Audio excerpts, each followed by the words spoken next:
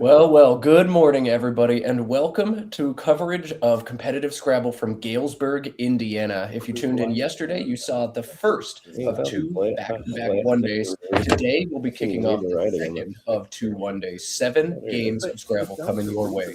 I'm Matt Gannick. We'll be in the booth all day, bringing you the commentary action. And joining me today is Jared Capel. Jared, how you doing? I'm doing great. Always excited to commentate with you, Matt, on these Let's Play Scrabble streams. And I'm very excited today, especially because the Galesburg tournament is becoming one of the great tournaments of the year.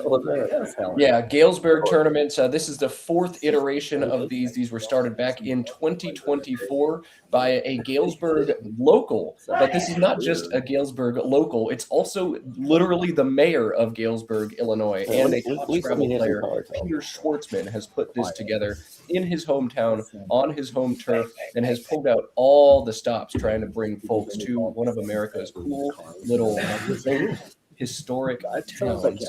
We heard a gong go off at the end of the announcement, so apparently they brought out literally a giant gong to kick off Scrabble play. The first game we're going to be bringing you today is between two players from St. Louis, or Greater St. Louis. One we saw on screen yesterday, David Grimaud. He's a pharmacist. He's 1,700 rated, and a good showing today would put him over 1,700 for the first time. His opponent will be Kenton Clues, who I know very, very little about, as Kenton has not played a tournament since 2019, save yesterday's event. And before 2019, where he played just 2 tournaments, has not played since 2003. So a bit of a wild card for us, Jared. Are you excited? I'm always excited. I want to see the best of what the Midwest has to offer. This is going to be a great day of Scrabble. I'm very excited to join you for the first 2 games. And then Matt will be joined by Evan Kramer. And in the afternoon, you'll have a different partner who I don't quite remember offhand. Let me get that for you. Evan Kramer, It'll be Robin Pollock Daniel. So it's going to be a great day of Scrabble all the way through. Yeah. Unfortunately for me, I'm looking out the window right now and I'm seeing sunshine in Boston for the first time in 6 months. And instead, I'll be sitting inside talking about Scrabble. The FOMO is real, but perhaps you bring the stream on your phone and lounge in some sun rays wherever you're joining us from. I hope the weather's great wherever you're at. Jared, sorry for talking about weather. I know early mid-April up in Toronto is still winter up there, eh? It is a bit rainy right now, or as I call it, Scrabble weather. Scrabble weather indeed. All right, well, we are ready. We're going to cut over to the board. We've got David, we've got Kenton, and I overheard these players calling this the St. Louis Slugfest before the game, as both players from Greater St. Louis. Kenton bringing some swag over the board. Boy, it's hard not to root for a guy wearing colors that bright. All right, players are drawn. We're going to get underway here. Let's play Scrabble. Yeah, we also saw a shot of Peter earlier in the stream, and he's also wearing a very bright shirt. So the players have come ready to play. The tiles are shaking, the hands have been shaken, and yeah, let's play Scrabble. And boy, that's one of the most wonderful things about Scrabble is you get such vibrant personalities out there all over the place, and people come show their true colors when they're over a board. Some players with rather boring day jobs or day professions, but you let it all hang out over the weekend. AAEIRRW, the opening rack for Kenton, looking like it's going to be a longer play here. Warrior is 6 letters, WARIER, or the 5-letter WIRRA, WIRRA, score 26 or 24. Jared, do you like either of those options, or are you looking to go a little bit shorter here and keep some of that stable nucleus together? No, I think I'd play long here and get the W to the multiplier square. If I were to play Wura, I'd want to be really confident on the hooks, and I'm pretty sure it does not take any hooks. It would leave 2 vowels, though, so Warrior is looking pretty strong to me. Yeah, Jared, with a great point. You don't want to make a play unless you're quite certain on its hooks. Wura does not take any hooks at all in this lexicon, but if you're even remotely unsure of that, you can't play Wura. Looks like he's opting to play aware here. So not quite going to drop the W on the double letter square, but it will keep a vowel and a consonant together. Not a bad play here from Kenton to start things off. No, it definitely works. He plays all 5, and that IR that he left will go nicely with the A and the E floaters that he set up. Yep, so it's 18-0 early on. David has pulled ACEGKOV on his first rack on this turn. And when you see this many yucky consonants, the V, the G, the CK together, you really do want to try to play off as many of them as possible, but he's going to have to make some kind of sacrifice here. You just can't play it all off. I think in a perfect world, David sees the 5-letter wacko, WACKO, plays down from the W, but it does give back a lot. It keeps the V and the G together. Looks like he's already opted for a different line here. Nope, pulling it back now. Jared, anything jumping out to you on this turn for David? Yeah, so he has 4 sort of clunky tiles, the C, G, V, and K. So I'd be trying to get rid of at least 2 of them. And I really like the synergy of the C and the K. So if he hadn't found this play of Wacko, I might hang on to the C and the K and look to get rid of the other tiles. That's a good way of thinking of the scoring tiles, is what can you do with them on future turns? And leaving tiles with synergy is definitely a strategy. All right, so David has found what we think is his top option of Wacko. Could give back big 4-tile plays down alongside the O, but we'll see from Kenton's rack that that is not in the cards. He's pulled not 1, but 2 additional R's, EIRRRLU on his rack now. This is going to be a toughie for Kenton. Nothing looks like a standout slam dunk play.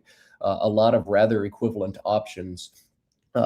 His big choice is going to be whether he plays a little bit shorter and keeps a stable nucleus together, something like CURR from the C is 8, or if he opts to just go long, blow all of this up, and play something like curlier from the same C for 13 instead of 8. I don't know. This is going to be a tricky one. This is one where Kenton shows his Scrabble colors. Do I think more about my leave? Do I think more about my points right now? And potentially, will he see him try to slot an R on aware to make the phony awarer? Big turn for Kenton. What are you thinking, Jared? Yeah, I sure hope he doesn't play a wearer. We don't like seeing phonies come on stream too often here. He could definitely play cur, leaving LIER, which is a very stable leave. One thing he could consider is trying to take out that big hot spot next to the O of Wacko, maybe something like Lauer, but that would leave 2 R's, which is unideal. I bet he's hoping there was a free B on the board to make an 8-letter word, Lurier. So looks like he's made his play. Oh my God, he is playing what you had predicted as a possibility. Let's see how David reacts. Yeah, David now putting on a poker face. You see he's raised the eyebrow. Clock has been hit, and it looks like David just mailed the word hold to me. Kenton not reaching for the tile bag. So perhaps I manifested this phony. It is going to be a challenge and a successful one from David. A wearer going to come off the board. Like you said on the first turn, Jared, don't play a word unless you know it's hooks. You've seen it right here. Yeah, both of us maybe led to this phony. A bit of a commentator jinx from the 2 of us. A wearer makes some sense, but it is not one of the words accepted in this dictionary. And when David's challenging both words, I would assume here, or is he only going to challenge the one? He should be challenging both so that his opponent is not sure which word is the one that is phony. I'll point out for those of you watching from the other lexicon land, a wearer and a wearist, both valid in CSW play. So maybe some confusion coming from Kenton. He's a relative unknown to us in the booth, but if he's dabbled in CSW play, CSW streams, or even just poked his head at a CSW board, it's possible to absorb a word like this from that. David has successfully challenged the play, and he did, as Jared suggested, challenge both words, not just a wearer, but both of them at once. So David playing rock solid Scrabble, nailed his first move with Wacko, knocked the phony off the board. The only thing he's yet to achieve is a good draw as EGGCOSV on his rack now. Yeah, that's a difficult one. And I liked what you said about his eyebrows going up. I also noticed that. He sensed right away that he didn't really like that word. And if you're playing words you're not sure of, a good thing to do is watch how your opponent reacts. Are they giving a tell? Maybe that's the signal that you should be pulling back those tiles and playing a word that you're 100% sure on. Indeed, yeah. Perhaps some free information given away by David, but it doesn't cost him here.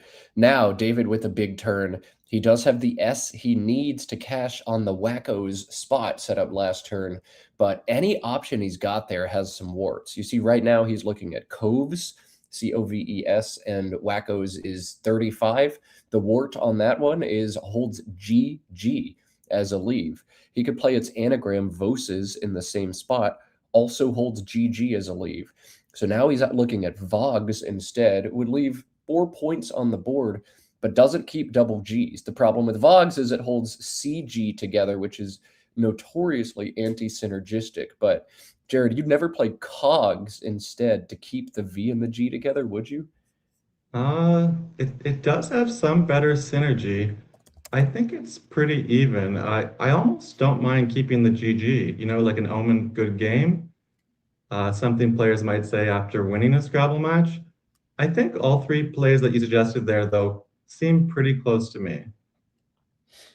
Simulation does agree. And here comes Kenton doing what we thought he might do last turn on this turn, playing curlier, going long, getting rid of these 1 point tiles, and now opening some space in the board in a game where he's starting to trail 31 to 59, David's lead after those plays are committed.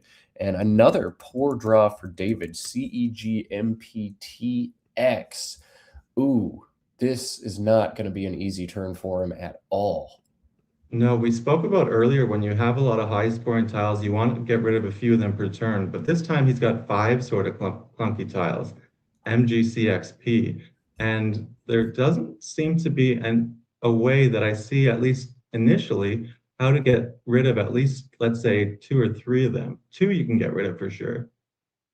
What is the best play that you are seeing here, Matt?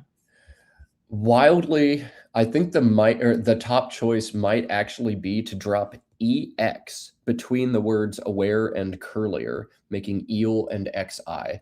It scores 37, way more than you can do with anything else on this move. The leave is abysmal, CGMPT, but you muck up the board pretty substantially. So if you are going to hold some consonants, you'd rather do it on a dying board. And you score 37. Maybe you just exchange next turn, cash your points right now. I think that would be my option if I were in this situation, but I wouldn't commit to anything without looking for a while. A play of just GAM through the A and Wackos feels relatively strong as well. I'd be looking at any sort of way where I can draw a 6-letter word down from the L in curlier after some smaller plays and threaten some big points there. And David had already found a high-scoring play of accept or expect. Both of those play down from the E and curlier, but those give so much back. With the lead already, David's doing exactly what he needs to do. Score and close, deal with this garbage next turn. I love it. Yeah, that's a great play. You can't turn down that many points on this board. It looked like he was also considering temp, T-E-M-P, which would play beneath curlier to the right, but that would set up back hooks of the O for tempo and the I for temp P, which is a pluralization of tempo. All right, will David draw a vowel? Yes, he's found an I and a U. Two of the worst vowels in Scrabble, but hey, beggars can't be choosers. You're lucky to have vowels on this rack at all if you're David. Back to Kenton now, 96 to 31. Down nearly a bingo, despite not getting bingoed on, and a rough turn for him. He can score as high as 32, but those 32-point options have their warts as well. He's got either Grovey or Gravy through the V and Vogs, but look at the leave. Grovey holds AII, Gravy holds IIO. Jared, are you able to make those plays, or do you need to balance his rack a bit more? I think you have to make that play only because I just don't see what else you could really do on this board. The floater R doesn't seem to really go well with his tiles. Like you could play airy and just get rid of some vowels, A-I-Y, but even the leave after that, R-G-I-O, is okay. It's certainly an improvement, but it's nothing to write home about. Yeah, there's just not many good options for Kenton here at all. Engine is throwing another option into the ring. It likes Grovey the most, but another option is GYRI through the R and curlier. Scores just 16 points, but that really mucks up the top of this board, makes it very difficult to get to. if I'm Kenton, I'm trying to get a bingo at the top of this board as early as possible, hopefully in the next turn or two to catch back in. Gyri, as you can see, makes that very difficult to do, knocking out a bunch of bingo lines all at once. But AIOR is about as bingo prone as you're going to get on a turn where your letters are so bad. This is Kenton's choice. Yeah, it's a nice find by him. Another word I was considering is agyria. I'm hoping I'm pronouncing that right. Agyria to the A of aware. And that would have really helped open the board and score well. But you have to know the word to be able to play it. I guess that's agyria, pertaining to the gyri and sulci in the brain, some sort of brain disorder. But yeah, agyria would have been cool, slotting A's on either side of that word, playing down to the A and aware and opening some space. But not what we see from Kenton. David now CGIMPTU, another rough turn. I feel like I've said this every turn for David so far, but he's got several awkward consonants and he can't get rid of all of them. Now, he is fortunate to be in this position because we thought he was almost a shoe-in to exchange, but two vowels on a two-tile pull kept him alive on this turn. Will he try to fight through, though? There's something like pug and PEEL.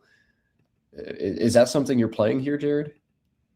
I think it's a bit better than exchanging. You do get some points. MICT could go somewhere, I suppose. And the reason you can play it here is because your opponent really doesn't have much to work with either. So even if like you don't score that much, where is Kenton really going to score in response? So I think it's okay to actually take kind of a minor play here. The one rough thing about playing PUG and PEEL is you're now opening up a front hook. PEEL takes a front S, and now that line is just going to sit there and taunt you until somebody draws a 7 ending in an S. With a lead like this, I don't particularly want to open the volatility here. So David, I think, feels the same way. He's looking at playing tug, and I'd imagine this is alongside the right side of gyri, making it for just 10. That seems okay. I mean, that also sets up an S hook. If you're playing IT, you can make its. Yeah, that S hook is a little bit less dangerous, but still, I think in a situation like this, if you can avoid opening the board, you probably want to do that. I just don't know what options you've got that do that. Maybe you literally play Guck, Guck, to the K and Wackos for 11. Or what about Optic from the Owen Wackos? Say the word one more time. Optic, OPTIC. Ooh, okay. That's not the worst. Yeah, the C, just like the V, doesn't take any two-letter words, so you can put it out in space and it won't allow a new lane for your opponent. Yeah, that's not bad at all. What I'm thinking more than anything else is I presume Kenton is going to play from the G and gyri very often, especially after a play like Optic. And I want to be prepared to strike after he does something like that. And holding GUM, maybe not the right way to do it. So David is going to play Pug. I wonder how certain he is on the 5-letter SPEEL, but or going to play Pig. Interesting. Yeah. It looked like he was going to play pick, and then he realized the G was better to play than the C, but he didn't stop to think that the U would be better than the I. So just a bit of an oversight there, as Kenton's going to play really quickly here with Varia, getting 2 overlaps here. Yeah, all right, an interesting move from David. Now he's stuck with this U for one more turn. Varia looks very solid for Kenton. The one scary thing about this move is look where it slots that V. The top of this board is still going to be very hard to get to, depending on what is played through the V. But with a bad rack, Kenton doesn't have many other options, so Varia looks okay to me. CDMTTUY now the rack for David. He's ahead 109 to 65. Oh, man, what is he going to do here? There is one standout option, but it requires knowledge of obscure 6s or low prob 7s if you're going to find it. It plays through the A in aware. Oh, that's a good puzzle for me and the chat. So if anyone finds it, please be sure to let us know. And everyone in the chat, let us know how you're doing. How did you get into Scrabble? How long have you been playing? We love to hear from you. We're talking about free information. I think Kenton gave some of the biggest tells I've ever seen. He's drawing into OI, and he draws OIO. Oh, and just starts shaking his head repeatedly. So we'll see if David's able to capitalize on that free information. You don't want to open the board, but when your opponent's giving you a tell like that, maybe it's actually time to do it. Yeah, both players coming from the same city, they probably have some familiarity with each other. So I wonder how much they're able to pick up on each other, even more than you and I could do, just sort of meeting them for the first time through the stream. It looks like Kenton's clock is running when David's clock is supposed to be, and I believe this is one of the only times where we are, as viewers, allowed to intervene in a game. So, Josh Greenway, if you're on the ground, no, we don't. Okay, Josh confirming we don't. So Kenton hasn't hit his clock, and we're not going to do or say anything. Okay. But seems David doesn't know. He is going to play Yum and Yay. And now the big question mark in this game is, does Yay take an S? That spot's going to be very big. And chat, go ahead and spoil this one if you know the answer. I'm thinking no, but I could be wrong. I'm also thinking that both players need to start drawing better tile. This has been a brutal display in drawing. I don't think we've seen one nice rack on either side, and we're about 10 turns in. Yeah, this has been pretty rough. Kenton opting to insta-exchange. It might have been stronger for him to play through that rack. Oh, Void forks this board open in two separate ways. But yeah, David is not taking Jared's advice here as he's pulled yet another really rough, awkward rack. CDDNOTT. We'll see maybe after Kenton's exchange, we'll actually see a good rack this game. Maybe. Spoiler for those of you watching along, YAY does take a back S. It is a positive vote. We've got yay votes and nay votes. So YAYS is acceptable. I lost a turn on this day 5 of a Nationals to Alex Seaholm the day that he ended up, or the year he ended up winning the Nationals. So I'll never forget it now. But we'll see if these players know it. And hopefully now that I just blundered on stream, I will now never forget it either. But certainly within a week, I'll already think that it doesn't take an S again. Sometimes if you know those definitions, that can help. Looks like yeah, that was a great tip. Yay votes. That's a great way of thinking of it. Yep. YAY and NAY both take the S, as does NAE. All right, COTTA, the play we see from David. This brings him up to 148, keeps double Ds on his rack. All 4 Ds are on the players' racks now, 2 on Kenton's, 2 on David's. And Kenton exchanging down to DE, is really hoping for a bingo, does not have one here. So yet again, we'll see Kenton choose to play short and keep like DEERT together or play long. He can score 28 this turn and fork the board aggressively open should he find and know the word tedder, TEDDER, down from the UM in Yum. That's certainly aggressive, and with 2 blanks and 3 S's out, it does seem like a pretty good time to try and go into that tile bag. Yeah, when you're losing by a deficit like this, you do just want to open quite a bit of variance and volatility and hope you get lucky. Tedder looks like a great way to do that if you know the word. A lot of players fall into the equity trap where they're always just trying to leave a really balanced leave. And that works a lot of the time, but there are different times in a game of Scrabble where your priorities change.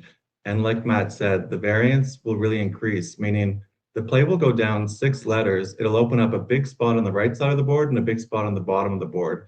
And you want to do that so you have a chance of hitting the big play you really need to come back.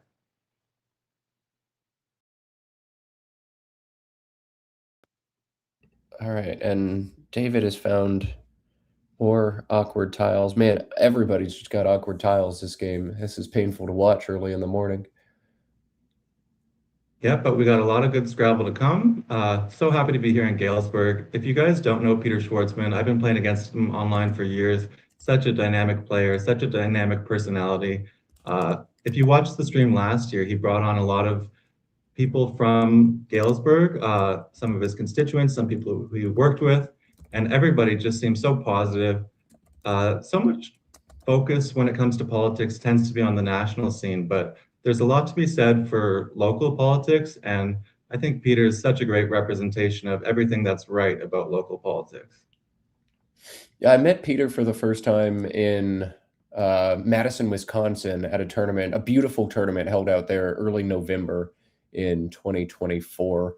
And I asked him, how did you get into like local politics? How did you become a mayor of a small town? And he was like, well, the person who was mayor before me did such a bad job that I was like, maybe I can do it better. And then I just tried and then it worked. And now I'm the mayor. So I thought that was like literally hilarious. And Jared, yeah, you're exactly right. Local politics matters so, so much. The Nationals gets all the headline and all the attention, and of course drives greater things. But local politics, such a good way to make a difference on your life and the lives of those around you. Peter doing And awesome if stuff. people think that we're doing a bad job, maybe that'll bring them into the commentary booth. So you can be inspired by people doing things less well than you would like. Here, Kenton's going to play Doted, leaving EER. He hasn't committed to it yet. As he puts this play down, I mean, he's got to be thinking this just feels bad. And it does. Like, no play this turn makes you very happy, except perhaps Tedder. Looks like he might be pulling back now. The problem with this play is just that it's killing space on the board that he's going to need to come back. He really needs to get a bingo down. So by taking out that O, that C, and even obstructing that V to the right, it does some things that aren't ideal for this board when you're trailing. But look at this. That decision from Kenton has made this game interesting, as David had found a bingo in folded and was prepared to play it through the O and kata. That was now blocked. David no longer has a bingo, and it looks like he's going to play knighted rather quickly instead, opening this board up, but scoring very, very well in the process. Calculated offense here from David, looking to expand on its lead. Yeah, and that's good word knowledge of this pretty obscure 5-letter word here of knighted. Knight is a verb, and I'm just looking up, it means to nest, to build a structure for holding bird eggs. Well, I guess that is what to nest is. So I wasn't sure on that word, and David clearly was, and great play, but he continues to draw poorly. Look at that UW combination he just drew. Oh, and not drawing poorly is Kenton over on the other side. The deficit's now 99, but into DEET, AS blank, right when my opponent opens a triple word line, exactly what Kenton needed to make this a game. He threatens a number of bingos now. The highest scoring is 80 points, playing down from that double letter score on the rightmost column of this board. We'll see how much time Kenton spends here looking for some sick overlaps that just aren't actually there. Yeah, there are different bingos available. So in the chat, please let us know if you find any of them. Kenton's got to be happy because David actually did a bit of his job here, opening that lane for him. The play of Tedder that Matt had suggested earlier opened 2 spots on the board, but because knighted doesn't take any back hooks, this really only opens 1. So it doesn't exactly do what David wanted to do, and we'll see how well Kenton is able to capitalize on this bit of a gift he just received. Yeah. All right. So Kenton does not have any stacks alongside knighted. All he can do is something like delates, derates, debates, or defeats down from the double letter square. And with just 10 minutes on his clock and a whole lot of Scrabble yet to come, he does need to make a decision pretty quick here. It looks like he has ideate set up. We'd like to see him move that blank 2 to the right to play debates or something like that. As soon as he finds a bingo with the D on the double letter score, I'd really like him to play it. If he hasn't found one yet, it would make sense to keep looking a bit longer, but maybe as he's looking, it would be nice to see him put that D right to the left and start looking in that sense, knowing that that would be the highest scoring one if there are no overlaps. And because his only back hook for MI is the D or the S, it seems somewhat unlikely. Yeah, you could crush that spot if something like MIT were valid, but MIT is invalid. Sorry, MIT, not the best university in my city. As you might know, Matt is now living in Boston. I was just telling him before the stream that every time I speak to him, it feels like he's enjoying a new city and sounds like he's having a great time there in one of my favorite cities in America. Oh yeah, Boston is an absolute vibe. If you've never been, come and hit me up. Let's play some Scrabble. Let's walk around. The weather is finally starting to turn after the most brutal winter I've ever experienced in my life. This Texan's not built for the cold. But I digress. Kenton on the clock. Kenton under 9.5 minutes now, still shuffling. He set up sedates on his rack, but saw that that doesn't score nearly as well as you'd like to do. How much more time is he going to bleed on this turn? Yeah, I think at this point, if he has found a bingo, and we've seen sedates, we've seen ideates, I'd really like him to pick one and play it, even if it's not the absolute best one. You do have to really worry about your clock because when you go below zero, it starts to cost you 10 points per minute of overtime. I think if Kenton were down by about 40, 50, 60 more points, the best option here would actually be sedative through the V and Vogs and take a board that looks rather dead and just throw it wide open. Create not one, not two, but three different triple word lines available to him. And then just hope that David has pulled something unwieldy like a WU combination. That would actually work out quite well for him in this instance, I think. But oh, he set up Teasel. Doesn't fit. Yeah, That that doesn't could go hit. through the E of knighted if he wanted to play that. I like your suggestion of sedative with your pharmacy background, and we've also been told that David is a pharmacist as well.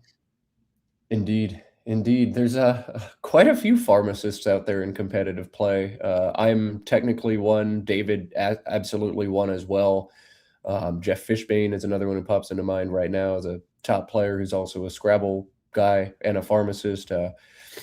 I know I'm missing some. There are a lot of pharmacists, people who like memorizing lists of drugs or words, and really testing our brains. Yeah, I think we might have to start drug testing for some of these advanced brain, what do they call them? Nootropics, something like that. Some of these performance enhancing study aids that maybe some students like to use. Oh goodness, yeah. I wonder how much of Scrabble play is fueled by some sort of performance enhancing drug.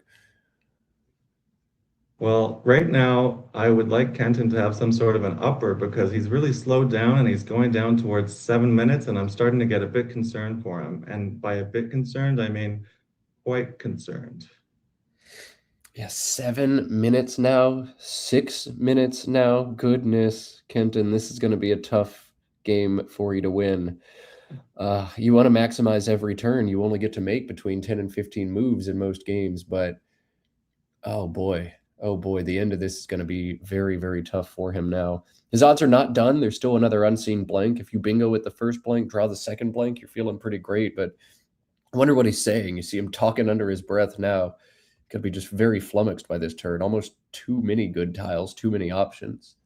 Yeah, too many options can lead to like analysis paralysis, as I believe it's called, where when you have more things to consider, it actually stops you from deciding on anything. So, bit of a tough one here for Kenton.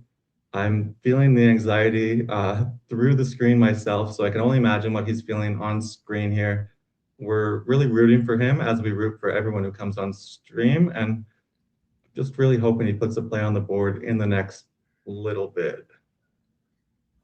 Now under 6 minutes, Kenton has spent nearly 7 minutes on this one move, and boy, I think I would too. Like I would be looking. There's got to be some sort of five overlap alongside knighted. My letters are just too good for there to be nothing there. But that's the benefit of being up here in the booth, Jared, is we can punch it into Quackle or Macondo or some kind of engine. It'll tell us the options right away, and Kenton's just got to iterate. And Whoa. okay, so I guess he wasn't confident of any of the words he saw. Maybe sedates. Sedate is more of an adjective, so he didn't think it would take an S. Maybe when he had ideates lined up, he either wasn't sure of it or it was just coincidentally lined up. So he's going to miss a bingo here, but he does leave a strong leave and he has that blank. David doesn't have great tiles, so this game is far from over. I bet it was more uncertainty on UNS. And honestly, like, I get it. Like, I think UMS was only recently added to the lexicon. And if you're not regularly playing games, it's easy for stuff like this to slip between the cracks, for a little bit of doubt to creep in. especially when you're on stream. You would hate, hate, hate, hate to play a phony 3 on the stream. So it's a psychological battle as well. I think that's what that was for Kenton. But wow, Ooh. now we'll see if he tries UNS, as he's instantly found Jihadis, which will play for 1,000,000 points in that same spot. Yeah, forget doubling the D. We want to double the J. So sometimes in Scrabble, you can get rewarded for playing suboptimal plays. We will see if this is one of those times. But first, let's look at David's clock. David's rack. He's ahead on the clock by about 9 minutes, but sometimes that means you should be playing really fast and putting your opponent on the test. But if you don't have an obvious plan in mind, it's okay to slow down and make sure you're making the right play. Yeah, we'll see. David's got a bunch of time. He can either go fast and keep applying time pressure, or he can go slow and try to optimize this one. I think the top equity play would be unwet into the ET now at the bottom of the board. But if I'm David, all I want to do is make UNS go away. Of course, it's easy for me to say that now in the booth, knowing that Kenton has 125-point jihadis lined up, but I'd be zoomed right in on that spot. WAUR through the A in Varia looks awesome. And wow, Oh, manifest wow. right now. Great choice by David. Wow, wow, wow. What a swing. That is a great play. Taking out that lane. If you had played it with the L, you can put that S hook on the back. This gets rid of the WU combination. I just love everything about this play. And now we'll see how Kenton reacts. Wow. All right, huge swing in this game. Jihadis would have played with UNS for 125, or UNI and MIS if Kitten had any uncertainty. Now it won't play at all. He's got a back end to Haji, just 45, though this is still a very dynamic play. ES blank on the leave, and he's pulled within about 50 points, 137 to 183. This is still very much anybody's game. David's reaching in and counting the bags, or counting the tiles in the bag now. Where are those blanks? Oh, I'm rather nervous about this. You can see the nervous chuckle even on his face right now. I suspect David's going to make a play starting with FO. I just don't know if it's going to be FON or FOE down in the bottom right side of this board. Now he set up feel, FEEL instead. Jared, what are you thinking on this move? Yeah, my first thought was faux, FOE, but the E definitely ends a lot of words, so it would be kind of dangerous. It just looks like the best spot. It scores a lot. You're getting 4 times the value of the F, getting the double in both directions.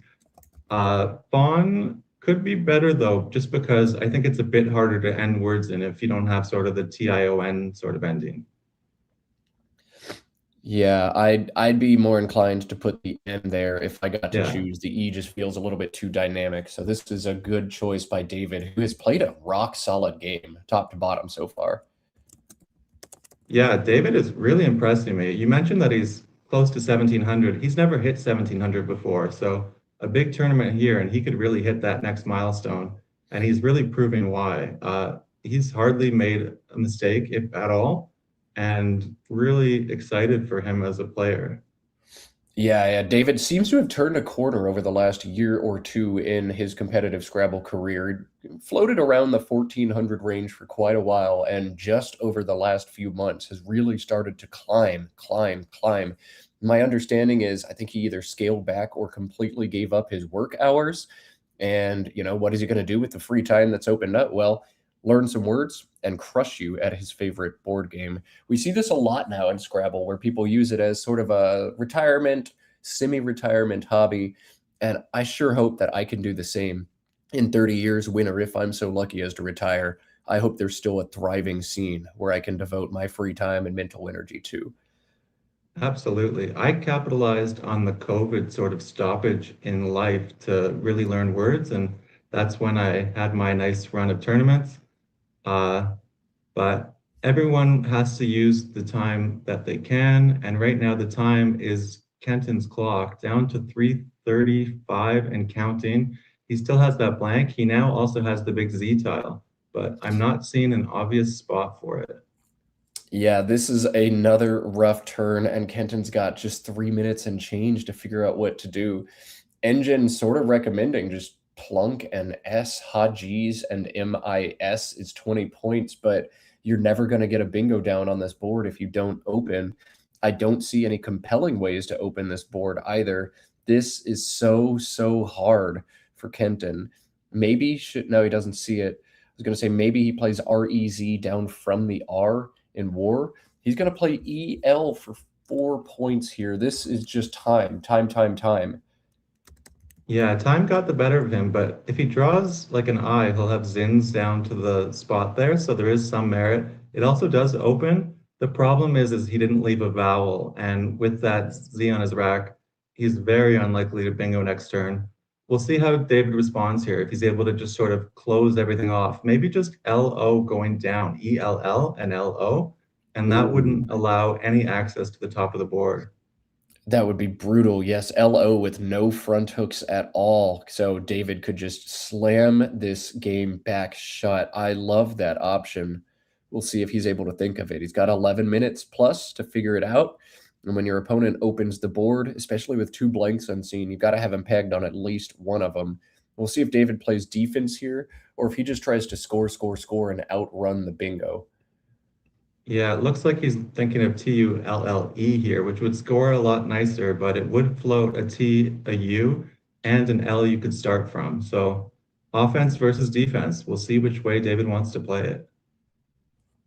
Yeah, TULLE and ELL, 22 points, keeps EO, which on its face doesn't look great, but with this unseen pool, maybe a little bit better. I don't mind turning over a whole lot of tiles here as blank SSS all still to come. Plenty of consonants still to come. The one big wart on Tool is it opens the board. The second smaller wart on it is it plays off the last U with a Q still lurking and not a lot of options for that Q. So we'll see. Still looks like a strong option if he opts to play the scoring game, but LO would be really fun if he's able to think of it. And he did have LO set up on the right side of his rack briefly. It could have been a coincidence. It could have been a thought. There's also the spot to the N at the bottom that he wants to keep an eye on. I don't think he has a play that makes it all the way there. At least I don't see one offhand. Yeah, I'm He's wondering going to if go there's for a the way to long one fish. here. Okay.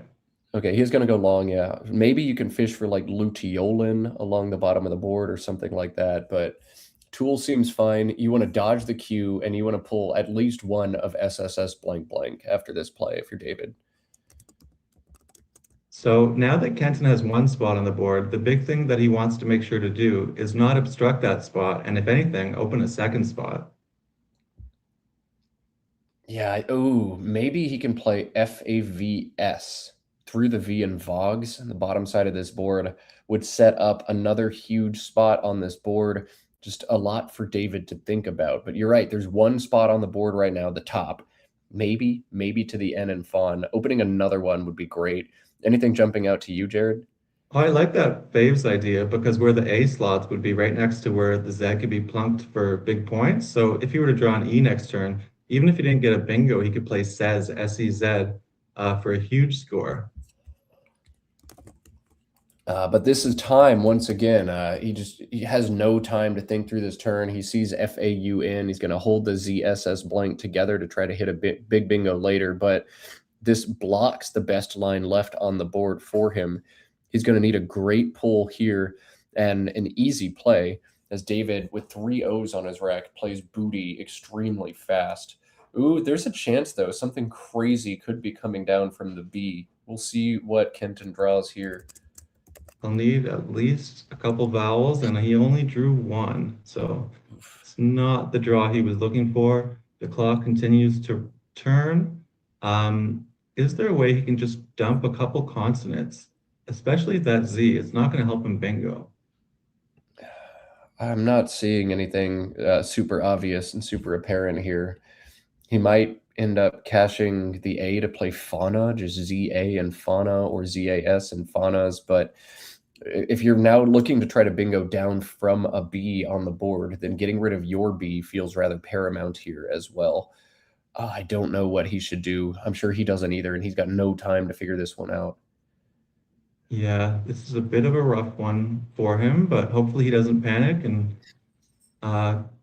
uses his clock as well you can now. One good thing to do when you're practicing playing Scrabble is put yourself in these high pressure situations. Play with shorter clocks sometimes.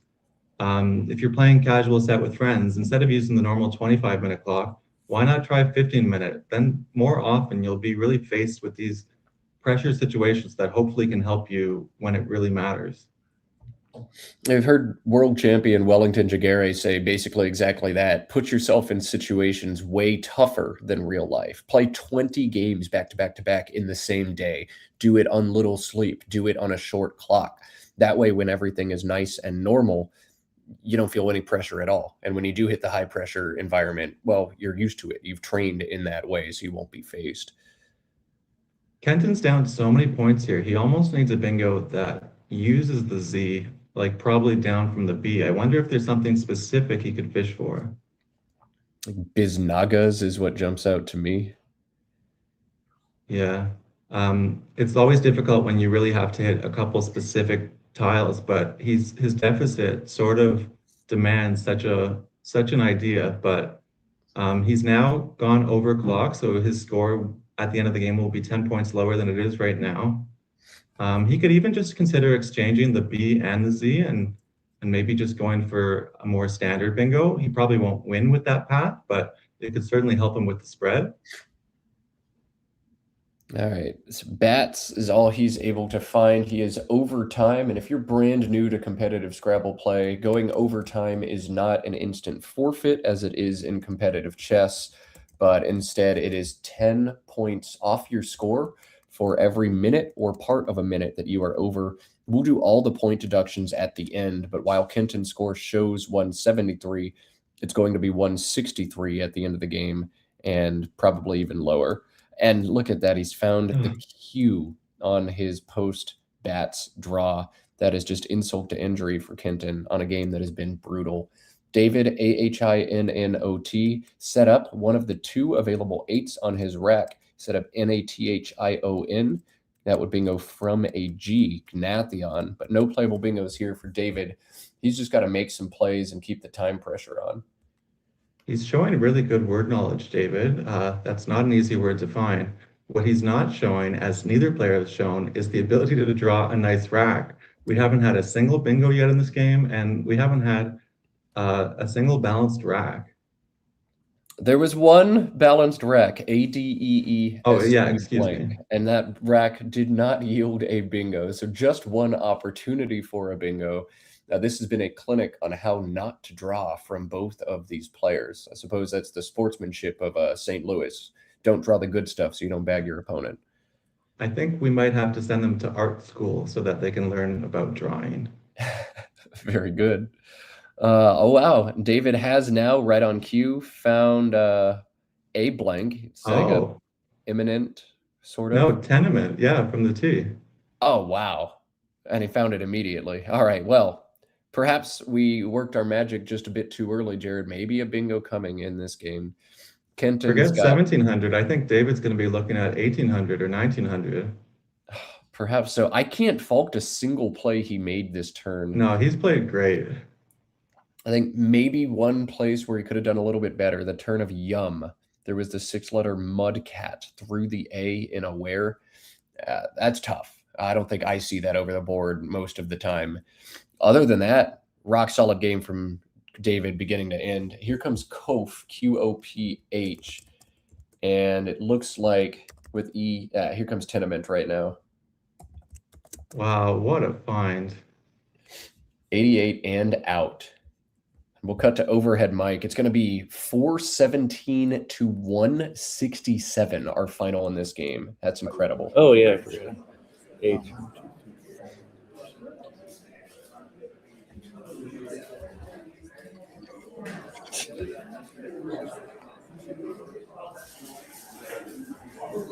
Blank is an E. I think it's stuck with this. The blank is an E for 88. All right. And the bag is empty and I get stuck with the Z. Is there one anything in there? 88 now. Okay. How many? What's your total? 386. Plus you got 12, 13, 14, 15. We put them up here. Oh, yeah, yeah. We want two people. Nice round. Thank you. 10, 11, 12, 32. Yeah. And Most lopsided score ever. you was 20 for 163. Yep. I know. Wow. It was horrible. I had a good rack on. I wasted all that time with. I don't know what happened over I there. wasted but all the know what time. I happened had over here. sedate plus a blank. So, My brain was locked up. I couldn't remember. I couldn't even remember if took an S. yeah, it does. I'm Uh, looking for my phone to enter our score. I guess my phone must be over. I don't know. Do you have your phone to enter the score? You can do it. Go ahead and pull it up. What's that? To enter the Oh, yeah. score. Right. They do the pairing moving forward. Josh? I totally choked. I couldn't remember. I had sedate plus a blank, Oh, did you? and I couldn't remember if took an S. I know ums did. Yeah, I didn't And I like couldn't remember. I didn't like making the play because it opened the board, but I didn't have great tiles. I didn't have a big lead, so it was like I had to do some things, and so that's what I did. Can you confirm the score? Look at your score sheet and see what you got. I did. I lost. I was so out of time. I didn't even look. I'll I'll double just trust check. it. I'll double check. 155. Then you got 14 for 169, and then you're 14, 183. Yeah, 163, 418. 163, 418. Yeah, 163, 418. Sorry about that, Ken. No. It was my fault. I couldn't even remember if took an S or not. I'm like, for your streaming. I know. I just choked. View, Oh, it's horrible. They'll never have me on again. So, where did I go here? I mean, I wasn't wild about opening the board here, but I felt I also needed to score. I didn't have those. What was your game total? 418? 418. Yeah. You call this round one, right? Yeah.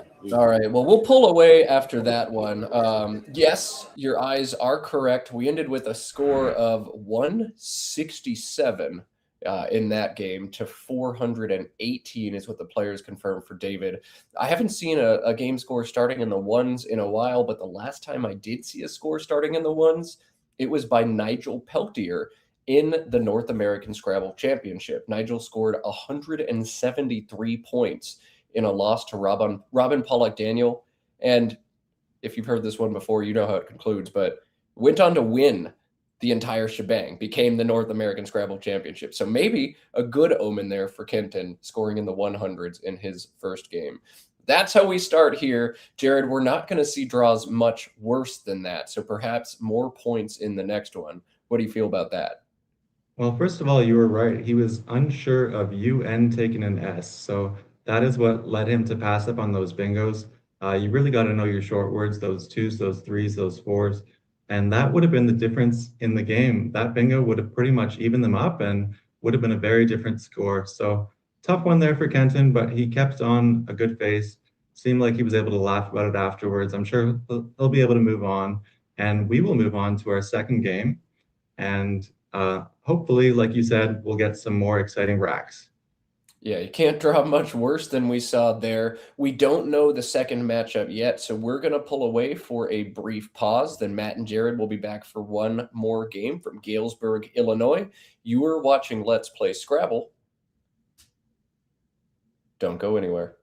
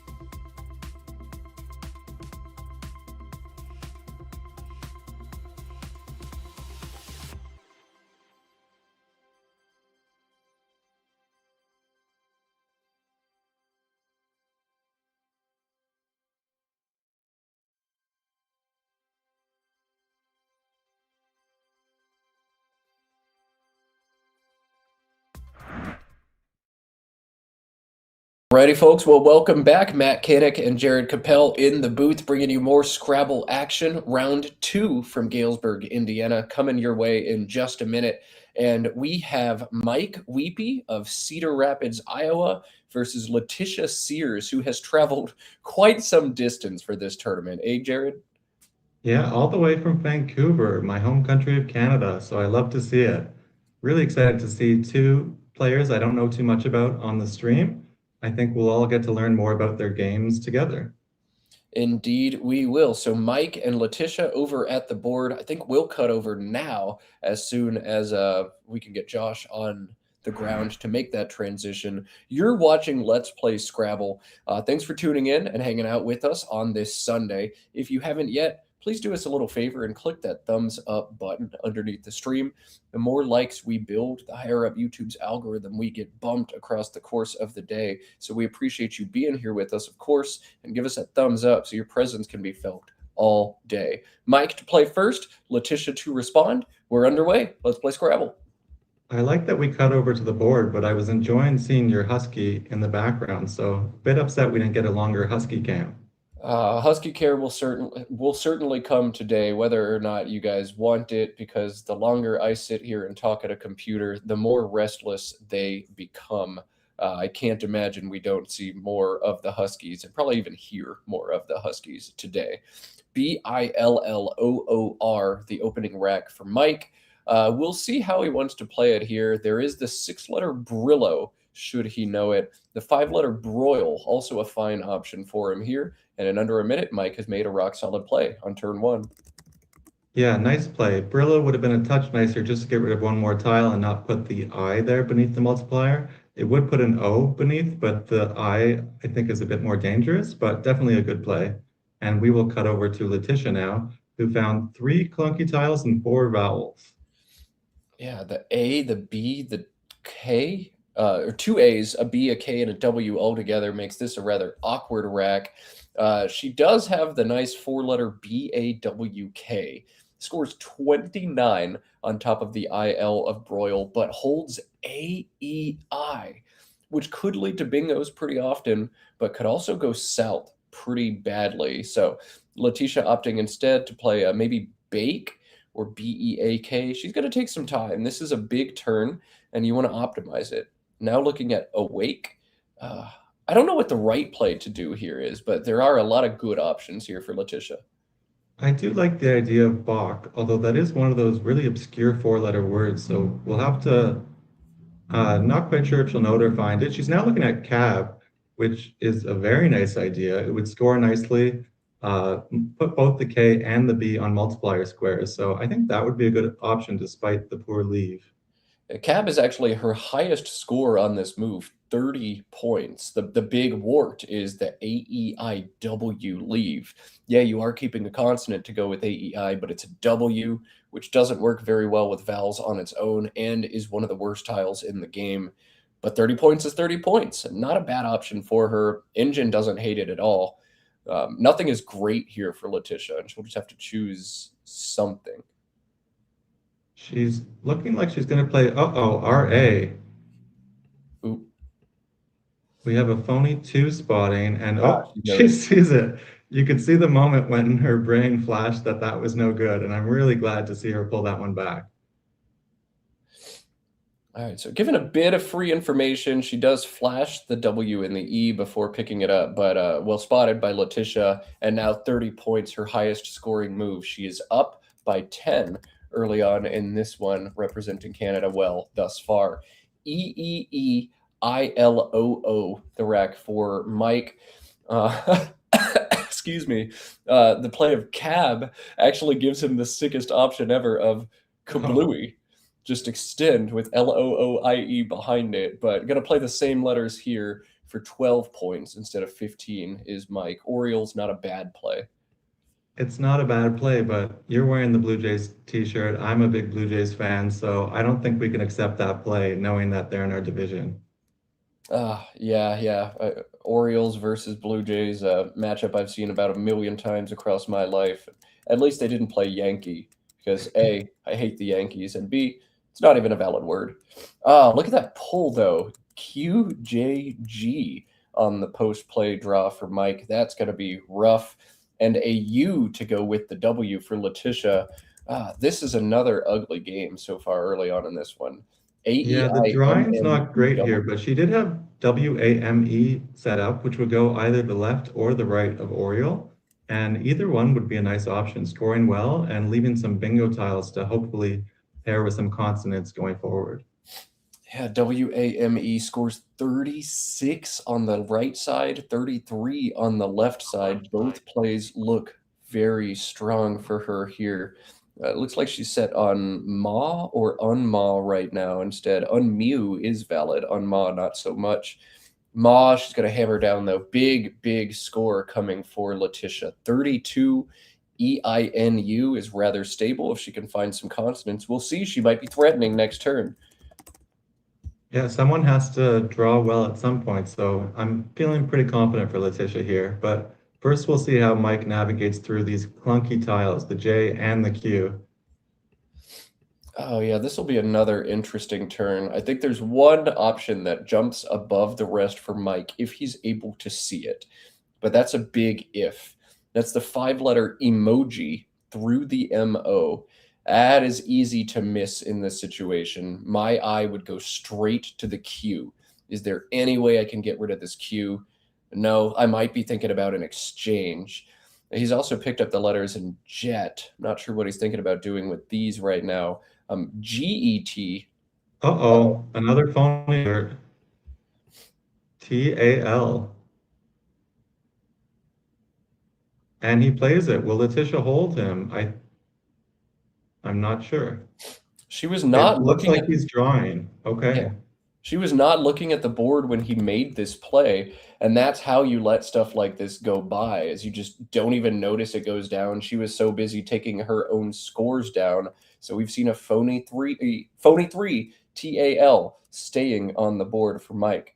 All right, 58 to 62, and EEINTUV now the rack for Letitia.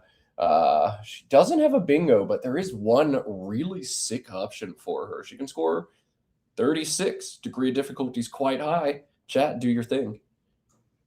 36 points. Wow, I don't see it yet. Unemotive through the EMO. Is that a word? Say it. To not be emotive. Unemotive. I'm guessing it's not a word, but that Yeah, was that where would be my sick. brain went first for some reason. No, but if you look long enough, eventually you might see this one. Oh, I think it's down to the AL. Yeah. Okay. We will see if anyone in the chat can find it. Like we said, we always want to hear from you. Let us know if you have any comments, questions. If you want to shout out any nice plays, we'd love to hear from you. Yeah, I especially like when people shout out my dogs or my hair, so those are always welcome as well. Thanks for hanging out with us. Yeah, we got beautiful Scrabble weather, and now she will go through the AL, but she won't go all the way down to it. She'll play value, but this is a great leave. TINE. Yeah, EINT is about as solid as you can keep out of that, so showing some great rack command. But now for that bingo to fit, she desperately needs an S or maybe an R for valuer. We'll see what she pulls. Big draw for Letitia. Where's that S? There's that R. S. Ooh. Oh, the third N. And I need to get the sad prices right horn for that. Wah, wah. Okay, so Mike doesn't have a spot for the Q, so he's going to have to come up with another plan here. He does have the D for value, and it looks like he's looking at edgier. And look where the I would be slotted by playing this, right where he wants to put his Q next turn. Wow, setup alert. We love it. Nice play there for Mike. Yeah, that's a great play. And when you don't have any Q spots, one great thing to do is really play a lot of tiles so that you can draw stuff to go with the Q, such as a U, or if you were to draw an S, you could play Shuk, S-U-Q, through that U of value.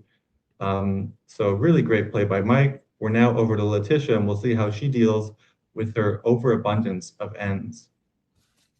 We'll see. There are a few rock solid options here. I think most people would be drawn right away to none. N-U-N through the U in valued holds the nice synergistic E-I-N-R-T. You can score a little bit more if you play something like in run from the I through the U. That'd be 17. But none, I think that leaves just too much for Letitia to pass up. This is also the engine's preferred option. None for 13. And I suspect, almost regardless of Mike's draw, we're going to see QI unless he pulls a U. Yeah. It's always good going into a turn knowing that worst case you'll have 31 points here. So draws, okay. Now he's got better than just QI. Now he can play something like Quirt, Q-U-I-R-T, through that R of edgier. Yeah, Quirt's going to be the only play he has that scores well in that spot. He does have one other word to the R, Q-U-I-T-T-O-R, but that's only 17, sets up a big back hook. Quirt, I think, is easily the top play here for Mike. And we see Letitia has drawn into inertia, but Quirt is not going to give that back. Ooh, what a swing in this game. Yeah, that's disappointing for her because we've been asking people to draw well, she drew well, but this play is gonna just take out exactly what she needed. Whereas if QI came down, she would have been able to play inertia, the plural version ending in the E. So really rough luck for her here, but she's only down by about 50. She's well in this game, and she's got really nice balanced tiles. Indeed, she does. And I wonder if we're just going to see QI for 11 here. The downside of QI for 11 is like nothing can happen on this board unless you've got an S. But the good part of QI for 11 is nothing can happen on this board unless you've got an S. So your bingos, while you keep retina, are unlikely to fit next turn, but your opponent's got nothing to do next turn and is likely going to have to open the board up or exchange because that's literally all you can do. Jared, would you play QI for 11? The problem here is that Mike just drew 7 tiles, so he's getting 7 shots at that S, where she's only really getting 1. And there is that scoring spot above the eye of edgier. So I'm not really seeing anything necessarily better than QI, but I would be playing it with a lot of hesitation. I think I'd maybe play IN or AI. I think I'd play one more tile. And it seems wild to break up retina on your leave, but retina's not going to fit like anywhere. Imagine you draw like a C or an N or an E. None of that stuff plays. So you need to create more space on the board for you to be able to bingo next turn. Looking at how many A's are still unseen, maybe, or do this. Yeah, Okay. don't play QI, but open a different line. Yeah, I liked your AI idea, but I like that she's thinking here with TI. It definitely makes it way more likely she'll be able to get a bingo down. Mike has double C's, double O's, as well as ITY. We'll see if he's able to find a play that gets down to the double word score there. It doesn't look like there's anything at all. So I think if Mike is thinking defense, probably COT, C-O-T, and T-I-T. As Jared said last round, there are no 2-letter words with the C. So slotting the C there, making cot and tit, makes it very difficult for Letitia to be able to bingo next turn. And after a 1-tile fish for 2 points, you've got to have her pegged on bingo prone stuff. So I like the idea of cot. If she does have a 7 ending in an S, she'll play down with KABS, and I'll have a triple word exposed next turn. And if she doesn't have an S, she can't do anything yet again. Yeah, you really do need an S on this board for cabs, for quirts, for Orioles, and neither player has it. There's 4 in the bag. There's 2 blanks in the bag, so there's a lot of good stuff to come. But I do like your idea of caught here. That makes a lot of sense. You can also play recklessly aggressive. TIC and Coco makes a lot of sense too. Just open the board up, score very well. Maybe Letitia does bingo, but I'm scoring well enough and getting rid of some of the clunkier tiles, and I'm just going to try to outscore you after the fact. So that's kind of the other line I see for him here, but I would love to play the defense if I could. He's going to play City, which does the same kind of thing. Uses that C, blocks off the top of this board. I like it. Yeah, and plays off one more tile, one more chance to get an S, one more chance to get a blank. So seems like Mike's playing some really good Scrabble to start here. All right, so City puts Mike's lead at 150 to 85. Letitia draws an O into Retina. And if you know anything about Scrabble, you know Retina and an O does not bingo in this lexicon. So I'm guessing we're going to see a fish of the O from Letitia here. Maybe OI and QI as an option. But another tough turn for her. When you've got these bingo prone racks and no playable bingos, it's tough. Letitia can score 30 on this move as well if she spots a sneaky option. Huh. I always enjoy these puzzles you give me. I'm going to keep looking for that play. I do agree that if she fishes here, she has to make a fish that gives a lane that doesn't require an S, just because if she's only fishing off one or two, she's not necessarily going to get one. All right, so here comes Van. This is going to set up Vane as a back hook. Like we said, she needs to open bingo lines for herself. She is sacrificing a bit to do this. EIORT is not as synergistic as some of the other options, but you have to make some kind of sacrifice to open the board. I would have loved to see Jeton, Jeton, an extension from Jet. Score 30, stay bingo prone. Maybe you draw something that fits perfectly, but Van is a good idea from Letitia too. The bad part of her plan is she didn't execute on the bingo draw. AEIORTT now is her rec. Maybe she should start fishing for electricity. Yeah, that would be a beautiful extension. I heard on the stream yesterday that Jason Weisberg, who's the top player in this division today, extended craft to anti-aircraft. Yeah, that's absurd. A 12-letter bingo. Anti-air is a 7 on its own. Slot it right in front of craft to make anti-aircraft. That's utterly sick. That is, as far as I know, a 12-letter bingo has only happened in competitive Scrabble or rated tournament Scrabble play like once or twice. And so that's automatically a Will Anderson video right there. Right, that's a play of a lifetime, something you can tell, future generations about. But we are missing some of the action as we talk here. Mike scores a lot with AZO in the bottom right. And Letitia now still has those vowels.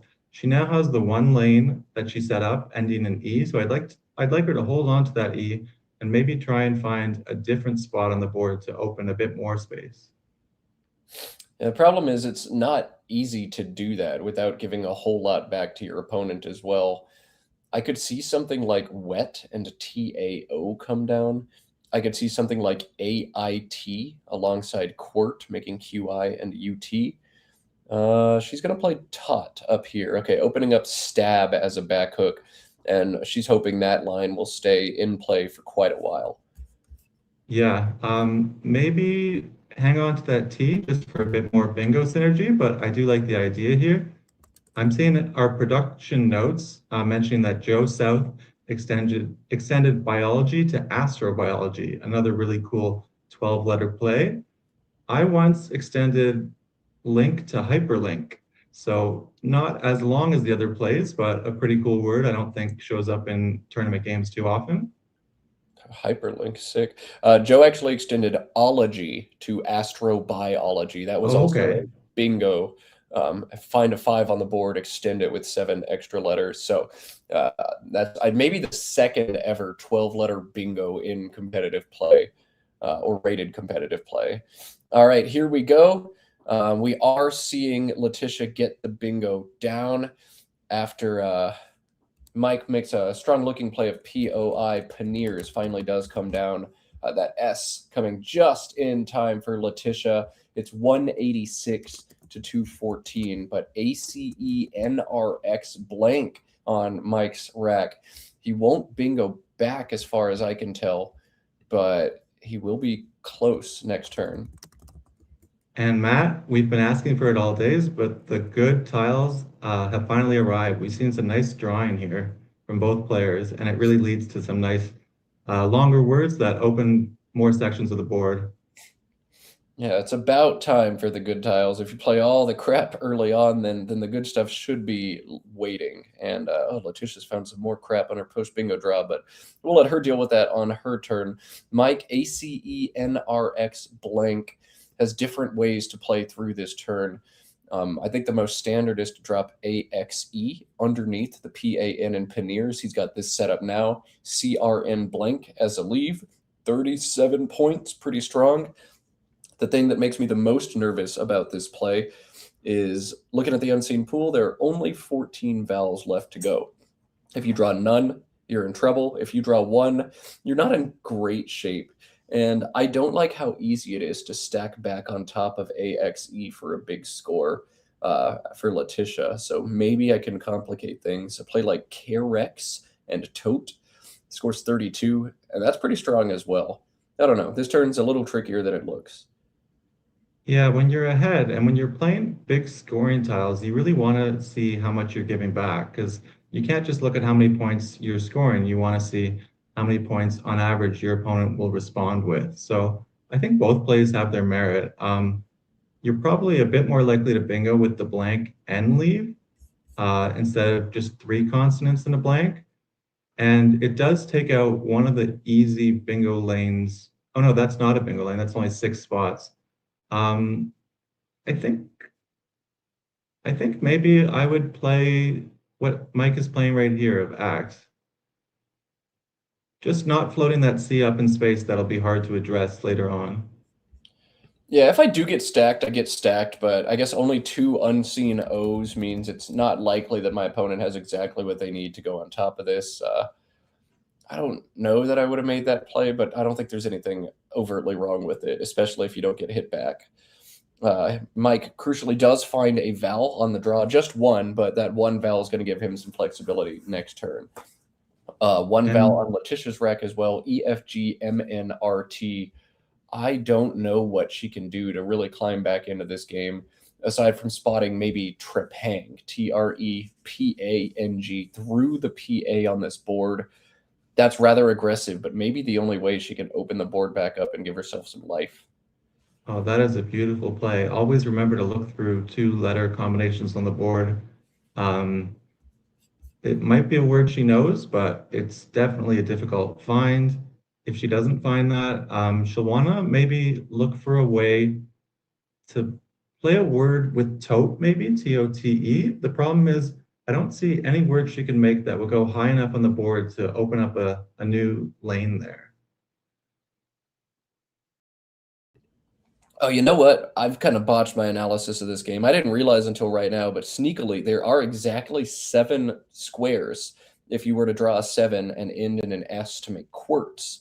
That spot looked closed down to me, but no, any 7 ending in an S plays with quartz, and that doesn't seem like it's going to get obstructed very easily right now.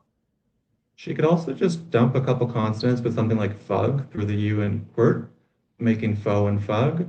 MERNT is not exactly what you want, especially with so many consonants to come, but she'll open up some space here with fern. Does slot that F in the triple word score there. It does, but maybe you've got Mike pegged on consonants afterwards, looking at the unseen distribution.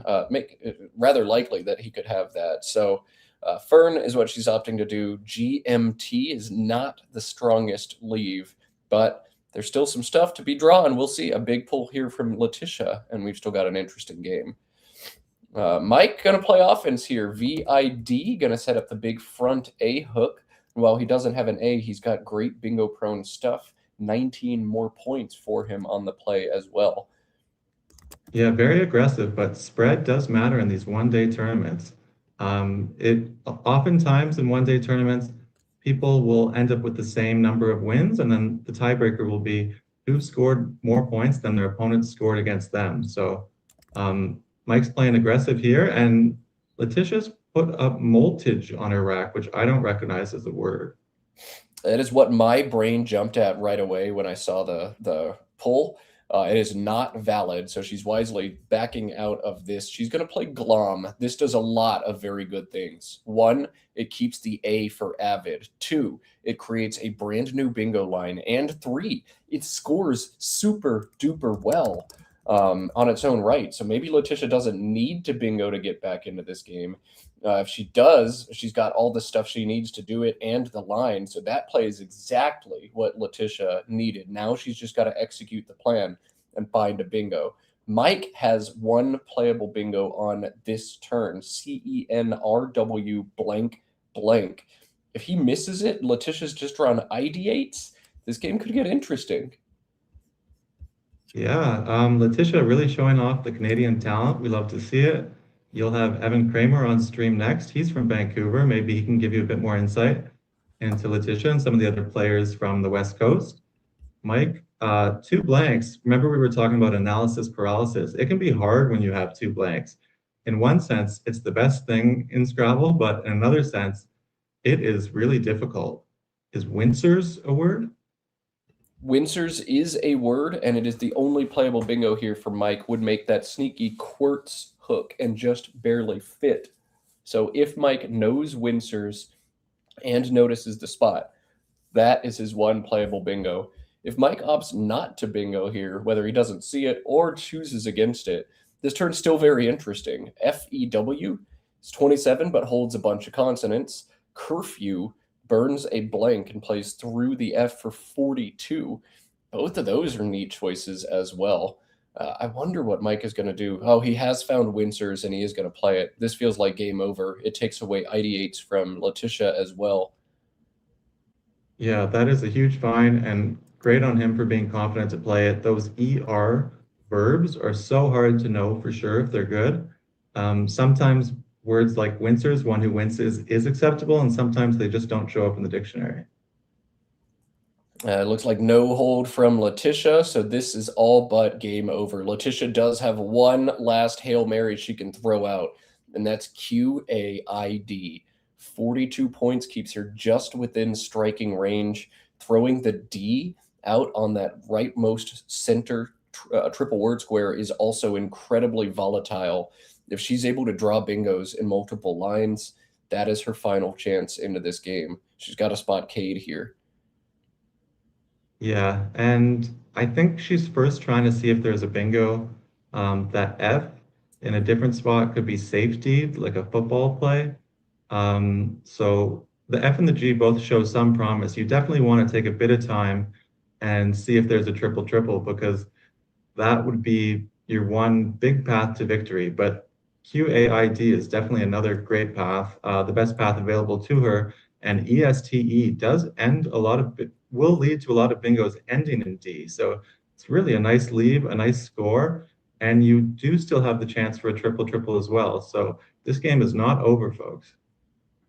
Yeah, we'll see one last gambit from Letitia. She's going to be looking through the G for bingos right now. There are none. Looking through the F, there are none that plays. As Jared said, safety doesn't fit on this board, but Cade could be absolutely huge for her here. Ironically, Mike needs a D to bingo on this move, and Letitia will string a D out for her, but it won't be in the right spot for Mike to hit Hidalgos as a bingo back. That would be pretty. Okay, so she is playing Fed down in the bottom left.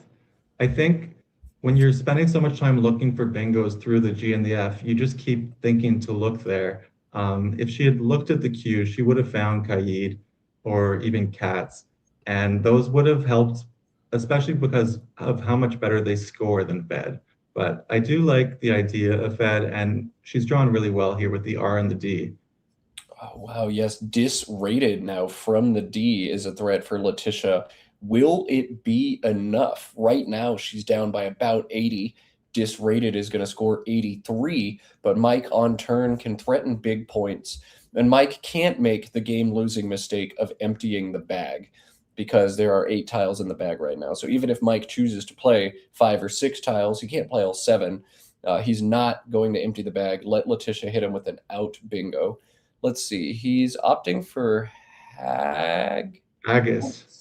Haggis, 39 points, leaves 3 in the bag, which pacing-wise is exactly what you want to do. Now her bingo will score a bit more. She's got a common word from the H, which even doubles that D. So give people in chat a moment to find it, although Letitia isn't as generous as I am. She's just going to play it. and a very nice find. I wonder if she can win the game after this. If Mike draws bad enough, this feels like a game over kind of play, though. No matter what Letitia pulls, I feel like Mike is still able to win this in game. I wonder if she needed to try to bingo out on that move, or no, I think you just have to take the 92. I think you're down by too much. So Letitia 358 after hardiest. Oh my God. Mike can score 60. My first thought is like hayloft somewhere, but I don't see a free tee for that. Oh, this is so stupid. He can score 60 by playing a 9. Is it Haggishly? It is. Okay. It was the only place on the board I could possibly imagine it being that many points. So, wow.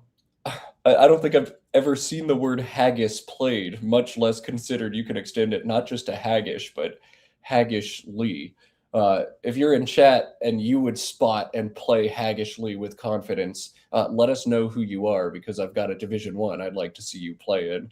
That is utterly sick. That is very funny indeed. He might just play something with SH, sh. He could play hoy. What you want to do here is make a 2-turn sequence to try and score as many points as you can in 2 turns. And Letitia's vowels she's hanging on to, E, U, and U, are not really going to threaten to score too many points. Maybe she could put an E on the end of VID, but that would only be 10. So looks like Mike's going to come away with the victory in this one, but both players really gave us a lot to be impressed about.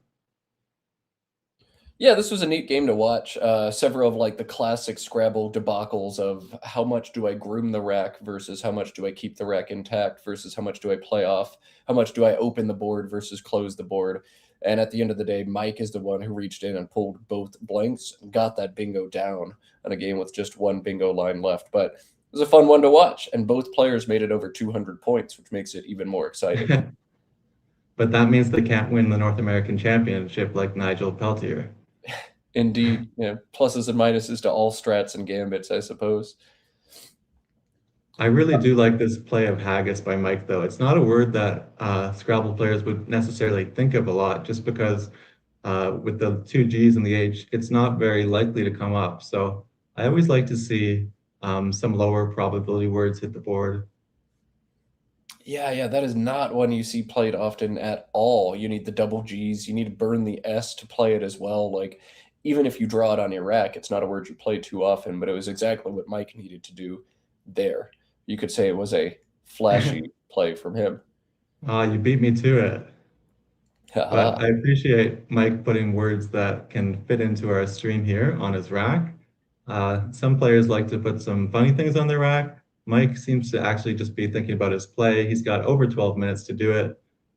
And we got a really competitive field here. We've been showing you some of the players in sort of the mid to back half of this division as, oh wow, speaking of flashy plays.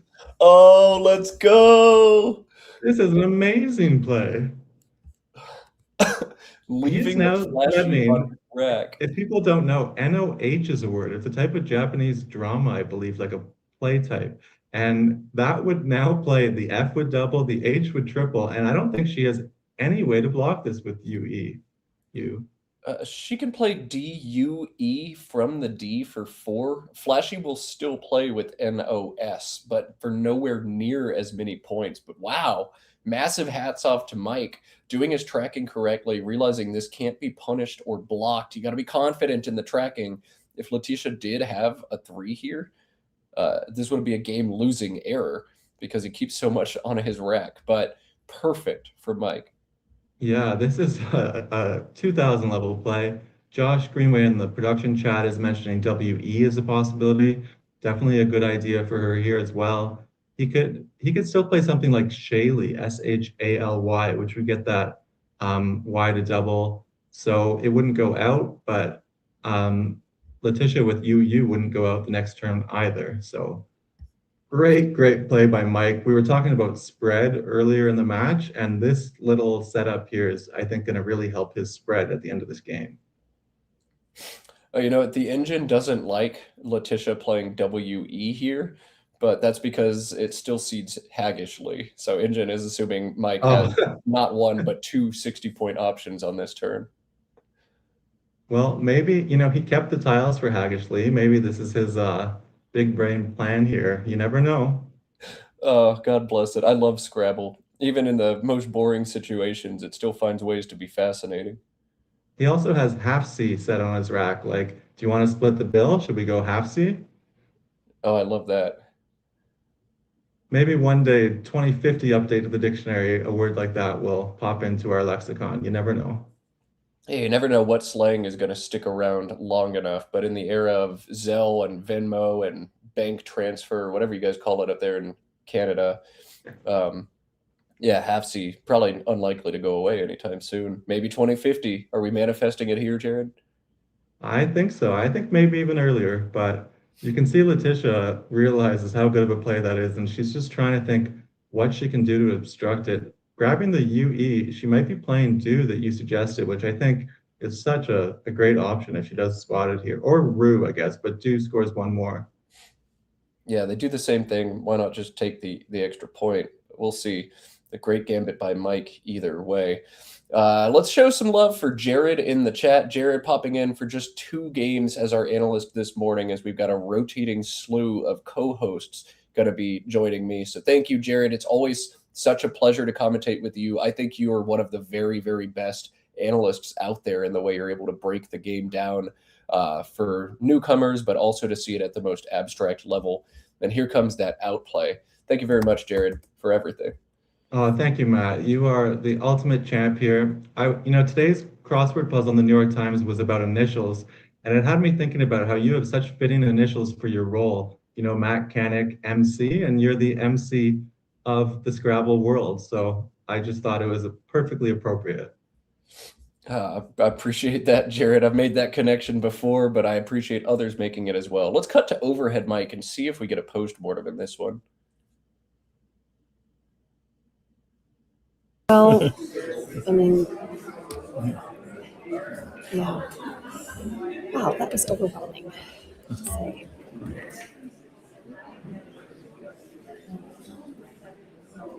Yeah. I think I was headed up when I played that.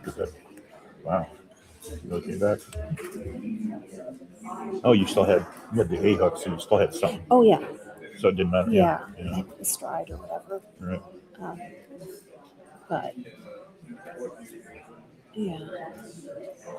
I'm surprised that never got used. I know, me too. Yeah. I don't know. Well, you had the last 2 years and they were late. Yeah, I just drew those and yeah. Right.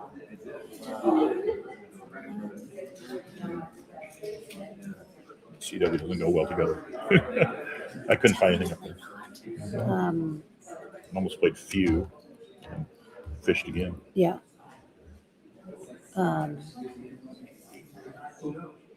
Did you have both? So you played both blanks in there I had one. Well, I had one for for a while. For a minute, and then Because let's see, you played off the V and the D. I had one then. Yeah.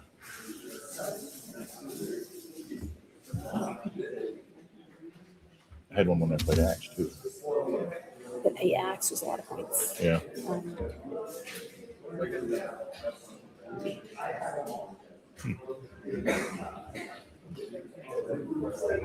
Everything got kind of blocked over here. Yeah. There's nothing to do. I had another C and 2 O's with that. That was a mess when I played City. Oh, right. But I thought you maybe had bingo stuff, so I had to do something. Yeah.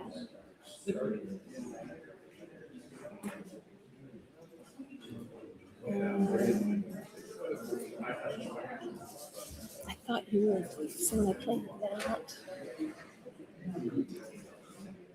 I thought either you'd play something here or I don't know. Well, I figured you for a blank when you played that because I didn't have anything yet. I had junk.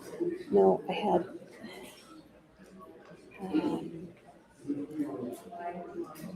No, I had inertia. I think I got a phony off on you too.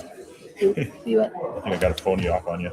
I always forget about TAL not being good. I didn't even look. Yeah.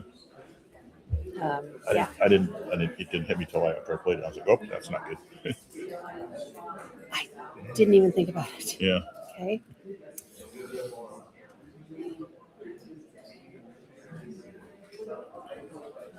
I got lucky there. And I used up a bunch of my time early on, and then I thought I was going to run out of time, which always makes me rattled.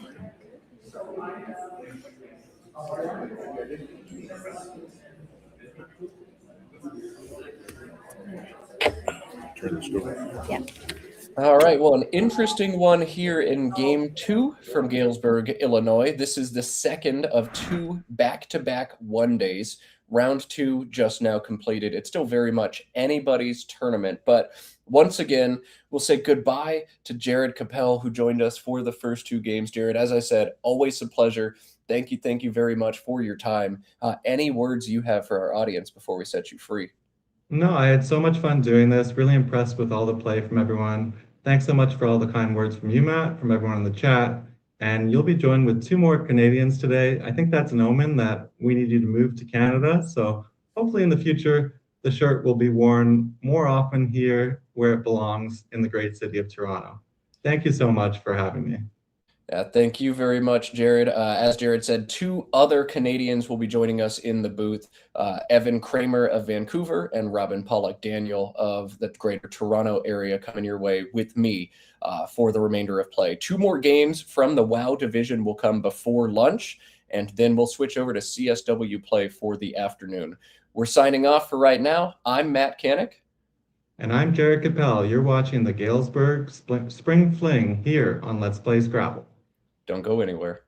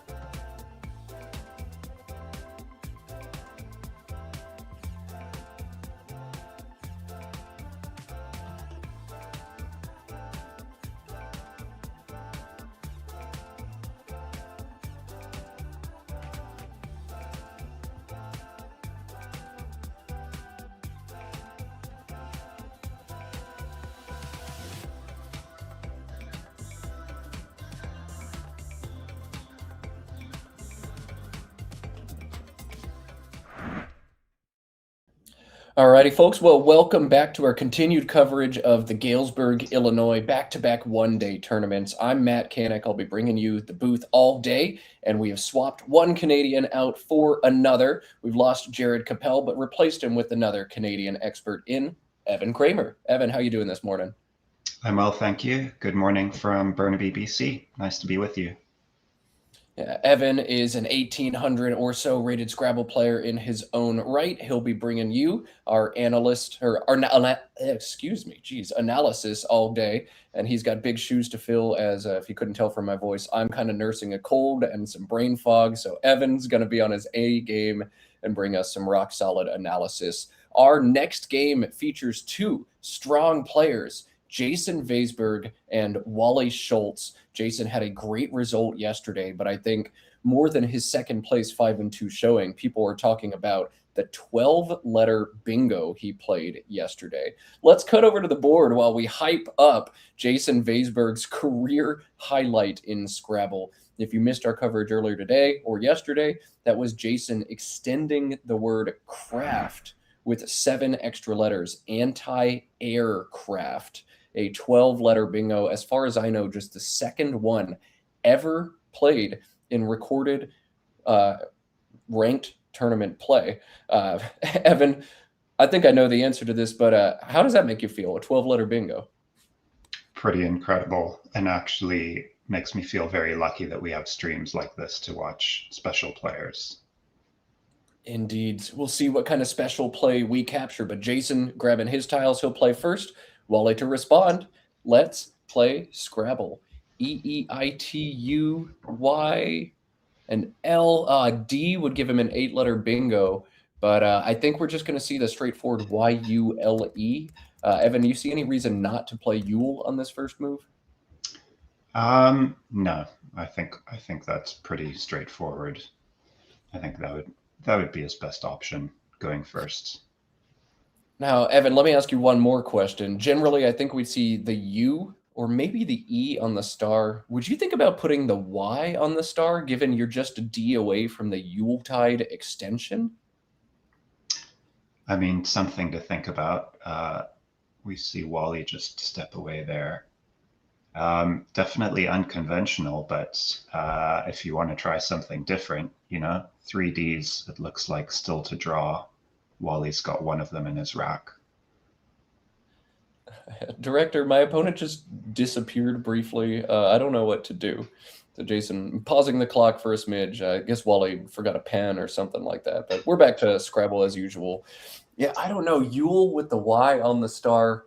I think if you were an E away from Yuletide, like if the leave were TID, then maybe worth it. But missing the D, only 3 or 4 more to draw. Oh, whoa!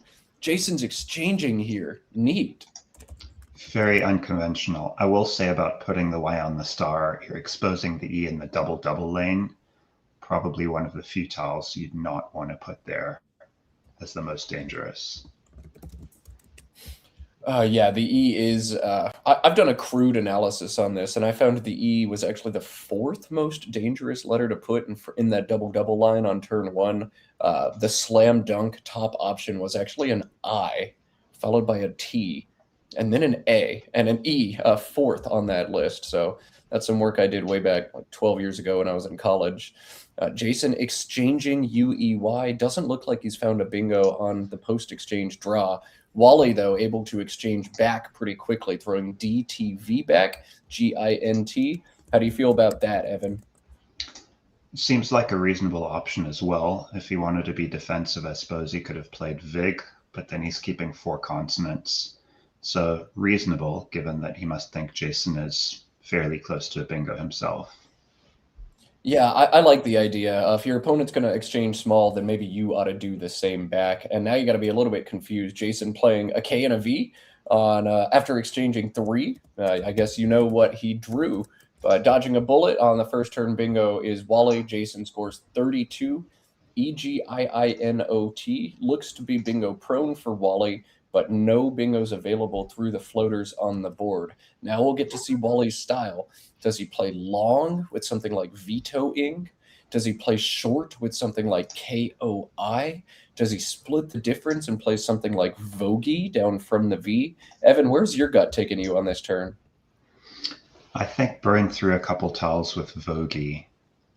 Some of the others are a bit tempting, but I don't know. Koi or Oik seems a bit too fishy for me. What about you? I think I'd split the difference as well. I hate scoring 9 and holding EGINT on a board where EGINT doesn't look super strong. Like, yeah, bingos will play sometimes, but I would want this board to be a bit more open after a fish like KOI. So I like Vogie here. Engine actually does support the fish by about a point, but engines don't simulate things like this very well. Situations where your opponent's very likely to adapt their play based on what you've done. And Jason is likely to change what he does and opt for more defensive line if you do score 9. So I think I'd play Vogie here, but you could sell me on different lines. Looks like Wally set up Ignite here. Not sure what he's planning to do with that. Yeah, I mean, I'm sure it's not Lignite, and I don't think he'd play LI and Ignite. Interesting. Just looking through options right now, and we're hearing from the team on the ground that Wally jumped up and ran across the room at the start of the game because he had forgotten his glasses.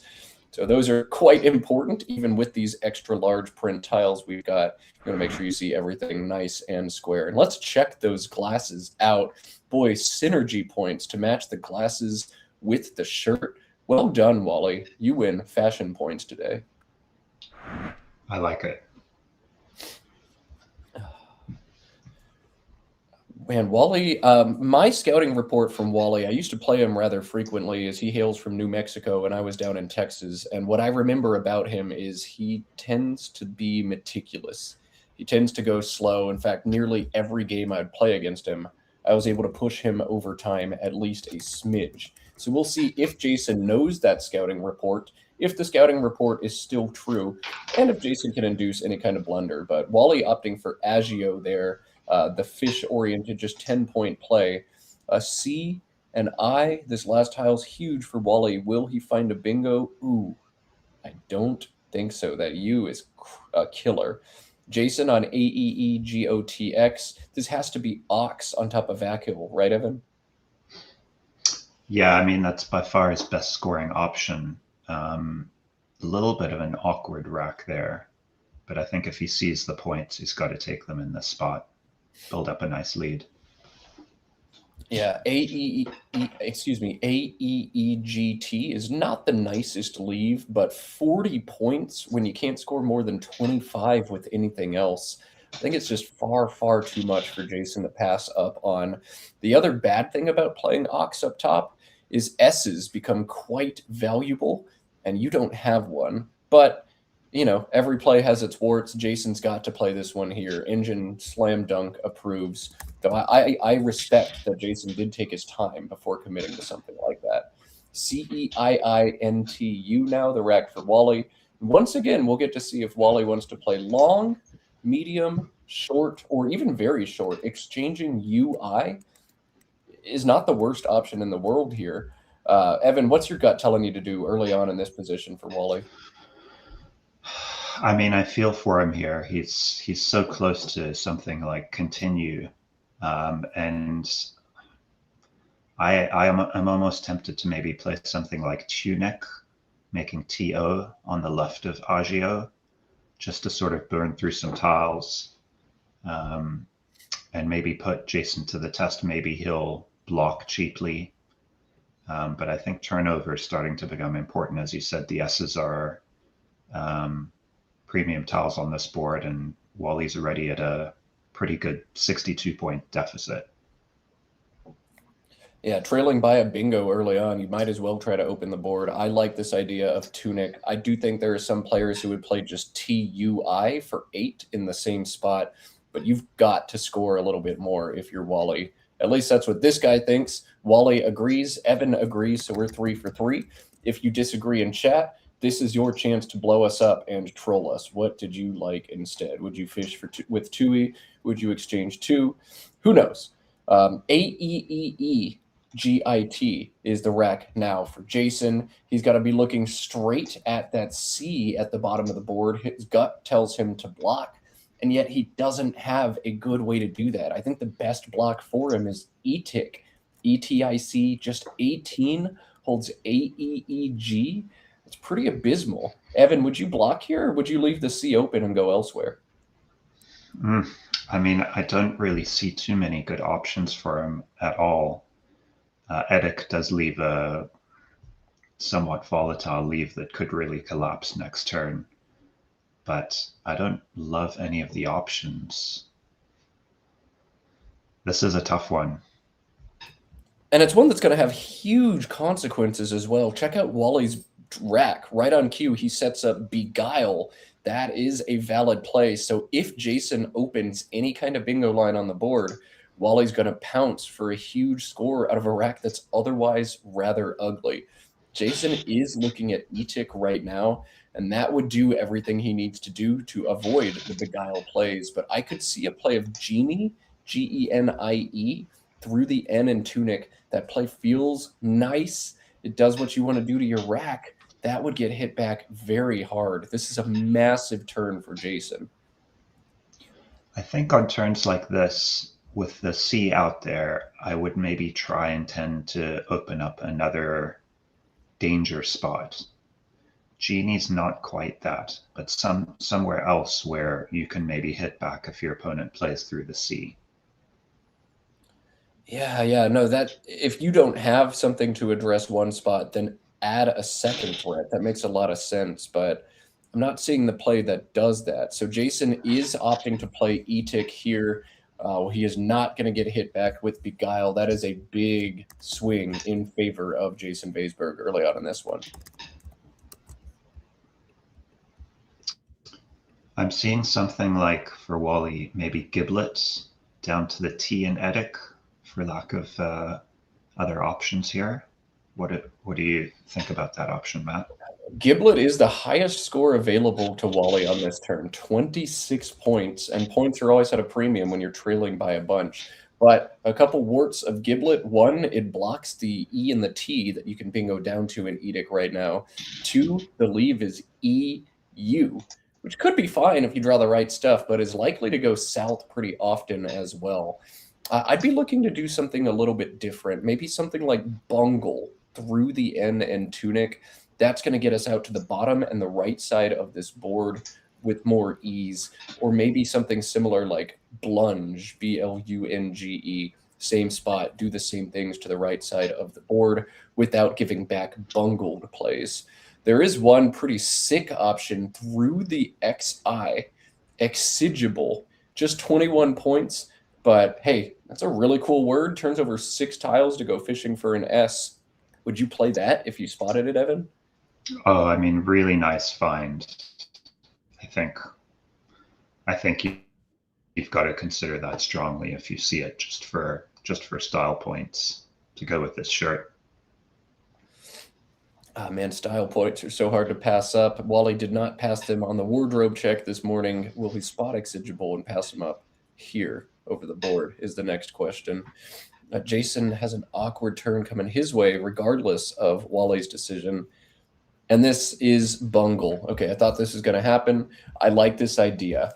If you're Wally, though, you really want to be sure of the hooks. Does Bungle take an R? That's going to be huge. If you know the answer to that, this plays very strong. If you don't, well, it creates a whole lot of volatility. I didn't know that Bungle and Blunge both take an R and a D, as well as the S, having just looked it up. Now everybody at home knows that Bungle takes 3 hooks, D, R, and S. I wonder how confident Jason is on those hooks and how scared he is by those hooks. But oh my goodness, into EI, Wally draws EEIAA. Wally has nothing. He'll be forced to exchange next turn. We're seeing yet another clinic from Galesburg on how not to draw in competitive Scrabble. I'm noticing also how important the W and the Y are on this board with the OK hook. pretty good score up there if one of these guys can draw it. Yeah, WY will both be huge tiles if you're able to cash them in on the top. So kind of just racing to different stuff here. Racing to the S's, racing to the W and the Y. Wally is going to exchange just 5 on this turn. I would think 6 or 7 instead on this move with so many goodies in the bag. But throwing back just 5, we'll see if this pays off for him. Yeah, I think AE is kind of a style choice. Some people like to keep the naked E. Some folks like A and E together, depending on the circumstances. Might work out for him. The bag, I think, would be a little bit consonant heavy at this point. Goodness, and he's found 5 consonants on the 5-letter draw. So perhaps Wally's showing us that he knows something we don't. Says, yeah, I knew this was coming. I kept the vowels because I just felt the shift in the winds of the tile bag. ABEMNFT, the rec for Wally next turn. But Jason on another tough turn. AEEEGIL. Not quite bad enough that you need to exchange. I'm drawn partially to the play of liege, Liege, down from the L. Block bungled, block bungler if it's a word, block bungles all at the same time. Block the line where 7s can play on top of the E and bungle. And Jason thinking about the same thing right now. Not often that 7 points feels so good, but it feels great to me here. Do you like that play, Evan? Yeah, interesting to take away those lines, although at the expense of hanging 2 E's out in space for Wally to use. It's certainly a reasonable option. I'm not sure if I would take it, but I can certainly see his logic with it. I'm just crunching the numbers now, and it looks like if Jason chooses to block the spot, he can thwart his opponent's turn, oh my goodness, by a lot. Depending on what Jason chooses to do here, Wally's averaging 38 to 44 points per turn, but after the play of liege, Wally's knocked all the way down to just 34 points. So quite the defensive move here for Jason. And he's doing what he does best. He's spotting it, thinking through the tactics, thinking through the defense. This play does jump to the top of a simulation despite looking weak at its face. Well done by Jason. Yeah, I mean, well-considered play. He's certainly considering the board dynamics and limiting your opponent, even if you're taking a cheap score yourself. I think it's a very smart play. Even also limiting the hook for Vakil. You would have to play up from that almost certainly if you want to use it. All right, now Wally with a tough turn. Highest score he can make is 31, but that is playing down to the L in bungle, FEAL. Leaves BMNT as a leave. So I think if you're playing here, you're doing what Wally's doing. You're not going to slot the A down. Hold it. The A is worth 2 points when it goes with 4 consonants like this. This is the engine's top play here by about 5 points. And Wally is not falling into a time trap. He's just going to commit. Yeah, smart on his part to recognize when there's an easier decision to make, knowing that this is looking like a little bit of a longer game with more turns. So important to conserve that time and reserve for later. All right, and now Jason on turn. He's got to figure out how he wants to approach this game. He's initially set up ZA. That's going to play on top of BET. 27 points. Doesn't give anything back. What that does is create a game where we're still just kind of waiting to see who gets an S first. So Jason has other options. He set up Gloze, GLOZE, or perhaps Glozed, GLOZED. Both of those options if Jason opts for one of those. But I like this, Gazoo. Gloze would set up the back D hook, but I'd rather get rid of more vowels here. Love this option from Jason. I'm with you there. I think Gazoo's the standout.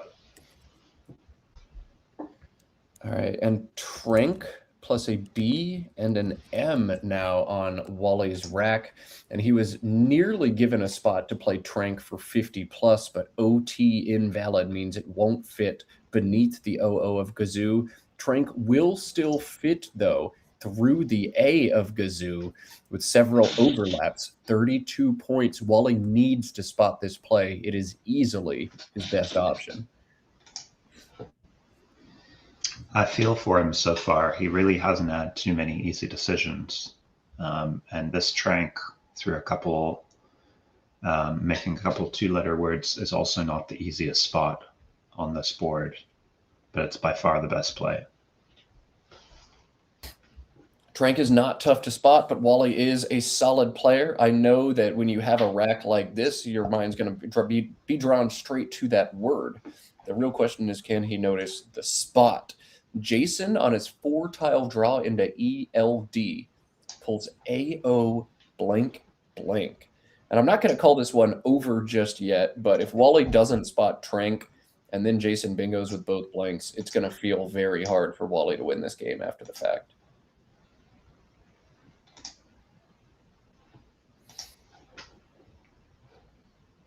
Yeah, a play like Mob through the O, saving the Q, really sets him back quite far in this position. Down 70 points, you need to shed the Q ASAP, and Trank is really the only way to do that. There's a secondary Trank underneath Bungle, but you're scoring 10 or 15 fewer and kind of limiting your opportunity to bingo yourself in following turns. Yeah, Trank and ET beneath Bungle is just 18. It holds BM. It blocks bingo lines. It really doesn't do anything you want it to do. Wally needs to spot the overlap through the A and Gazoo. It's huge. It is so much better than any other move for him on this turn.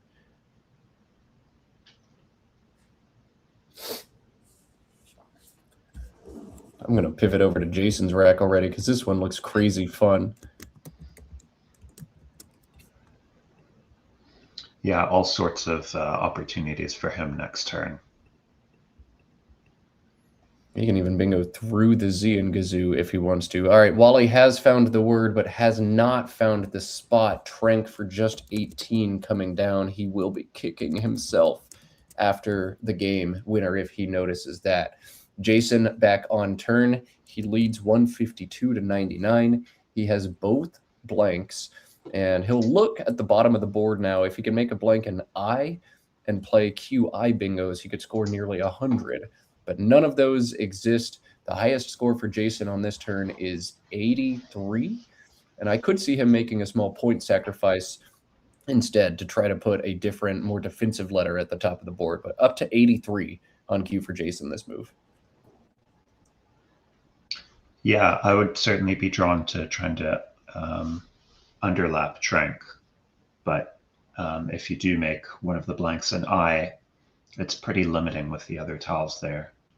So I think what he'll probably be considering is overlapping Gazoo and then seeing which tile would be slotted in the triple word lane there for his opponent to have a comeback play. Yeah, so if I'm Jason, I'm already leading. I've got both blanks, and I have an embarrassment of bingos. What I'd be looking to do is try to put the most defensive tile that I can up at the top of this board. So I'd be trying to make one of the blanks an S, and the other either a C or a V. ADELOSV does make salvoed, which doesn't fit. ACDELOS makes co-leads, which plays with Gazoos for 73. So then the question is, do I play the defensive co-leads for 73, or do I just score as much as possible? And if he makes both blanks S's, he has Aldoses, which plays for 83. So it's a 10-point sacrifice. I do think we'd see some top experts like Will Anderson play co-leads, take the absolute defensive approach, and anaconda this board into submission. I could also see a strong case to be made to just score 83. You've already got most of the good stuff. The odds that your opponent bingos back 2 or 3 times to catch up in this game are pretty low with both blanks already being played. So, Evan, are you playing co-leads for 73, or are you just taking maximum points here? I think 10 points is a lot to sacrifice. Something like Lassoed with the X already having been played kind of scores almost as many as you can and overlaps kind of nicely. So I would be tempted to do something like that. I think 10 points is just really hard to pass up. And yeah, I think I'd go with something like Lassoed in this spot. Ooh, Lassoed is pretty strong too. Technically it can be hit back by counter bingos, but the odds of that happening are not overly high. I think that could be a strong sequence as well. Lassoed 79, Aldos is 83, co-leads 73. Jason is an incredibly smart dude.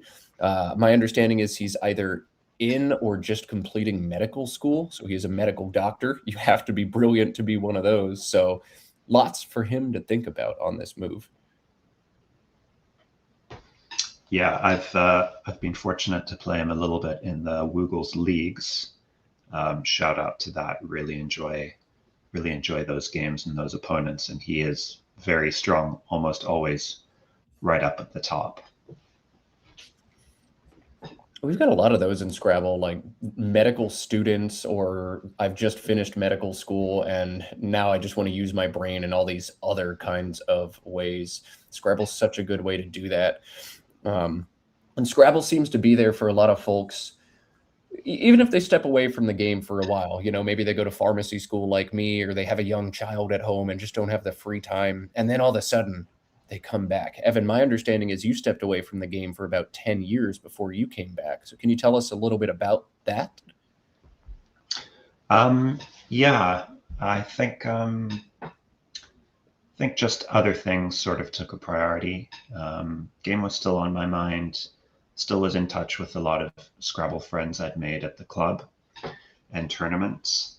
But yeah, it was always sort of my intention to come back. I think I missed the tournaments and the camaraderie and the very unique group that encompasses Scrabble players. So it's very much on the brain again these days and really enjoying it. Yeah, and I'll be one of the first to welcome you back to the competitive scene, but you're spot on. Like, the people are what makes competitive Scrabble what it is. You meet some really fascinating, interesting folks. Jason is opting to play Lassoed, Lassoed. That play gets Evan's thumbs up, and I don't hate it by any means at all. 73 points means Jason is ahead 231 to 99. And Wally has found a nice 5 on his rack, Umiak with the C, but it's not going to do anything on this board after that play. Wally on another tough turn in a game that's looking like it's going to be out of hand pretty quick. I'm curious, Matt, would you have slotted the L one space up to give an opportunity for the triple word score, or do you like this? Because I see both would have taken away a 5-letter word starting with I, making chi. I think you nailed your analysis of this one. The X is already out, and because the X is already out, I like this. If it weren't, and something like Fox came down, that could be an absolutely devastating setup for me to deal with if I don't have the right tiles. And in a situation like Jason's, all you're really trying to do is avoid these terrible nightmarish situations. So Lassoed, where he played it, is where I would have played it as well. And I presume your opinion's the same, yeah, Evan? Yeah, I think this is right. It really does mess with the lane on the bottom, and Wally's going to have to make a tough decision if he wants to play hooking the L and the A to score some points, because he's going to give up a whole lot. I think the best thing Wally can do here is reach in and pull out a 6 out of nowhere. The 6-letter cumbia. It's a nice kind of music, fun way to dance, and also a great play for Wally. Scores 28, turns that L into AL, and makes the left or the right side of this board quite dynamic all over again, and puts some floaters out.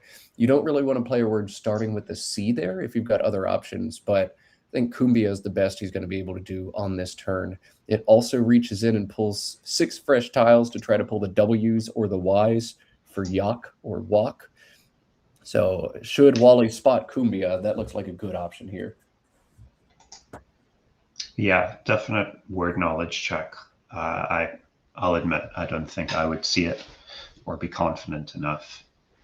But it's a strong contender, and he doesn't have a lot of great options here. The tiles are pretty awkward, but kudos. It looks like he spotted it.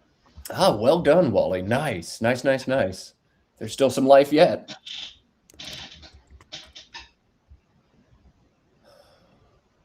Now Jason is going to be back on turn. He's going to choose how or if to deal with the new threats on the board. The W he's pulled gives him just a very straightforward AW and WOK for 31, holding EINSU. EINSU gives me a little pause as a leave until I look at the unseen pool. No more U's, 2 more I's, a ton of consonants, very few vowels. AW and woke feels very strong to me here. Anything else you would be looking to do on this turn, Evan? I mean, I do like shedding the EIU, so I would maybe be drawn as well to something like Indu and making chi on the bottom right, knowing that I've got a couple options for the W next turn and several spots for it. So I would maybe play Indu in this spot. Ooh, Indu is strong. Yeah, scores 32, holds the W, which threatens in different spots.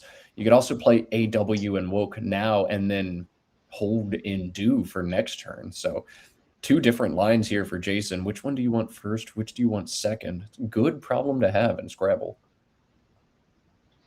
Definitely. I mean, I think normally with a rack like this, you would just be wanting to clear out the Drek. I think you're saying is if you could have played wood, you should have. Is that not right? Yes, if you could play wood, you should. And all right, AW, what we're going to see from Jason looks good, but this gives Wally 48 points back. Jailer and Raw, 48, easily the best option here for him. He's got to spot it. Yeah, I mean he's trailing by what 135 odd. So I think with this deficit, he just has to take the points that are there, hope for the best, hope Jason's maybe drawn Drek and can't play anything, and maybe he can hit with the J. Maybe Wally can hit with the J on his next turn as well. Jason has drawn a bingo that already plays on the board, plays through the M in Cumbia, but that's a tough bingo to play in this situation. The bingo is in humors for 73, slots an S in the 6th spot of a triple. Now, both blanks are unseen. There aren't very many vowels left in the pool, so you're feeling relatively safe of a triple threat. But Jason's going to have a neat decision next turn on playing versus passing that bingo. I think you meant both blanks are played. Oh, excuse me. Yes. He wouldn't be worried. Looks like he's going with jam. Oof. For 28 here, perhaps having not spotted Jailer. So I think he would want the volatility if he saw it. Yeah, I think so as well. Jailer just felt strong. This is likely a miss from Wally, but AILOR, the right pull here, and we could still very much have a game on our shoulders. Crucially, Wally also blocked Jason's only playable bingo of Inhumors. And now Jason forced to decide between the equity play, DUH makes a ton of sense, or the scoring play, INDUE, also makes a lot of sense here. 21 points versus 32 points. I think the thing that would push me towards DUH for 21 is the dearth of vowels remaining in this pool. I want to keep 2 of mine if I can.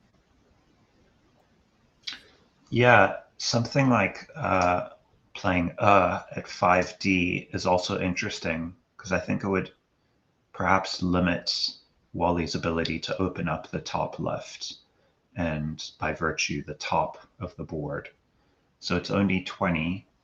You're maybe sacrificing 1 over duh. But this is a good play as well. Yeah, Jason opting to play it at the bottom, 1 extra point, not weak to the D front hook, and maybe setting up ISH bingos on top of that. So Jason in commanding position here, still up by 130. And Wally now on turn, ADILORT, does have the 7-letter dilator, but no spot for it. He will not be bingoing on this turn. Oh man, what will he do? There's a really cool way to just play one tile and score 19 on this board. Just pretty wild. I'll let chat have fun with that one. A lot of wild options here for Wally. I wonder what he's able to think of. I bet he was wishing for a Y at the bottom right, which would have given him 3 bingos to it. Ooh. Had Jason slotted one. Yeah, that would have been huge. And instead, nothing on cue. We'll see how much time Wally needs to spend figuring out that there are no playable bingos for him. He's going to be looking at the C in Cumbia for a bit at least, but nothing fits for him here. He'll have to figure out how or if he wants to open the board. I might go really, really long here if I could. Try to place some kind of 6-letter word down in front of AW. Adroit. Or maybe just Droit, DROIT and TAW feels pretty sweet, actually. There's only one unseen A. I like that. Wow. It's a nice idea. It would get hit hard here in this spot, but he has to try something here. All right, so he's going to open the board indeed, not as aggressively as I recommended, but he is going to play old, open a bingo line. But you see from Jason's rack, AEINRSS, R signs, Sarnies on his rack. Droit would have been hit very, very hard. Wally's still going to be seeding a bingo on this turn. R signs and sold, likely what we're going to see from Jason for 71. If he wants to play a little bit more defense, Arsenics through the C in Cumbia is only 61, but walls this board way down. So same decision as before, Evan. Are you sacrificing 10 points on your bingo for maximum defense, or are you just scoring 71 here? I think hard to make the sacrifice. I think Jason's going to make the right decision here and just take the points available and deal with the consequences. Yeah, sometimes offense is the best defense in Scrabble. You just can't catch me after a play like this, so do your best. Look at that unseen pool. It's pretty garbage. I think I'm going to be fine no matter what, says Jason, and he almost certainly is going to be fine. Wally at 170, Jason now 354. This one's getting out of hand. Yeah, I think the game's decided. It's just a matter of how many points at this stage the spread will be. Yeah, all spread at this point. Wally can play aggressive one more time. OATY over to the right side of this board, making Alt and AY is 31 and opens this board wide, wide up. A nightmarish draw from Jason and a great draw from Wally could make the game interesting, but you see Jason's post-bingo draw into a pool that's pretty yucky is incredible. He's pulled Pinders. It fits. That's going to be game over. Yeah, he can seemingly do no wrong this game. Sometimes that's the way it happens. Well played from Jason in this one. I wish we had records set, but this is game 3 out of 7 in a 7-game one-day tournament. If you're just now jumping into our commentary, there were back-to-back one-days here in Galesburg, Illinois. Yesterday, Jason Vaisberg finished second in that event. He's looking to win today, but we'll see. This game and all the spread points he's picking up are going to be very, very helpful for him, doubling up Wally Schultz, the 7 seed. I think Wally could be forgiven at this stage in the game, sort of tuning out a bit, starting to think about his other opponents and upcoming games, maybe dialing it in slightly, but looks like he's still fighting. He's giving himself a chance. Yeah, I love it. You open more of the board if you can. That is exactly what he's choosing to do here. And now Jason has Pinders playable in 2 spots. He plays above the ES and R signs for 70, plays down to ALS for 67. If you're Jason, I think you take the bingo line that's juicier, which is the one where I score 3 fewer points and just try to block up the board. Pinders for 67. What do you say, Evan? I think 67 is safer. Playing up top for 70 just looks so volatile. And you could get hit hard by something like VAW above for 40, 45, which you don't really need to give up. So I would say Pinders and ALS from the top right there looks to make the most sense. Yeah. Plus, we get to make another 67 joke here in the booth, and I'm sure chat is not over those at all. They absolutely love them, I'm sure. Yeah. Pinders for 70 gives back like Fovea potentially for 9,000 points. Yeah, I'm not doing that. And it looks like Wally's also close to a bingo if there were an exposed N. Oh, Unfortunately, wow, yeah. he's not going to get it. All right, so And Pinders. Jason going for the volatility. Sorry, no, Matt. Jason going for the maximum volatility here, it looks like. Yeah, and this play is not going to get hit back super hard. Wally just doesn't have the punish he needs. Jason is drawing into a bag that just has 2 remaining vowels. If he pulls none, this will be an ugly end game for him. If he pulls 1, all right, and if he pulls both, this will be an ugly end game for Wally instead. Oh, how much extra spread will Jason milk out of this draw? 2 vowels is probably about a 50-point swing in his favor. Let's see. Here's 1, and there's both. Oh my goodness, Jason. Fomints? Are you kidding me? Goodness. All right. Well, that happened. That's absolutely insane. It looks to me like the best Wally can do would be to stack Thierry in the top right of Pinders, but I would really want to play something to clog up the triple word right in the center. So maybe tier to just prevent some easy overlaps. Yeah, I don't know what I would do if I'm Wally. Like, I'm just down so much. Like, even if I hit the miracle 120 pointer at the top of the board, I'm still dead. So he's just going to play Treaty. He'll leave 1 tile in the bag. Jason's going to bingo back with Foments, and goodness, surge to about 500 points in this one.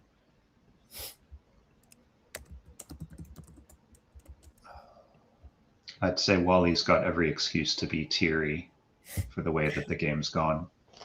Indeed. Yeah, I've said multiple times the unseen pool is yucky, and then Jason pulls consecutively R signs, Pinders, and Foments out of it. So maybe if you need a bingo, just listen to my voice in your head saying, oh, that unseen pool is abysmal. That unseen pool is yucky. And then you're going to draw 3 in a row. I like that. I'm gonna try that on my next game. I love it. The number of people who have come up to me and told me, I hear your voice when I play my games in tournaments now is a little bit disconcerting, honestly. I'm sorry you all have to deal with it. I hope at least you get regular Matt and not super congested fighting a cold Matt when you get your games. But I hope all my dad jokes are still there and present.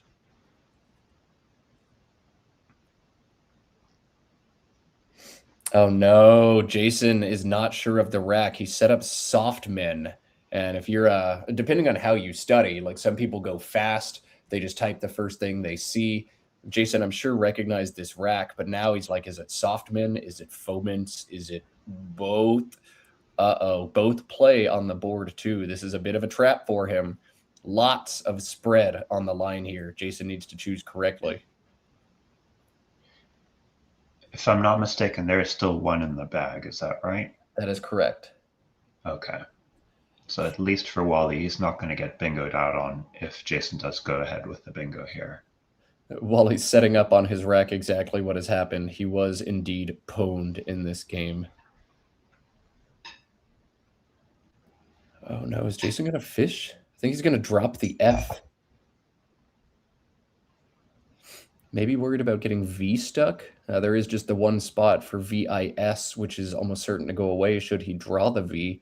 Maybe he's just not certain on the word foment. Maybe he feels like he's going to draw a bingo after the one-tile fish a lot of the time, but a huge, huge spread swing if he doesn't pull the trigger on this bingo.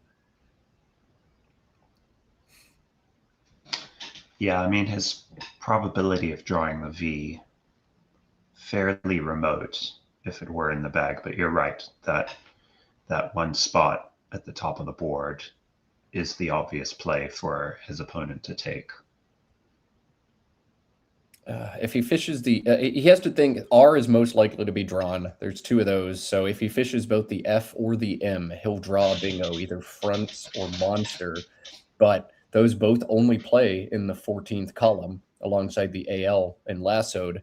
And those are both going to get blocked by Wally if Wally has any brain cell at all. Fishing is not the right sequence here for Jason, but I guess if he doesn't know the bingo, what other sequence is there? Yeah, I mean, you could do worse than dropping your F for 26 here. But certainly his opponent's going to take as many points as he can here and block up the most potent line, at least for points. We'll see tick, tick, tick for Jason as he's ticking under 2 minutes on his clock right now. A lot to think about, not a lot of time, but foment for 77 would be the slam dunk game over play for Jason. He's going to win no matter what, but spread, especially in a 7-game, one-day tournament, is so often a factor in situations like this.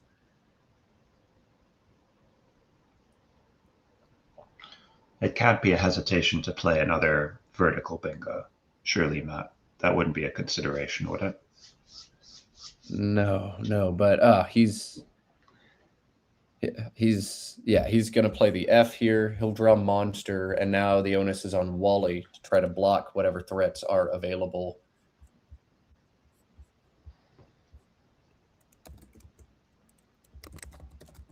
He's gonna do it instantly. Good call on him. There was a higher score available. Wisped, WISPED, through the IS at the top of the board was his strongest play from a sheer equity perspective, but you've got to take away monster here. While he does it, Jason will have no playable bingos after Pwned comes down. This is still going to be Jason's game, but Jason leaving points on the board.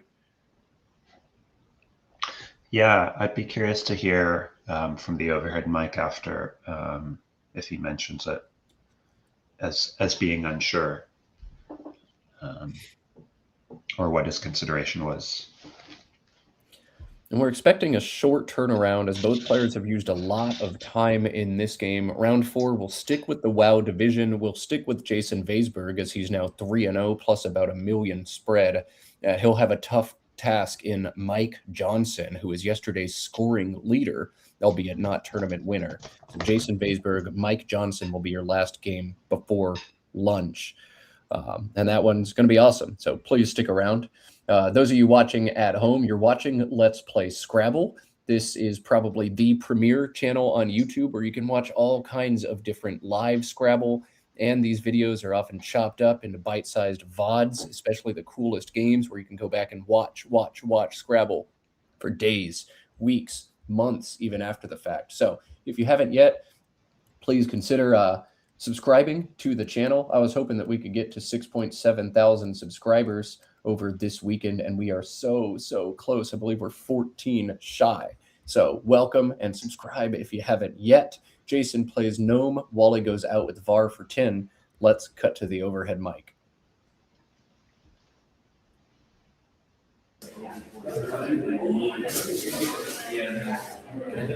Wow, glad that's over. Sorry, I drew everything. I mean, obviously, that was one of the not one of our usual good games. That was one of the most very lucky. All the S's and blank to it. Collections of racks of it. I think I had. Yeah. All you got was the Q and the J. You had to dump them both. It was not. Yeah, very lopsided. Yeah, and I had one bingo rack, which of course did not play. Otherwise, I mean, I saw some other things that were close. But Picture of the board. oh no, two. I had Beguile. You had what? Beguile. When I played Mongol, but nothing played. Not that I saw anyway. Yeah, Drew both playing Septric too. Yeah, I wasn't even close. I mean, look at these. Ooh. I had Beguile there, and I had Beguile Yeah, I just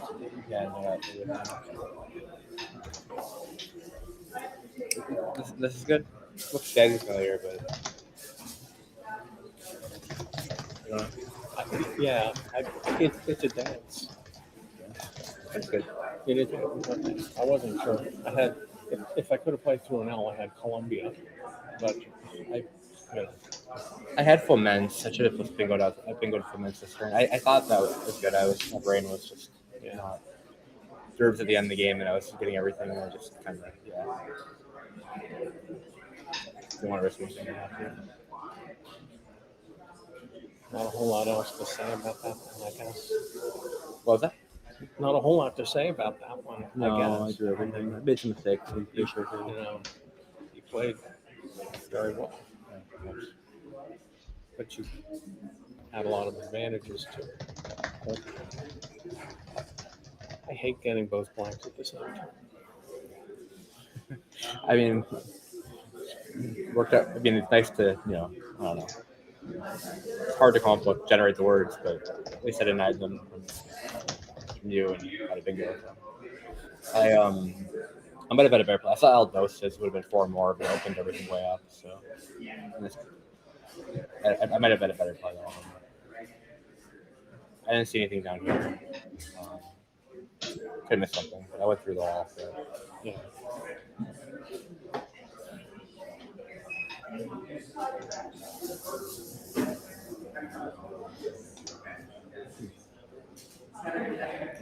Oh yeah, opening rack was that like. I don't think that's any good, but maybe it is.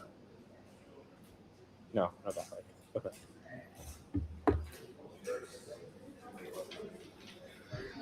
I can enter our scores.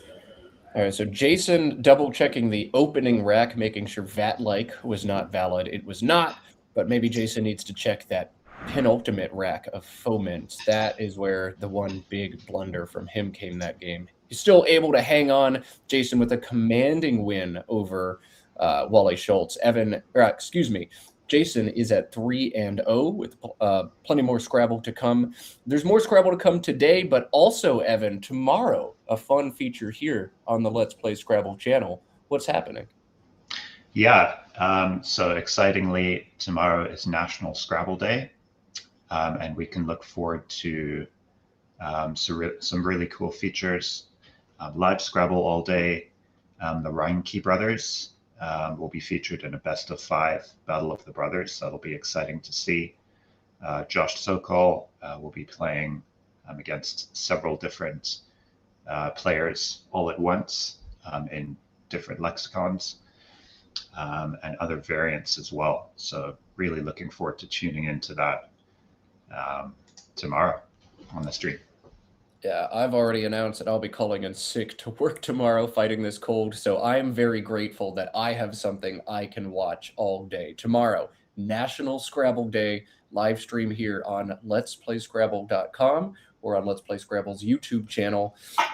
Battle between the twin brothers, Thomas and Charles Reinke, is going to be awesome. Josh Sokol playing a simultaneous matchup. So he's going to play some CSW, some WoW against a whole bunch of different players all at once. It's going to be awesome.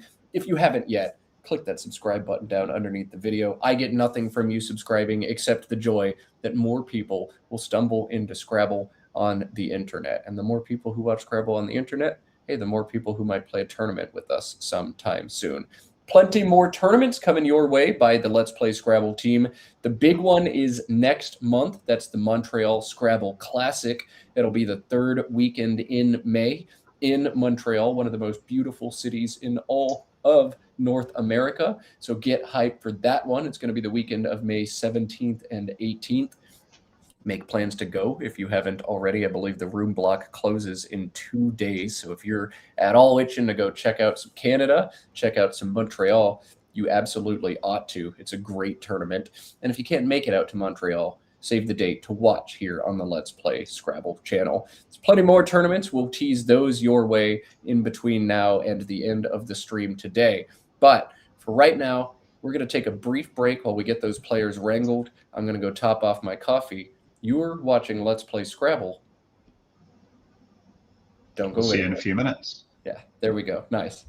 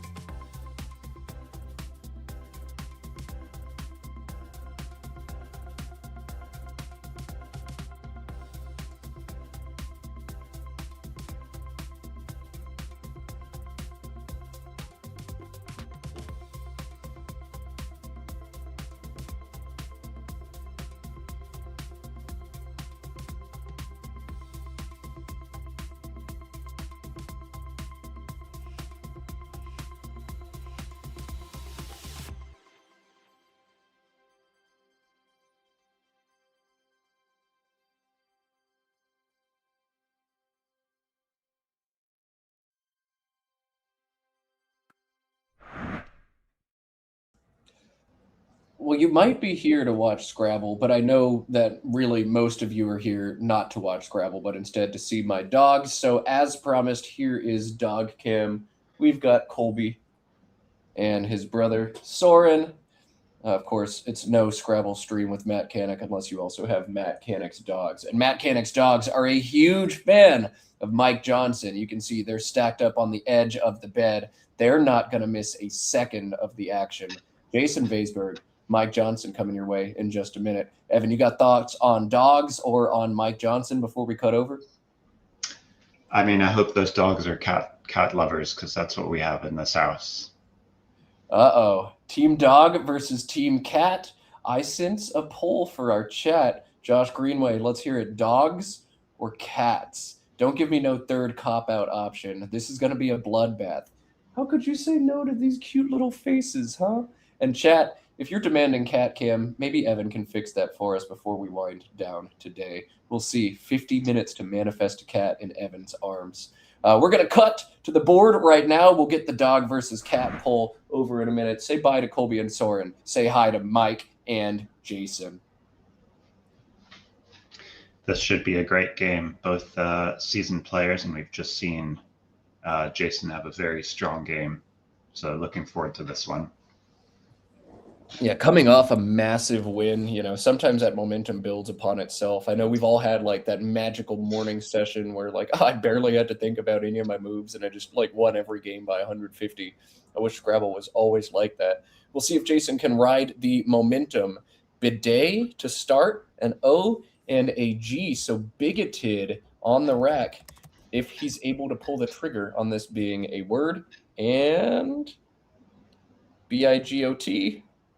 And he is adding the ED. This is a valid play. 78 points to start things off for Mike. Evan, thumbs up to the word. Would you play it for 78, or would you slide it over and play some defense? Kind of like the points without keeping your double-double analysis in mind.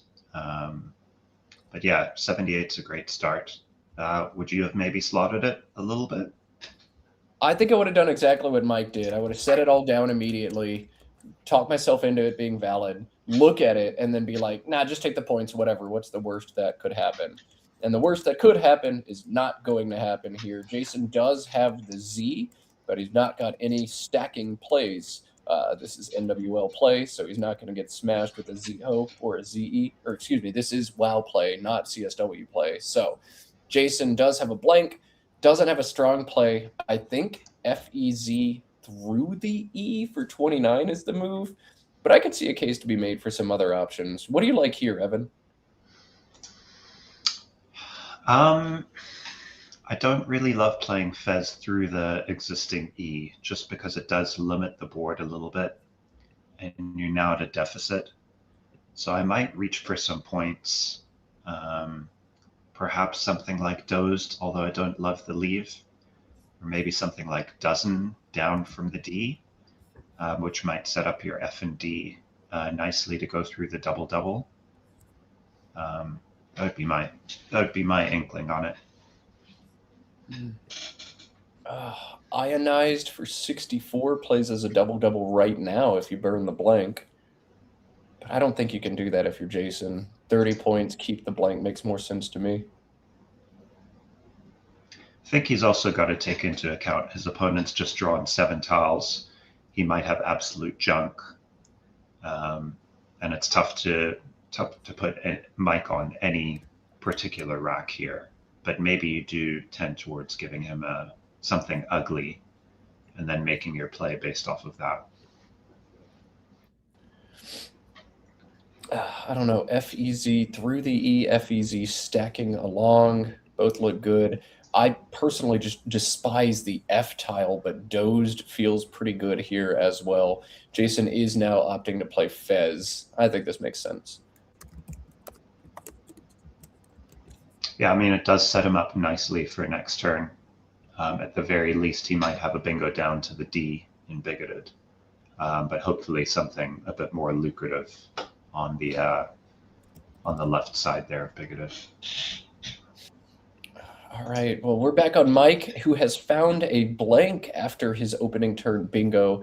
This rack looks rather synergistic to me, but there are no playable 7s or 8s for him on this move. It looks like he's looking at moved right now, Moved, down into the D of bigoted. This is maybe his best play, but there might be a stronger option that requires knowledge of rather obscure 6s available to Mike. Yeah, a six-letter word through the I. Challenging find. Nice word in my repertoire, but I don't think I would see it. I think I'd be happy enough with moved, given the leave, given the position. I'd probably go with that here. That semi-obscure 6 is Mikvos, Mikvos. 30 points, holds E blank, puts an S out in space for you to bingo to, through, or from. That looks pretty awesome to me. So if Mike knows the word and knows that spelling of this word, as I know it's got several other spellings out there, that could be a great option. But moved is also totally fine. Pretty early, but he might want to clunk up the board a little bit with this early lead of 50. And if he puts Jason on a strong rack after his 2-tile play, certainly I think considering getting rid of the double lane might be high on his priority list. Oh man, I'm looking at options for Jason, and I see that he has ebonized through the B and bigoted. And I was like, wait, does ebonized also fit through the Z? And it's like almost there, but not quite. It just makes IB. That would be downright sick. Yeah, I mean, I also see something like Vogue, which is a pretty cheap block, but does get rid of 2 of your most troublesome tiles in this rack. What do you think about Vogue down to the G, Matt? Oh, wow, that's interesting. I don't know. Like, it's such a sacrifice, but also, like, to make the board so closed so fast is so enticing for me. Getting to the top of this board is now a huge struggle. So, Vogue is a big sacrifice, but I don't hate it. He's going to play okay here. This one I do hate. I just, the MV together in a situation where you're trying to bingo, it just seems like you're setting yourself up for trouble. I don't like this.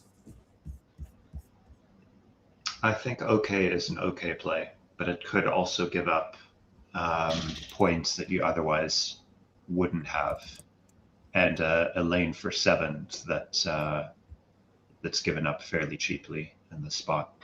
I think maybe you don't have Jason pegged on other high-scoring tiles too often, and so when you play a play like this, you think you're not going to get hit back by a stack. You've got Jason more on 1-pointers, so maybe partially a read there for Mike, but I just think moved was a much stronger option for him, and he, I think, got caught up on getting rid of the K ASAP, and we'll see how long it takes him now to unclutter this rack as he's found a Q and some more trouble to go with it. Jason on turn now, Deino blank. As I mentioned, ebonized plays through the B, either with a blank S or a blank Z. He's got another bingo through the B in obedient, as well as 1 bingo down to the D in bigoted for 68. So 4 bingos available to Jason on this turn. If he's not bingoing, the best he can score is about 25 points. So neither of these bingos is particularly defensive, but Evan, you are bingoing here, right? I think so. I think at this deficit, you just have to take the points, because if you play something like Ode, there's just nothing guaranteed next turn. So All right, we'll take a peek at blank cam, see if this is a Z or an S. It is acceptable either way, but yeah, when you can make the blank a Z, you probably ought to, just for style points, right? yeah, I mean, future turns might be a consideration. That C or S is not in a very dangerous spot, but this does prevent some overlaps and might make Mike's life a little bit trickier here because he would have had chi 2 ways with an S instead of a Z there. All right, Mike on turn now. As we said, he kept an M and a V together. He pulled a Q into it. How will he try to get out of this situation? He's got different fun choices. Just QI for 11 points to the I in Ebonized, QIS for 24, or he can keep the Q and play Vim and ME to the E in Ebonized. That's 18, but sets up QI for 31 next turn most of the time. What do you think, Evan? Set up the Q or cash it right now? Vim is nice vision, and it would make it pretty difficult for Jason to hit back unless he has just the right stuff. So I would be tempted for cheese in this spot, but I could certainly make a good case for Vim. Oh man, yeah, this is tough. A QI or QIS both look pretty strong. Vim playing your I looks strong. Even Vim through the I and Ebonized feels all right. EIQS blank actually bingos a good amount of the time. And if you draw a U, you're going to score really well a lot of the time too. So I don't know. Vim is also pretty darn defensive and stops what Jason can do next turn. Tough turn for Mike. A lot to think about. I can't tell you which one's correct in this one. Yeah, I mean, 4 U's yet to draw, so he could draw into something very juicy, and there's some spots where it could fit. So. All right, he's opting to play Vim through the I. Let's see what he draws. He could threaten huge points with the right pull here. I feel like I'm jinxing it, saying it as I'm saying it. DEFJNST on Jason's rack. I think we're going to see Hefe out of him without much thought. But what does Mike draw? A W is not what he wanted at all. Oof. Yet another turn without a bingo lined up now for Mike. Yeah, that's another awkward draw where the right stuff would really have set him in good position. But good close game so far, and a lot still to happen. So I think he'll make his way out of it. So I think Hefe is going to be the play for Jason here. But Evan, would you think about playing Hefe into the E of Ebonized and putting the J in that triple column? After a play like Vim for 16, your opponent's probably bingo prone. If he's got to play a bingo there, you can cash the J yourself next turn. Do you like that line, or is that insane? That's interesting. I would have to have a pretty strong read from my opponent that they're sitting on very bingo prone tiles. But yeah, I mean, it's interesting because you get 28 this turn and maybe 35, 40 next turn with the right draw. I would maybe want to have another vowel on my rack if I were Jason to do something like that. But I think the Hefe through the first E is certainly more standard. Although, as you say, your opponent's bingo prone, and that second Hefe sets up a nice bingo line for them to take advantage of. So interesting decision here. Yeah, I mean, if I play Hefe through the E and then I get bingoed on, I'm going to feel rather silly about myself. If I play Hefe to the E and Mike doesn't have a bingo and he plays something like Jaw, which is exactly what's going to happen here, just ceding 39 points for no reason, I would think about this for a long time, but I do think playing Hefe into the E is just a bit too cute. I do think it's worth thinking about here, though. He might play Jet. Wow. I could see why to hold on to that lone vowel, but I think Hefe just does feel a little bit more natural. If you draw a couple vowels, you're looking at a bingo rack yourself. We've seen Jason commit to a defensive style of play pretty consistently across this tournament, though, and I think there's no reason not to. He plays it well. When you play defense, the game's a little bit less about just the sheer numbers and the sheer equity and a little bit more about grooming your rack. So Jason playing defense is going to play Jet up top, block that bingo line. Tie game. Oh, this one's going to be fun. I can certainly see as justification for playing there. I wouldn't be super happy about leaving the E and the D to potentially bingo through, but could make a good case for the play he just made as well.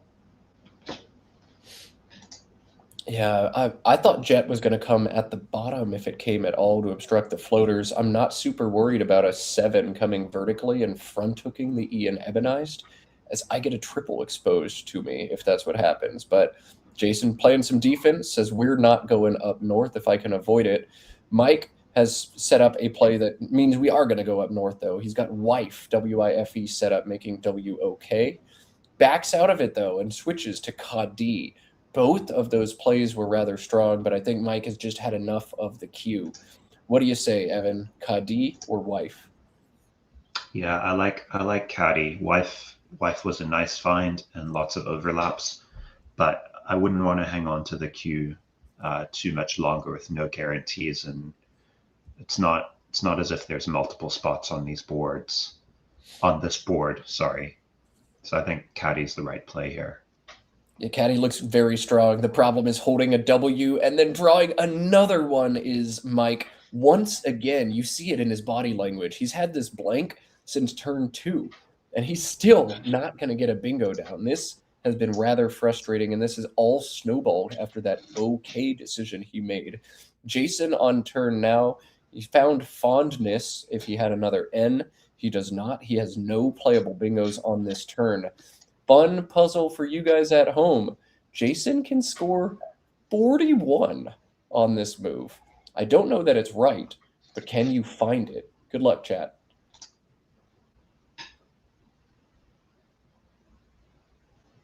Personally, I would be looking at playing from the I in Caddy just to get rid of that. Maybe expecting my opponent to play Chi in the bottom left if he has an I, but I would want to knock at one of these two spots right away.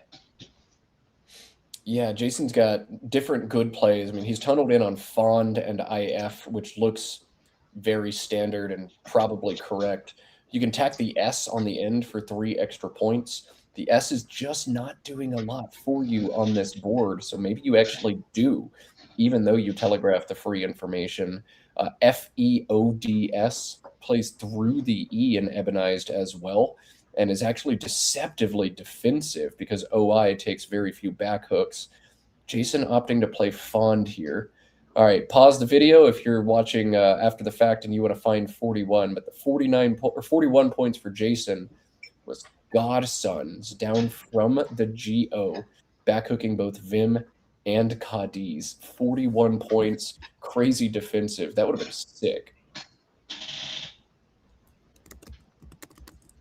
Real kudos if you see that and play that. That certainly changes the shape of the board.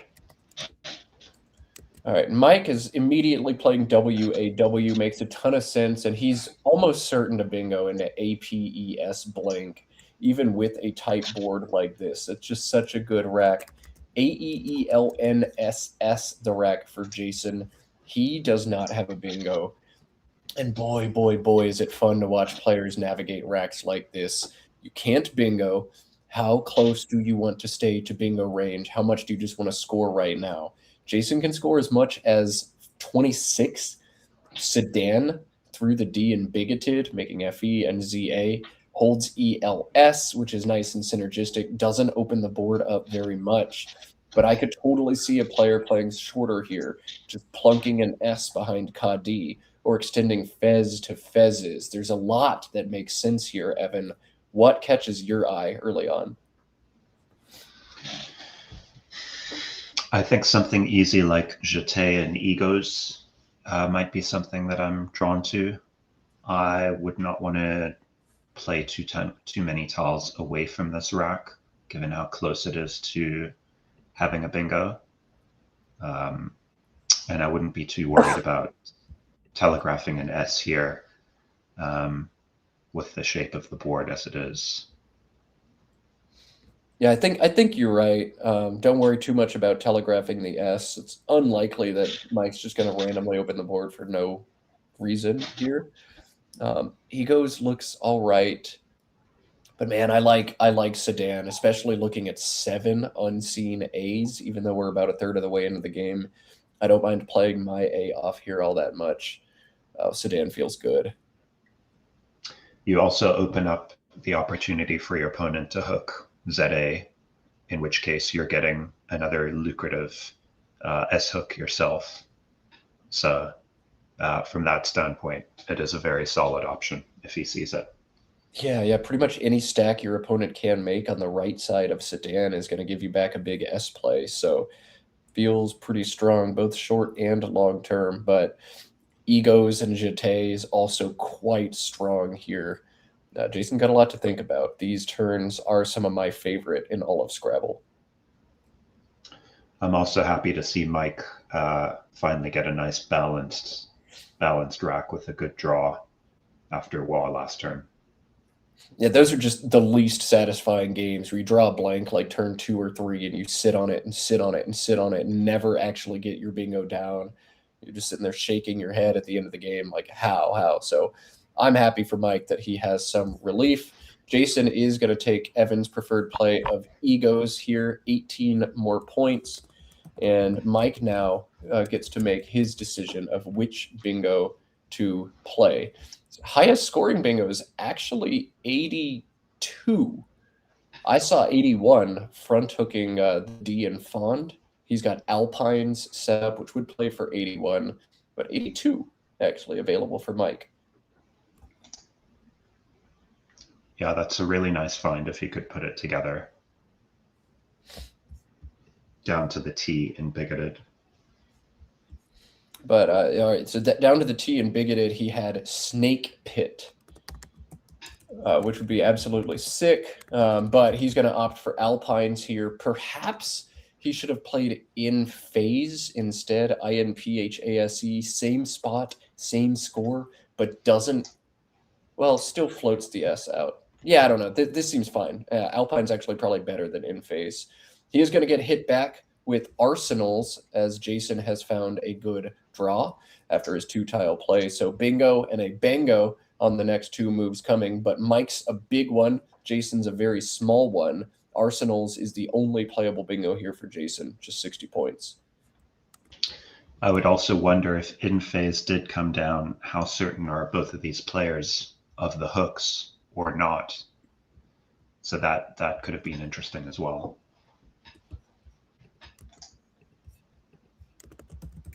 Yeah, that would have been fun.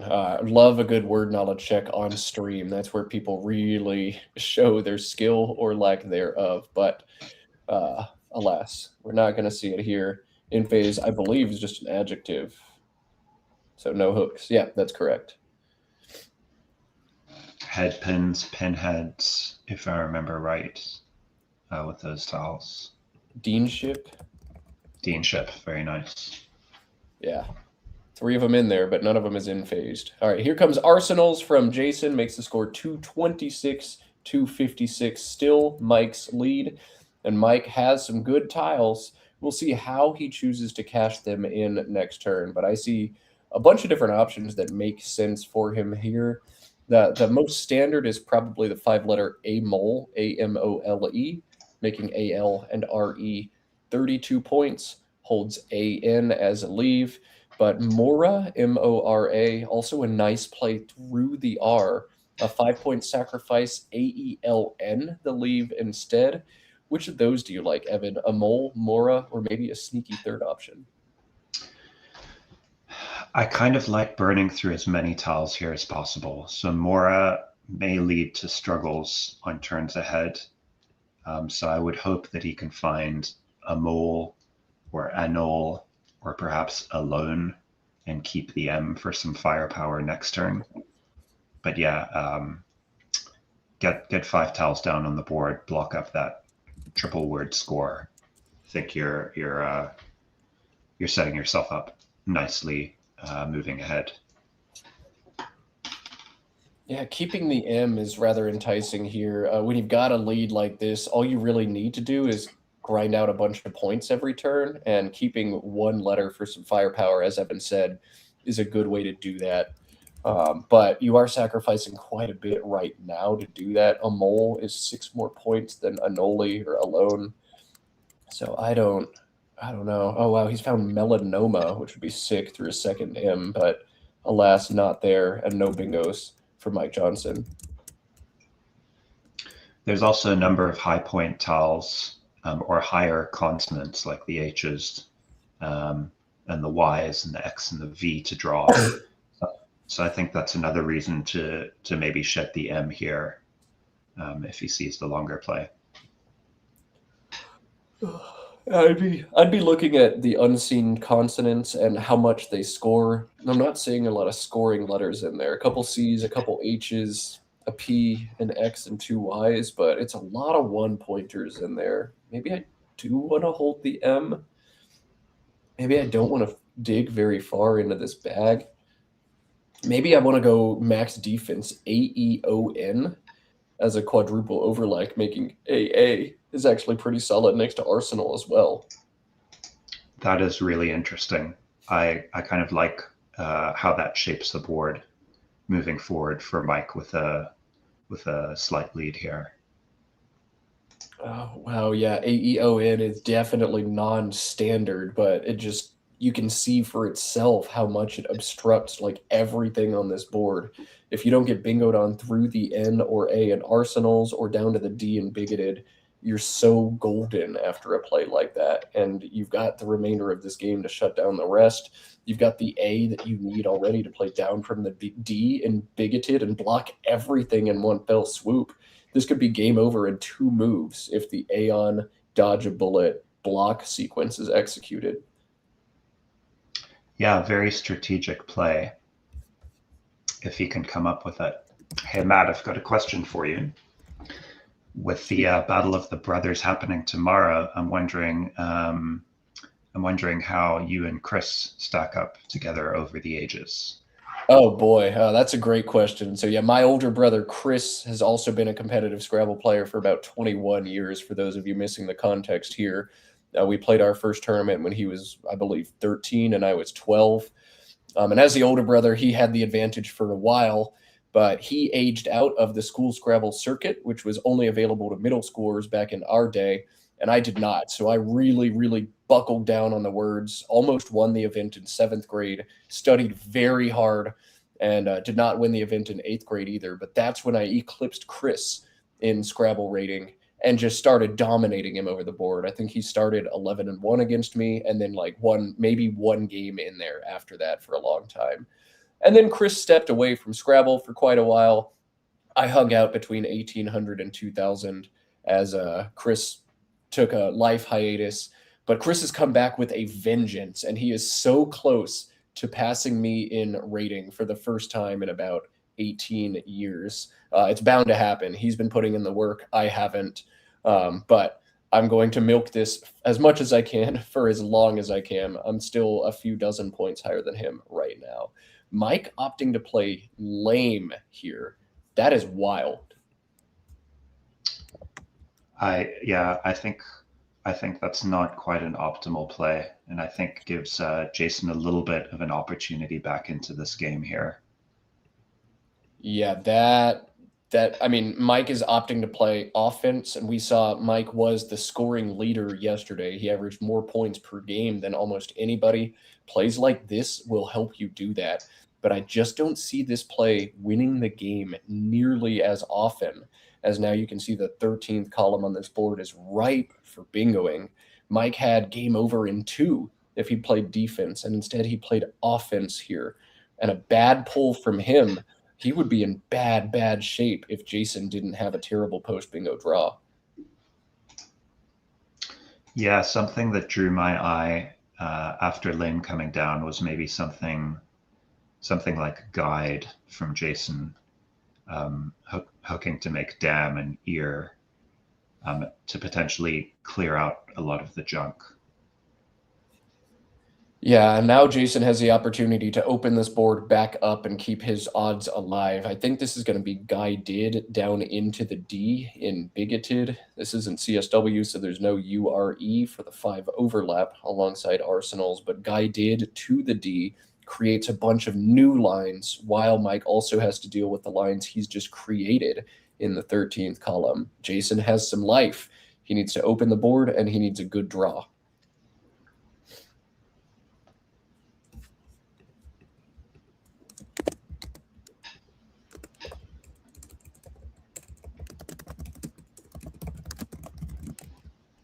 All right, GUV is what we're going to see. Jason's not going to open the board. I guess he says Mike's not going to close, so I'll just keep fishing.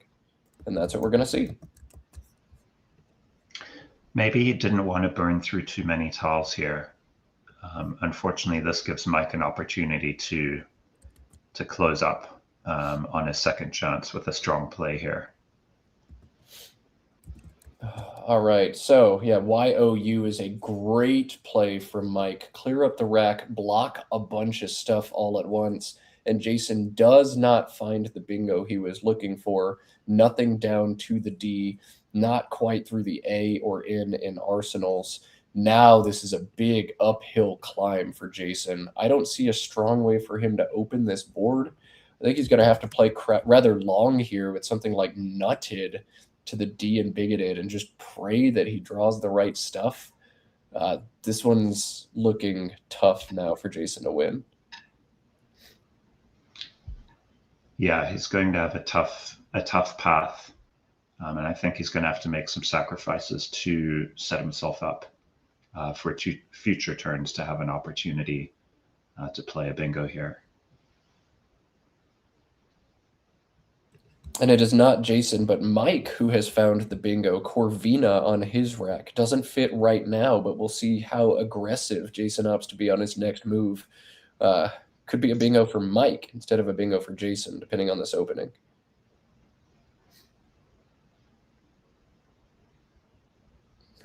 TUTTI. I'd say that's just as strong as any play he could make here to give himself some lanes and open some space on the top. Yeah, this does what you're looking to do if you're Jason. Just get to the top of this board, which has been walled down. Keep the D in play. And now we'll see how Mike opts to respond. You can just score a whole bunch and try to put this game out of reach. It's 252 to 313 as I update those scores. You can try to block the play of co-rival into the L of lame. Blocks a whole lot of stuff all at once. But that plays off 6 tiles, drawing into a rather random bag. If your opponent happens to have a bingo that fits perfectly and you draw bad, you might have taken a game where you're near 100% to win, tried to play defense, and get crushed by the worst case scenario. This is a huge turn for Mike and a hard turn for Mike. Evan, what sticks out to you early on? This is a tough spot, and it could very easily change the game. I'd hate to play something like Vina only because it does give Jason an opportunity right away to potentially play a triple or at least bingo for big points. But on the other hand, I wouldn't want to play something short like Vin, making it on the left, just because that so limits your possibilities for next turn. I think co-rival does look nice to burn through tiles, leave your opponent really one single bingo lane, or 2 maybe with the T and the U, and then also forces the bigoted bingo lane down to the D closed, which has got to be a consideration at this point in the game. Yeah, co-rival blocks the D, which is huge. There's not too much that can hurt you, but bingos down to the D are perhaps your biggest threat, except maybe bingos through the T and 2T. So if you can block both, maybe you should. But maybe Mike can just turn on the jets and run. COVIN, making IT and NU is 32. It does string open a triple, but if you live for just one more turn, you don't get tripled on. That's almost slam dunk game over. So Mike is a strong favorite to win this game no matter what. But pretty much any play he makes, you can see the clear logical, oh, that's the worst thing that could happen to me here. Oh, that's the worst thing that could happen to me here. Jared Capel, our analyst from the first two games, pointing out in chat, maybe just VIN alongside Tutti. But why not just throw on the CO for 14 more points? Or maybe you don't do that. But if you score so small with something like Vin, and Jason does have a bingo that fits great, you're not even winning in this game anymore. This is a really hard turn for Mike. I think Coven's a nice play, scores well. What would give me pause is the couple H's in the bag. And if Jason happens to have them, a triple, something like Parcheesi through it. Sorry, it wouldn't be a triple. But, oh, no, maybe it would be. Something like that would really scare me. Or poachers, for instance, in that spot. So it opens up all sorts of possibilities, which I wouldn't want Jason to have in this spot.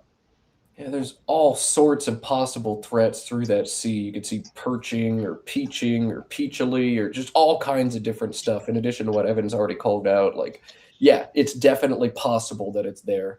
And in a game where I'm in a commanding position, I don't know that it's worth giving Jason the 3 to 5% shot at a triple just to slam the door otherwise. Co-rifle's hard to spot, but dang, that play looks better and better the longer I look at this turn. Would you feel safer with the V hung out there with a play like Vina? Yeah, the V's definitely a lot safer. As you said, the two H's just synergize so well with the C in the fourth spot, and nothing really synergizes well with the V out there. There are quite a few vowels, and that V is going to require some vowels to work with. Stuff like leaviest and heaviest is definitely there. I don't think I would open the triple here. I would just try to block as much as I could instead. Or maybe I would just play Corvina into the A in Arsenals as well, block up that section of the board, and just get this game over with really, really fast. But I think blocking has to be the MO here if I'm in this situation, though we've seen Mike not really opting to block. We'll see if he commits to his own game plan or something else. Yeah, Corvina is also an excellent find. And I wouldn't be disappointed for him to play that here. What is Mike thinking about now? I knew this was going to be a turn that required a lot of time, and you can see he has used a lot of time, but this turn also feels like the game. He's used 5.5 minutes thus far, continuing to tick. Now he's set up Vinca. Where on earth would he play this? Surely not Vinca and AL. He doesn't like it. Now looking at Victor through the T. No, that takes a front E. You cannot play Victor here. Or Vicar through the A in Arsenals, perhaps. Oh, it could be that down there at the bottom, yeah. But I would love to muck up the top of this board, especially with the best blocking tiles in Scrabble, the V and the C, both on my rack right now. Yeah, I mean, even something as simple as vinyl to the L in lame, that does the job of locking up. Perhaps not quite to the same extent, but you leave yourself with some balance for next turn, which I think this play that he's making doesn't quite do to the same extent. All right, so we are going to see VICAR come down for Mike. He'll block the bottom of this board, keep ANO on his rack, drawing into a lot of vowels. I don't know. Ooh, and look at this from Jason. He is setting up his S. Ego takes a front S. If Mike doesn't draw one here, and he doesn't, oh boy, this could be interesting. A great decision from Jason, opening up more opportunity for him on the board, and I don't know how Mike is going to respond to this. AGHINOR, no bingos for Mike on this move. He has kind of the same dilemma he had last turn. He can play Hogan down to the TU of Tutti, 32 points, keep some scoring pressure on, but once again, that would throw a triple line open. And looking at this pool, I see some danger. That H there is not what I'm looking for. But if Jason bingos with Seago after I play Hogan, I've guaranteed myself points in the triple line. Oh boy, this is another really hard turn for Mike. Jason complicated this game exactly how he needed to. Yeah, definitely. He saw Mike struggling, and he's given him a very difficult decision. I wonder if Mike's maybe thinking about playing something cheap to block that S hook with the information that Jason's given him, but it would cost him dearly if he did. I mean, what does he do? Does he play AG and GED? That actually makes a little bit of sense. Or OR and RED? Yeah, he's keeping the ING together. You have to know after Jason makes a play like this super quickly, he's probably got an S, but this was not blocked. Nicety is going to come down. This is Jason's only bingo on the move. He had no sevens with Seago. And all of that, all of a sudden, look at this. We've got a game. It is 345 to 345. Absolute tie. Mike under 4 minutes now to figure out an end game. There's an X lurking, a bunch of dynamic tiles lurking as well. What will Jason pull? What a swing in this one. I'm fascinated. Definitely. If I'm Jason here, I really want the X, and I want to be able to score with it, and put maximum pressure on Mike, who's now got about half as much time, and will be forced into some pretty difficult decisions. And we'll see. An E is also going to be huge on the draw for Jason, and he has found one. An E to play down into the D of bigoted is quite nice here. Something like XED or AXED in that spot would be huge. So we'll see. Very much anybody's game as Mike runs further and further into time trouble here. I think the strongest sheer equity perspective play for Mike is Gersh, but he's not seeing it. He's going to keep 2 R's on his rack and play Nash instead. This is an error induced by time, I believe. Nash does not look very strong for Mike. And Jason, well, it doesn't get the R he needed for aleatory, but I have no idea who's going to win this game. It's definitely hanging in the balance. I think Mike in that spot just thought, I have to make a play and quick. And Nash might have been the first reasonable one that he saw. All right, so Nash is what Mike has committed. Mike is ahead by 27. That's just what he got on the play. Mike doing a quick recount as players seem to have miscounted Vicar. Clocks are stopped for a minute, but Jason's going to be back on turn. 6 minutes and 37 seconds left for him. Sub 3 minutes for Mike. Jason's probably thinking about pacing here. If he hasn't yet counted the tiles in the bag, I suspect he's going to do that soon. 8 tiles in the bag. Jason would prefer to play a little bit long here, maybe 5 tiles if he could.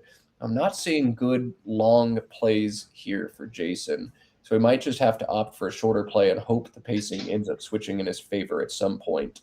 Maybe DAY from the D and bigoted as fast as possible is the right line from Jason. Make things complicated and time rush Mike, or maybe Jason needs to spend a lot of time here hoping he can execute the right sequence. Evan, would you go fast or slow here? That's my first question.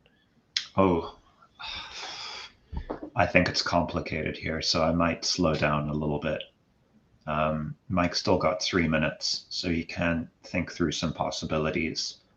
But I think if you're Jason, being that you're down 27 and you've got some intermediate tiles that need some thinking through, I would take a minute or two here and consider a few possibilities for myself, and what I might draw.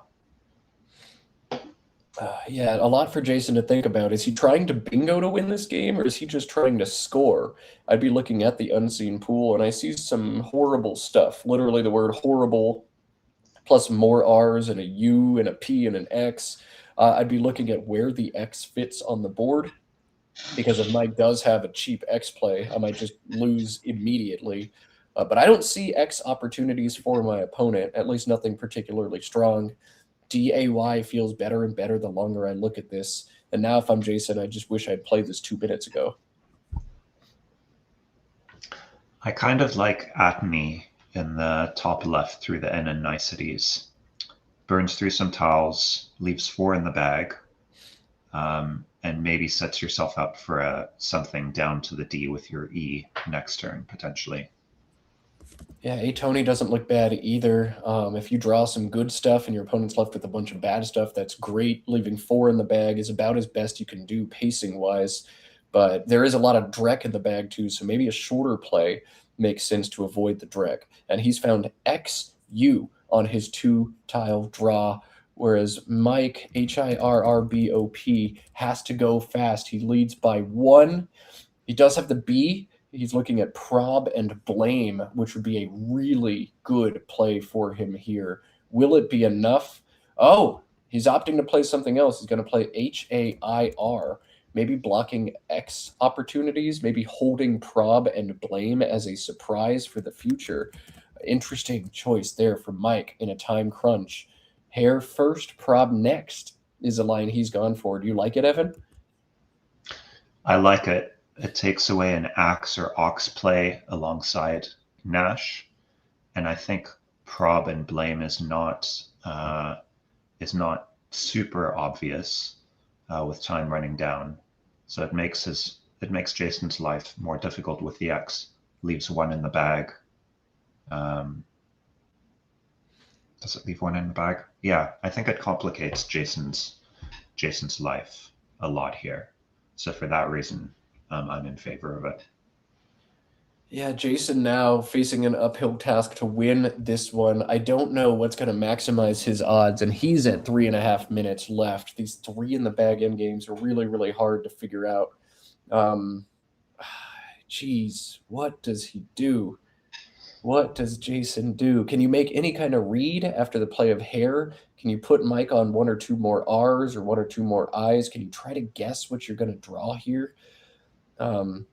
I'd look first to score pretty well. OXEN plays down to the N and niceties, scores 33, but it empties the bag, puts me up just a smidge. And really all Mike has to do after that is go out in 2 in almost any sequence, and he's going to win the game. So I think if I'm Jason, I don't want to empty the bag here if I can help it. Maybe you just play Zax for 19 and leave 2 in the bag, complicate this as much as possible, and hope Mike makes a mistake. I don't know. I don't know what to do. What do you think, Evan? I mean, he could take a few tacks here. He could play the X for points down to the N, top left. He could throw down that X, as he said, Zax. Not the worst play. And maybe he can draw an R for out glare through the G, which in time trouble Mike just may not see. He might just make his best play. So it's interesting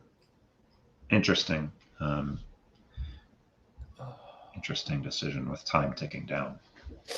Yeah, ROUX down from the R in Hair is 27, holds quite well, AELT. But again, I think as long as Mike can put together any out in 2 sequence, Mike is probably going to win the game. And there's enough opportunity on this board in different ways that an out in 2 is quite likely, unless Jason happens to draw at least 2 of those 3 unseen, or 2 of the 4 unseen vowels. At least 3 of the 4 unseen vowels. Yeah, I don't know. ROUX just feels like it's going to lose if you're Jason. Maybe you do fish for out Claire here. And by leaving 3 in the bag, Mike's ensured that if Jason wants to score with the X, something like Axon, Exon, or even Hoax, that he does empty. So for that reason, I think Hair is looking even better as time goes on. Yeah, Hair is looking to be a great play for Mike. The longer we look at it and the stronger his position starts to feel. All right, so here comes Jason. He is going to play Exon, not Axon, probably because he sees some sort of stack or line that he can threaten. But EXON. Quackle saying that OXEN wins this game for Jason about 40% of the time. This, not so much, but Quackle can't really handle these situations super well. AELLRTU is going to be the final rack here for Jason. Could only bingo through an I. And this looks like Mike's game to lose now. He's got multiple winning sequences.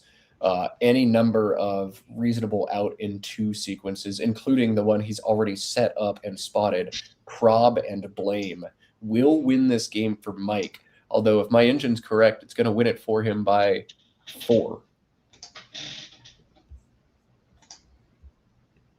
Yeah, I would want to protect against a stack that Jason might have that Exxon's just created. So something like TP does that, keeps a flexible leave to go out on the following turn and multiple spots to do so.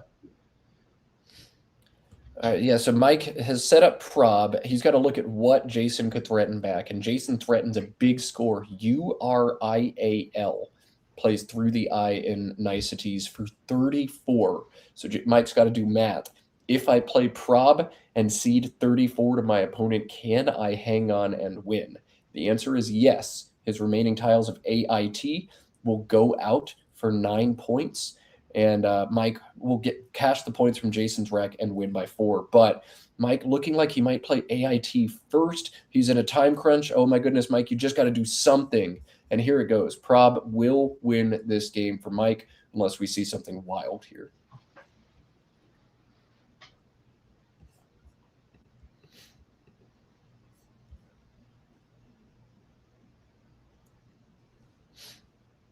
Yeah, there's really nothing like time pressure to really get your heart racing and induce mistakes in the end game. This is exactly why we play the game, because these moments are so fun over the board. You really feel that adrenaline pumping. You feel your brain going 1,000 miles an hour. You feel your heart pounding in your chest. And if you don't feel that way in these tight, low on time end games, maybe Scrabble's not the right place for you. I mean, feels a little bit like chess boxing in these spots, doesn't it? Yeah, and you don't even need the boxing to get your heart rate up. Jason down on 0 seconds now. Jason has gone overtime. The game is already Mike's, but this all but seals the deal. Wow, Mike was in time trouble early on in this one, but it's actually Jason who has been pushed over on his clock now. I need to give Mike the points for Prob. Apologize, I haven't done that. Mike leads by 23 and now 33 as Jason's hit a time penalty.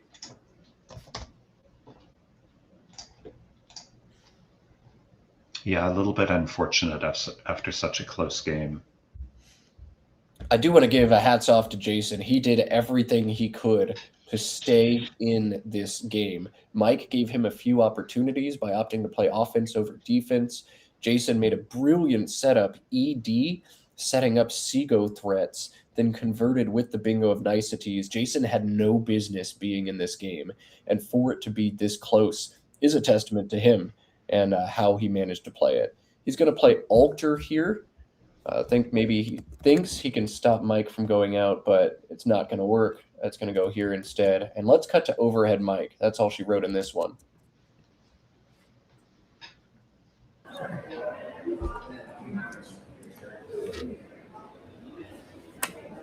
You said 18? Yeah.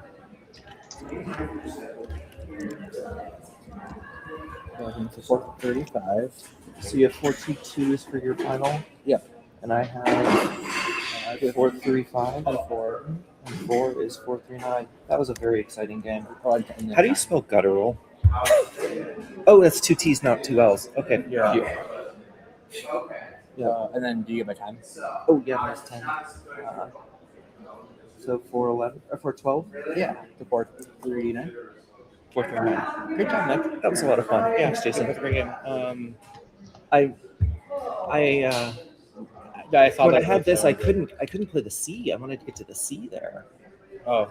Because I think that's also good in TW. Well, it's 100% in Collins, but I think it's good in TW. I was wondering about it. I think. I don't want to say it. And you're wrong. Like, I think No, it's not good. It's not good. Good, I didn't play it. But I wanted to put Axone or Axon here, but I was worried. But if I put the A there, I give you a BI spot. I mean, if you have something like this, obviously, I'm just gonna lose. Yeah, I mean, this was enough to keep ahead. It was, as long as you didn't bingo, I felt like I was gonna. Yeah. But I was the thing I actually feared was you playing LEX, because then you have outglare. There was actually a lot of oh no, there's two. For you, There's two, yeah, if you played LEX, you would have had outglare. Where would I play LEX? Where would I play LEX? Oh, LEX, I don't know. I don't know. Maybe. I mean, I don't necessarily need a bingo. I just need to. Yeah, or even just like EX here is. Oh, except for that kills the You lane. played hair already. Oh yeah. I think I needed. No, yeah. Yeah. I mean, I could have tried to fish for something, but I don't. I think I need to try. I mean, I do the wrong letters probably, but like, yeah. I don't know. It was complicated, and I didn't have a lot of time to figure it out. I don't want to postmortem it too much, but like I could have done something like try to set up the X kind of a thing, force the block. I thought about Rue here for a little bit. Yeah, I mean the problem with a play like that is it just doesn't score a lot, and if I don't draw vowels, then I get in trouble.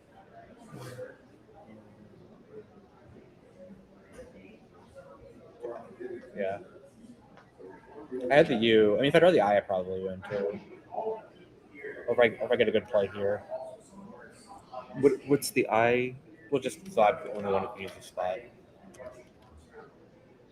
Oh no, because you're only before this. After I played prop, you're down 20. Yeah, maybe you can. Yeah, with an I, maybe.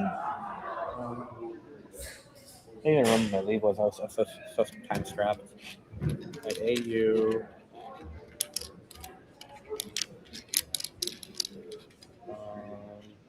And yeah, I don't know what the last two tiles were.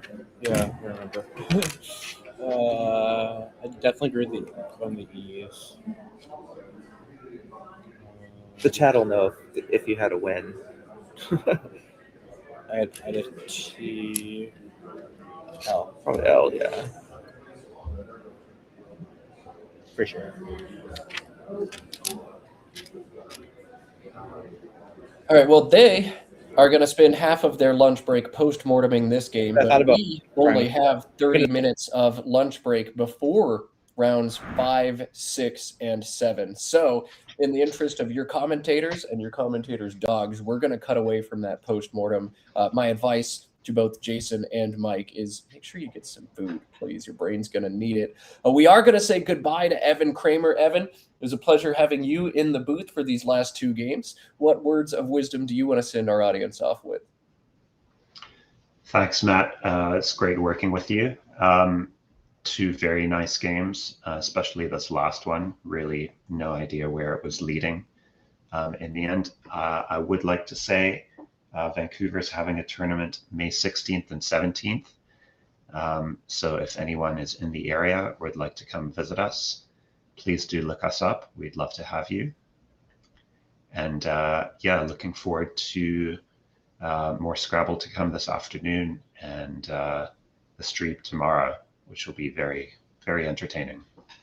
Boy, that weekend in May, the third weekend in May, looking to be huge up in Canada. We've got both a Vancouver area tournament as well as the Montreal Scrabble Classic. So are you East Coast? Are you West Coast? You really have no excuse not to go up to Canada and play some Scrabble. Play with Evan in Vancouver, play with the Let's Play Scrabble team over in Montreal. Oh boy, oh boy. I think that's the first weekend in Canada where you can actually go outside to. Mid-May is about where it's finally the end of winter, right, Evan? Yes, feels like it. All right. Well, with that, we're going to set Evan free. I'm going to try to get my dogs to touch some grass. We'll be back in 29 short minutes, switching over to the CSW field. We'll let our second Canadian co-host, Evan, go and replace him by a third Canadian in Robin Pollock Daniel. It'll be Matt Canick and Robin in the CSW division for rounds 5, 6, and 7 this afternoon. Quick homework for y'all before you touch your grass. Click that thumbs up button under the video, please, and thank you. Drive us up the algorithm for the afternoon play, especially if you're on Team Dog. If you're on Team Cat, I'll still allow you to click the thumbs up button, but Come on. Come on. Look at these dogs. Evan, sorry we couldn't see your cat, but we'll just have to get you back in the booth so your cat can make a debut. Can you let us know your cat's name, please? We have Bubba and Pumpkin. Bubba and Pumpkin. All right, well, 2 cats for Evan to share with us next time we get him on stream. Thanks to all of you for watching. Thanks to you, Evan, for commentating. Especially thanks to Josh Greenway and Peter Schwartzman for putting this tournament together and running the stream.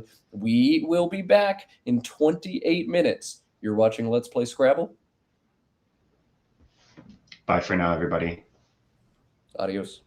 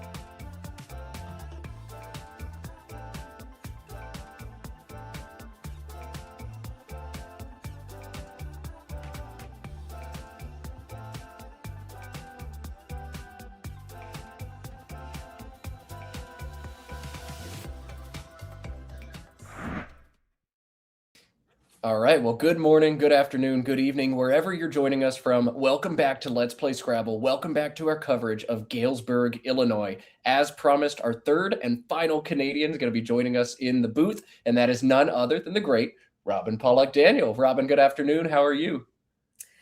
I'm doing better than you. I am not ailing. My nose is clear, so at least we have one person without a red nose. I think I'm going to start calling you Rudolph.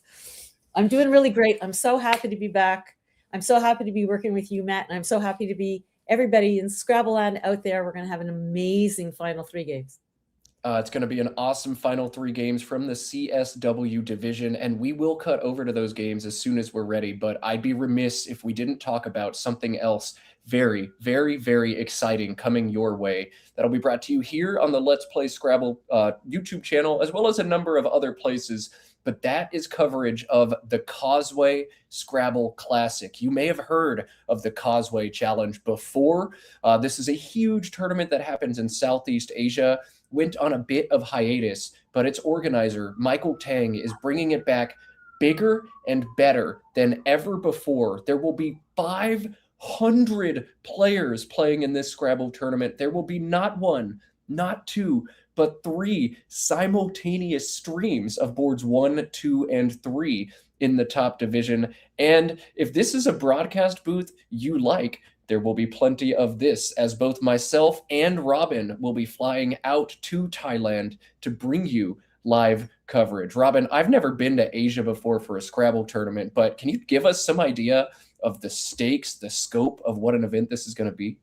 Well, I have been to Asia for a Scrabble tournament. I've been to the World Championships in Malaysia many, many young children ago. I remember abandoning my poor boys, but I had to go because it was Malaysia. It is utterly outstanding. First of all, what Michael Tang is doing, getting 500 people out there, is just mind-blowing. He filled it up practically in no time, which tells you, and all the top players in the world in no time signed up for it. To have 3 simultaneous, look, I'm getting goosebumps. To have 3 simultaneous broadcasts. I mean, I feel bad for everybody because we're only bilaterally symmetrical, right, doctor? We don't have 6 eyes, which is what we're going to need. So I don't know how you're going to, maybe you can, I don't know, is it legal to tape your screen? You know, on one iPad, you can tape a screen and watch it. It'll be available for watching later, probably, I'm pretty sure. But just the level of Scrabble is going to be, and I know I feel like I'm talking in a hyperbole, but the level of Scrabble is going to be so outstanding. It's going, and 10 games a day, folks. So it doesn't matter what time zone you're in, you're going to find a slot during the day when you're available. So it's going to be extremely hot. I'm never leaving the hotel because I'm known for, we're both, listen, I don't know what's going on with your hair, sweetheart, today, but like, we're known for the volume queens, right? And Absolutely. Right. So I'm never leaving the hotel room without the air conditioning. I don't know about you, but it's going to be utterly fantastic. And if you couldn't manage to get there, you at least have the fantastic opportunity to watch it from home. So excited, so exciting. Can't wait to see you all there. It's going to be so awesome. 10 games of high-level Scrabble a day for 4 days, 3 streams. It's going to be Scrabble's equivalent of March Madness. Oh, this one's getting a little out of hand. I'll just change the channel and watch another one that's a little bit closer.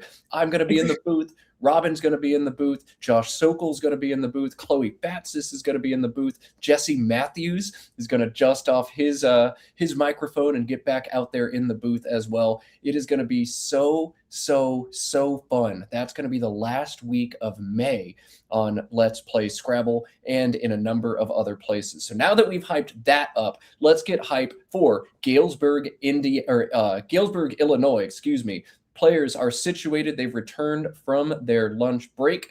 So let's see who we've got and what kind of action we've got underway. It is going to be a fun one. A player I know extremely well will be playing first, and that's former Austin Scrabble Club director Jeff Teveno.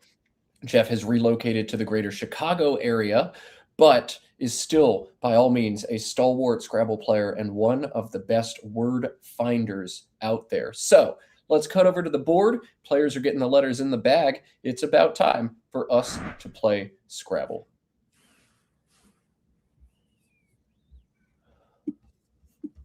Oh, I haven't seen Jeff in a while. He's looking fabulous. Thomas always as sleek as ever. Sometimes we have to differentiate between the two twins, but this is definitely Thomas on the right. He is going first. Thomas, yeah, and his twin brother Charles, both popular on the stream. Charles does a lot of commentary. Thomas a little quieter, but he plays a fierce Scrabble, as does Jeff. We are underway here. Two word machines, two guys who both love music. Thomas and Charles always representing death metal, and Jeff loves music of all sorts. He's even got his own solo project that he puts music out for frequently. That project called Trembles of Fortune. Give him a look up on YouTube. I always play his music in April. It's perfect. The sun is coming back outside. I'm going back outside. Kind of 70s Steely Dan vibe music. Strong recommend. Trembles of Fortune and Jeff Teveno. CGELOSQ, the opening rack for Jeff. Robin, are you playing or exchanging here? Well, it's really unfortunate that they can't do a mix and match of their racks, but he's going to go with the clog. I like that. I'm not passing. I'm definitely not giving up that opportunity to go first. And Thomas would have played curvy, and that would have really sucked, especially if he would have just given up the cue.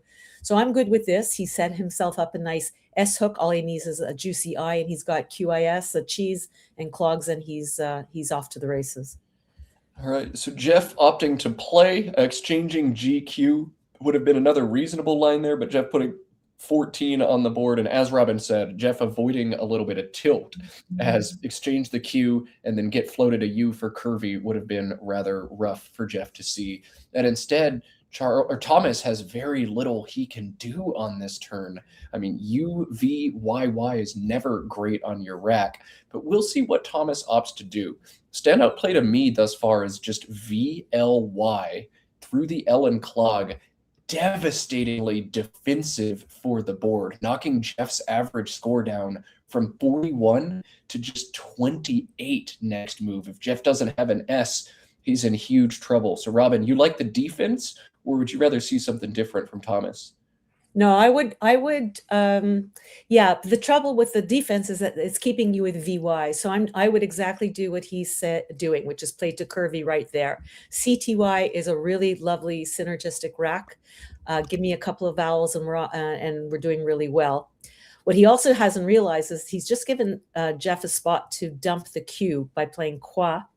And if he plays aqua, he's now going to give Thomas back an opportunity to stick the Y above the A in the first A in aqua and come back with something like city, for example, or we can look on his rack and see what he can play. So he did do it on purpose. I definitely would have played curvy though. Get rid of that UV combination, but you know, that's a prejudice of mine. I have a difficulty with the V, and the VU is absolutely the worst. So I completely agree with curvy. Are you okay with curvy? I would have played Fly, but you know, we play very different Scrabble. I love the closed boards, you like the open ones, and it's kind of a stylistic decision. Now, Jeff got the U he needed for Qua, as Robin mentioned, but Jeff has missed a 58-point play here. The very tough to spot Yakonas from the Y, Yaquonas. Oof, this one could hurt Jeff, but if he bingos, he's in great shape anyway. It's kind of a little surprising that he missed it. That's definitely over the word pond, over the pond word, as we say. It's not available in the other Scrabble, the North American Scrabble, and it's something that he would know very quickly. But you know, he saved a balance rack. He saved an A to hook the qua. So maybe could have taken a few more seconds, but I can understand why he might have played this. Yeah, no, I mean, if you've got the Q and you see the U, that's immediately where your I is going to go. And Jeff, I love that he played Qua, setting up Aqua instead of opening up the board. But, ooh, Yakonas, he'll kick himself after this. And look at this from Charles. What a lovely play, Robin. So fast, so quickly. It's coming up first in the sim, and he came up with it very, very quickly.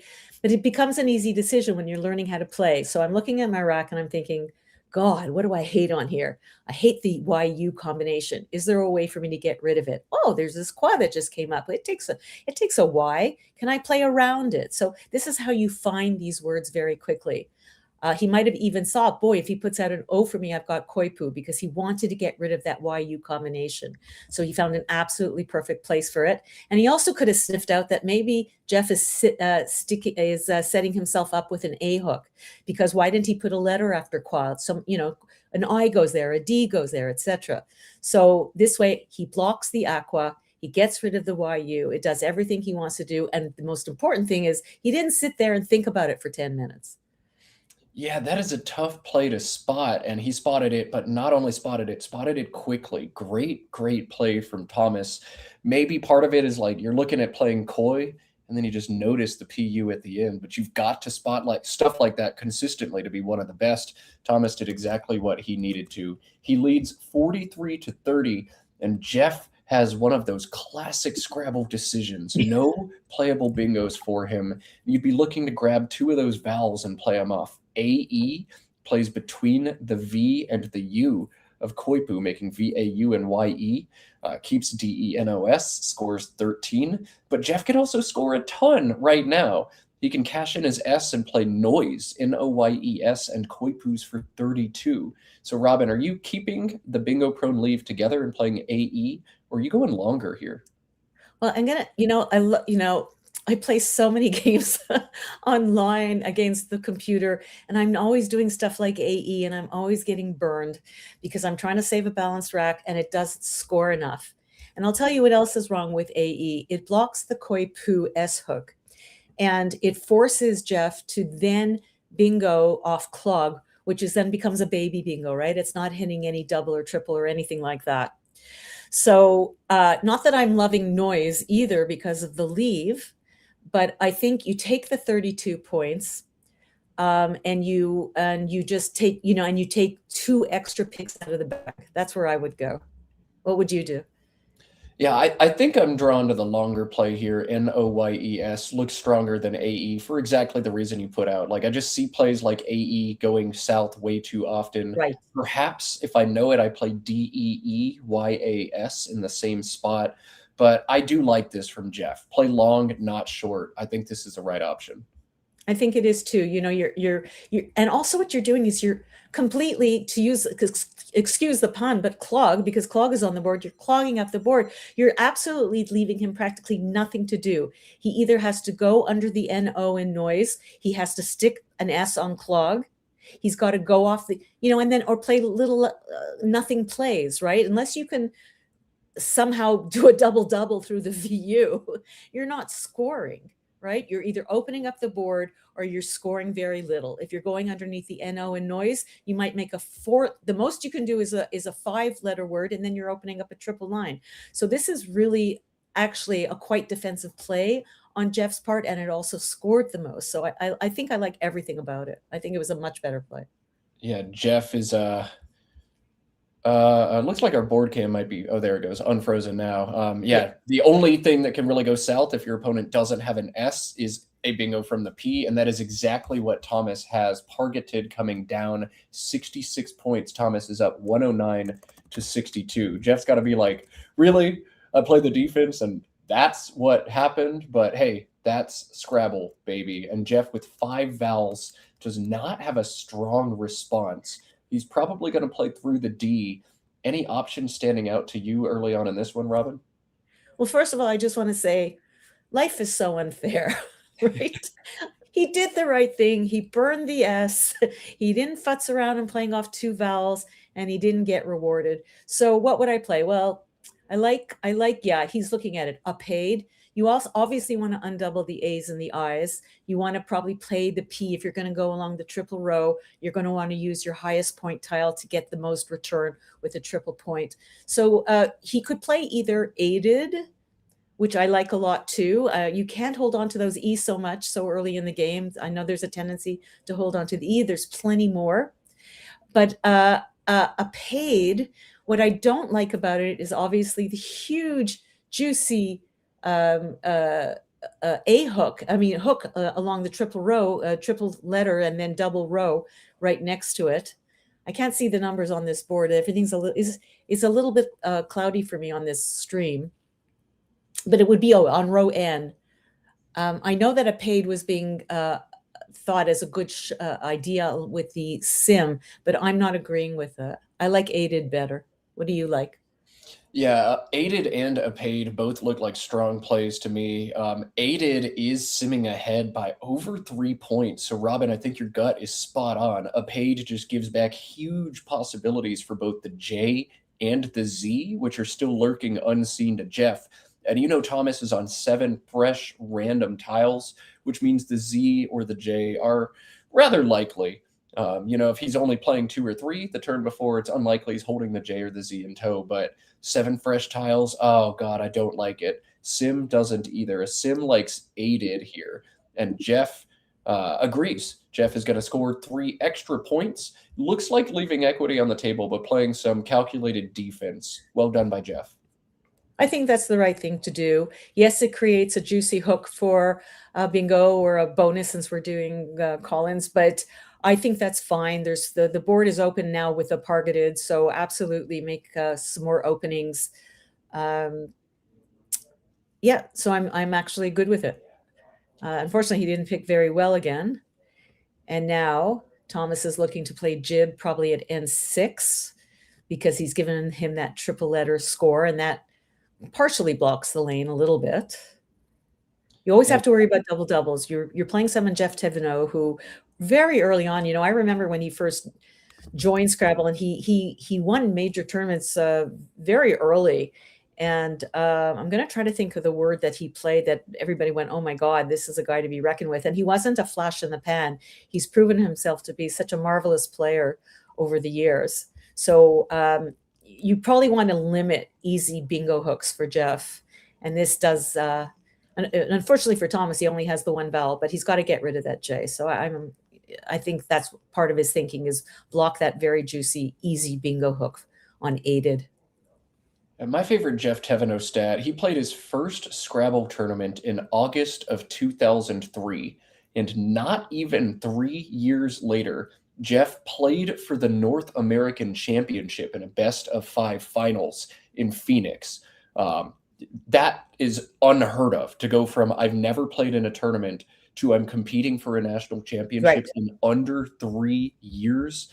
Absolute beast mode. And I have seen Jeff hammer out 11s, 12s, 13s. He's competed in spelling bees in the greater Austin area.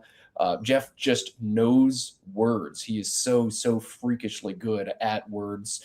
And yeah, to your point, Robin, if I see a double line against Jeff, that's scary, because if he draws one, he will see it, he will spot it, he will crush it. Jeff does not have one on this rack, though. AIIOPVW.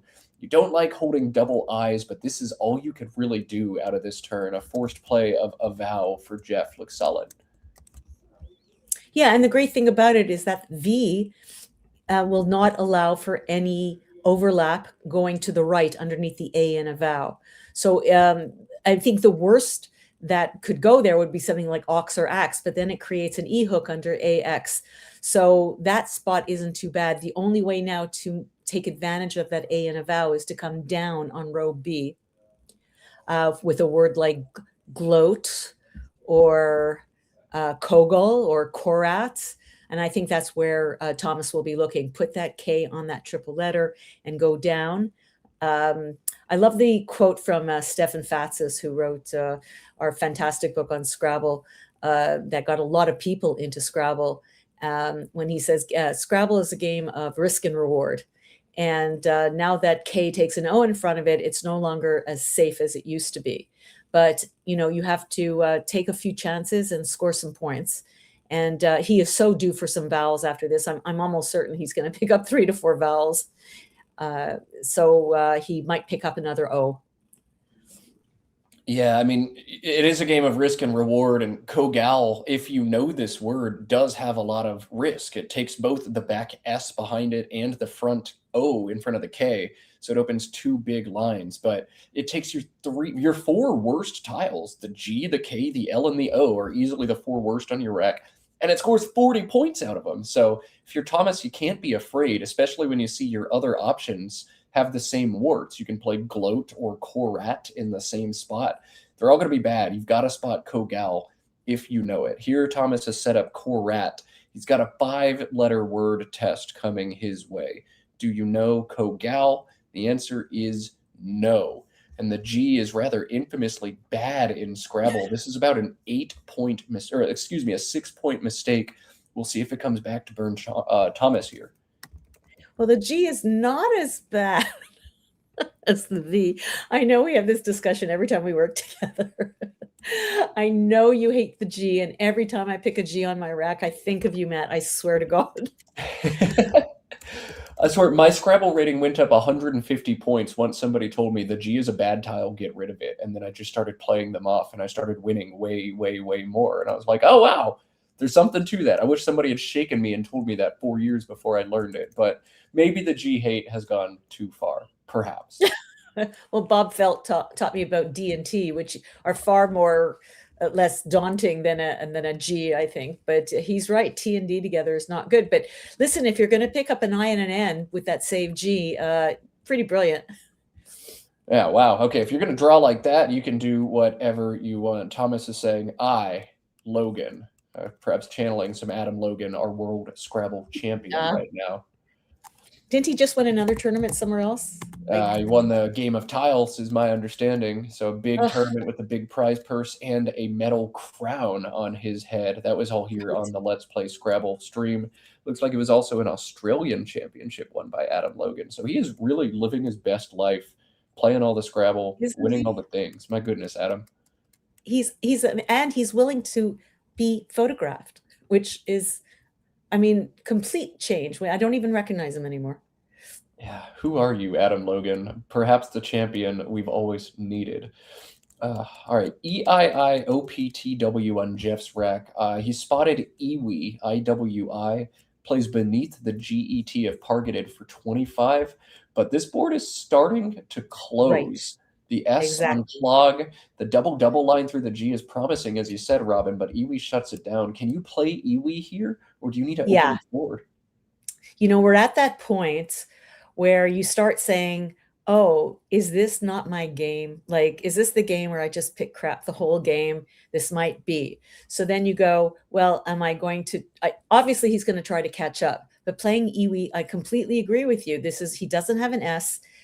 He gets rid of the I that goes in front of the K, but is probably going to score the most and get rid of everything. And also maybe he's thinking, you know what, Thomas is picking everything. I'm going to block his double.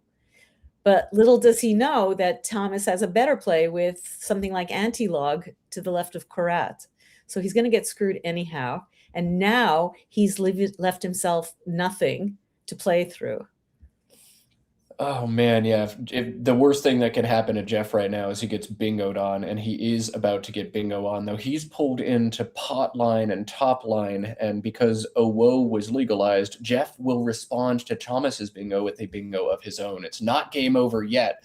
Thomas, though, on turn, Robin already pointed out his top bingo. Anti-log plays with OK and GO for 80. Should he not find this, the best he can score is just 71. So can Thomas spot his highest scoring bingo here? That's the next. Well, here's the interesting thing, though. If he plays anti-log, he'll create OK, and then Jeff has found top line, pot line, etc. will go off the OK to make oak. So maybe it might be good if he can't find it. What else does he have? Have you seen? Does he have anything else Yeah, top line plays at the bottom of this board, either with OWT or OWO, that new word they just added. So Jeff's going to bingo no matter what. Okay, so so it's more dangerous though for Jeff to have to play off the OW, because then he's going to expose that triple row below it. So is there anything for Thomas to play besides anti-log? Let's see.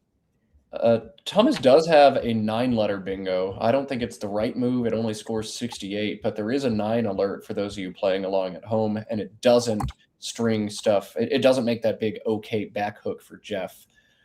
Thomas has found anti-log, and honestly, at this point, I'm not sure why he's not pulling the trigger, because once you realize there's not a Korat's bingo, this has to be it. Here it comes from Thomas. Is that Korat the same thing that they use for Jeopardy scoring and all that? Is that the Korat?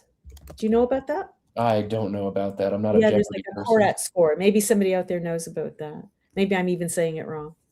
It's defined as a rare blue-gray breed of cat. And now I'm curious. I want to see what a blue-gray cat looks like. But alas, Oh, they're gorgeous. Anti-Log comes down. Korat does take that back. S-hook. Jeff has a decision to make. He's got plenty of bingos now. Top line plays at the bottom of this board, making not and oh whoa. That's 76. He can also score 70 if he bingos from the A and anti-log with anti-pole. Both of those open a whole lot of the board up in a game where Jeff is down. Robin, what do you like? Top line, No. bottom, We anti-pole? play top line. We do not play anti-pole. It gives way. It scores 6 points less. It gives back way too much, whether down to the triple from the H row, or off of that E, or off of the I in anti-pole. It gives an X spot under the O in anti-pole.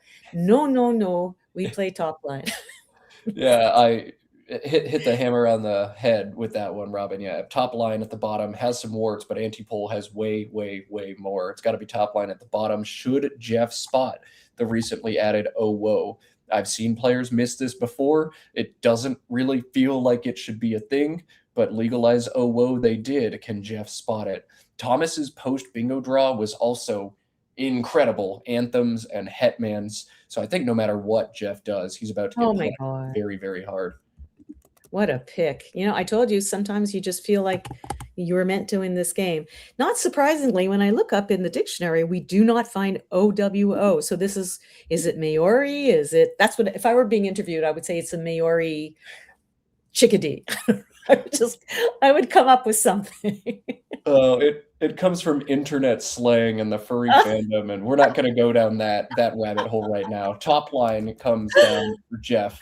It means the same thing as UWU, ooh. Top line for 76 means Thomas is going to bingo back for 102. Wow. It's what it's like playing the computer online. You finally catch up, you're within breathing room, and then bam. Now, Yeah. Right now he's only seeing Hetmans, which I'm not sure where he's. Oh, I guess he put it at J2, which, that would be silly. No, there we go. Yeah, Hetmans and clogs would be 80, but anthems, as he's found now, will be 102.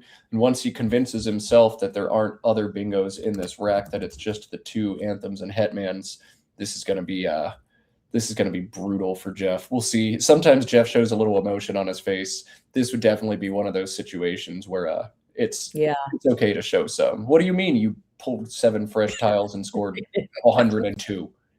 So unfair. Only except when it's you who's doing it. Then it's right. Then it's fine. Overdue. Yep. There goes Jeff, just shrug and a smile. What can you do? He's got to know that's all. There we go. One. You called it. I love it. Yeah.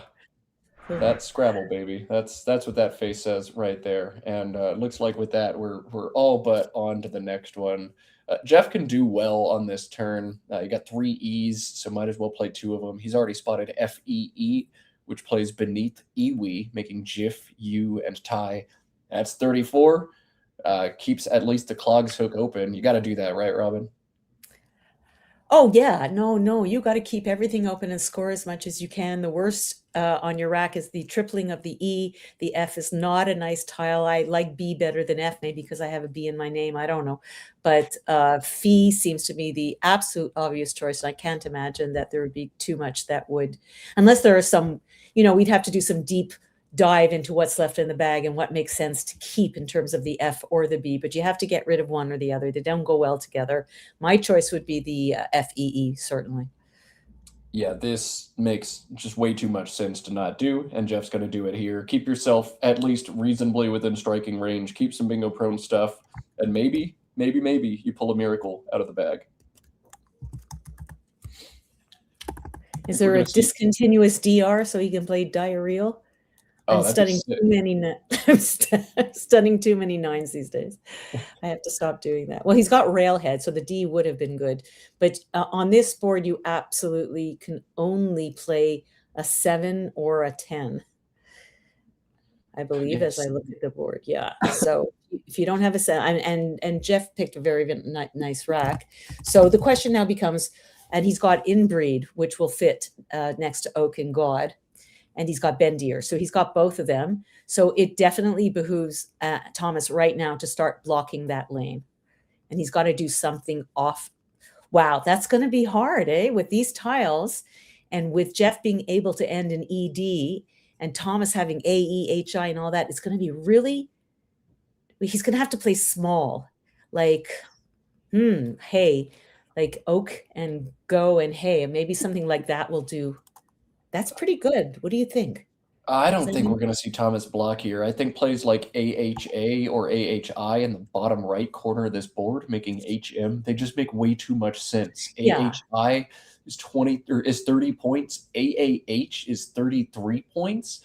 So I think, you know, unless there's a reason not to make those plays, maybe just don't block one more turn. Keep the scoring pressure on. I'd be shocked if we see Thomas block Jeff's bingos. And for what it's worth, he won't. Read actually Exactly. fit 4 overlaps. So it wouldn't block anyway. Just saw that. Yeah.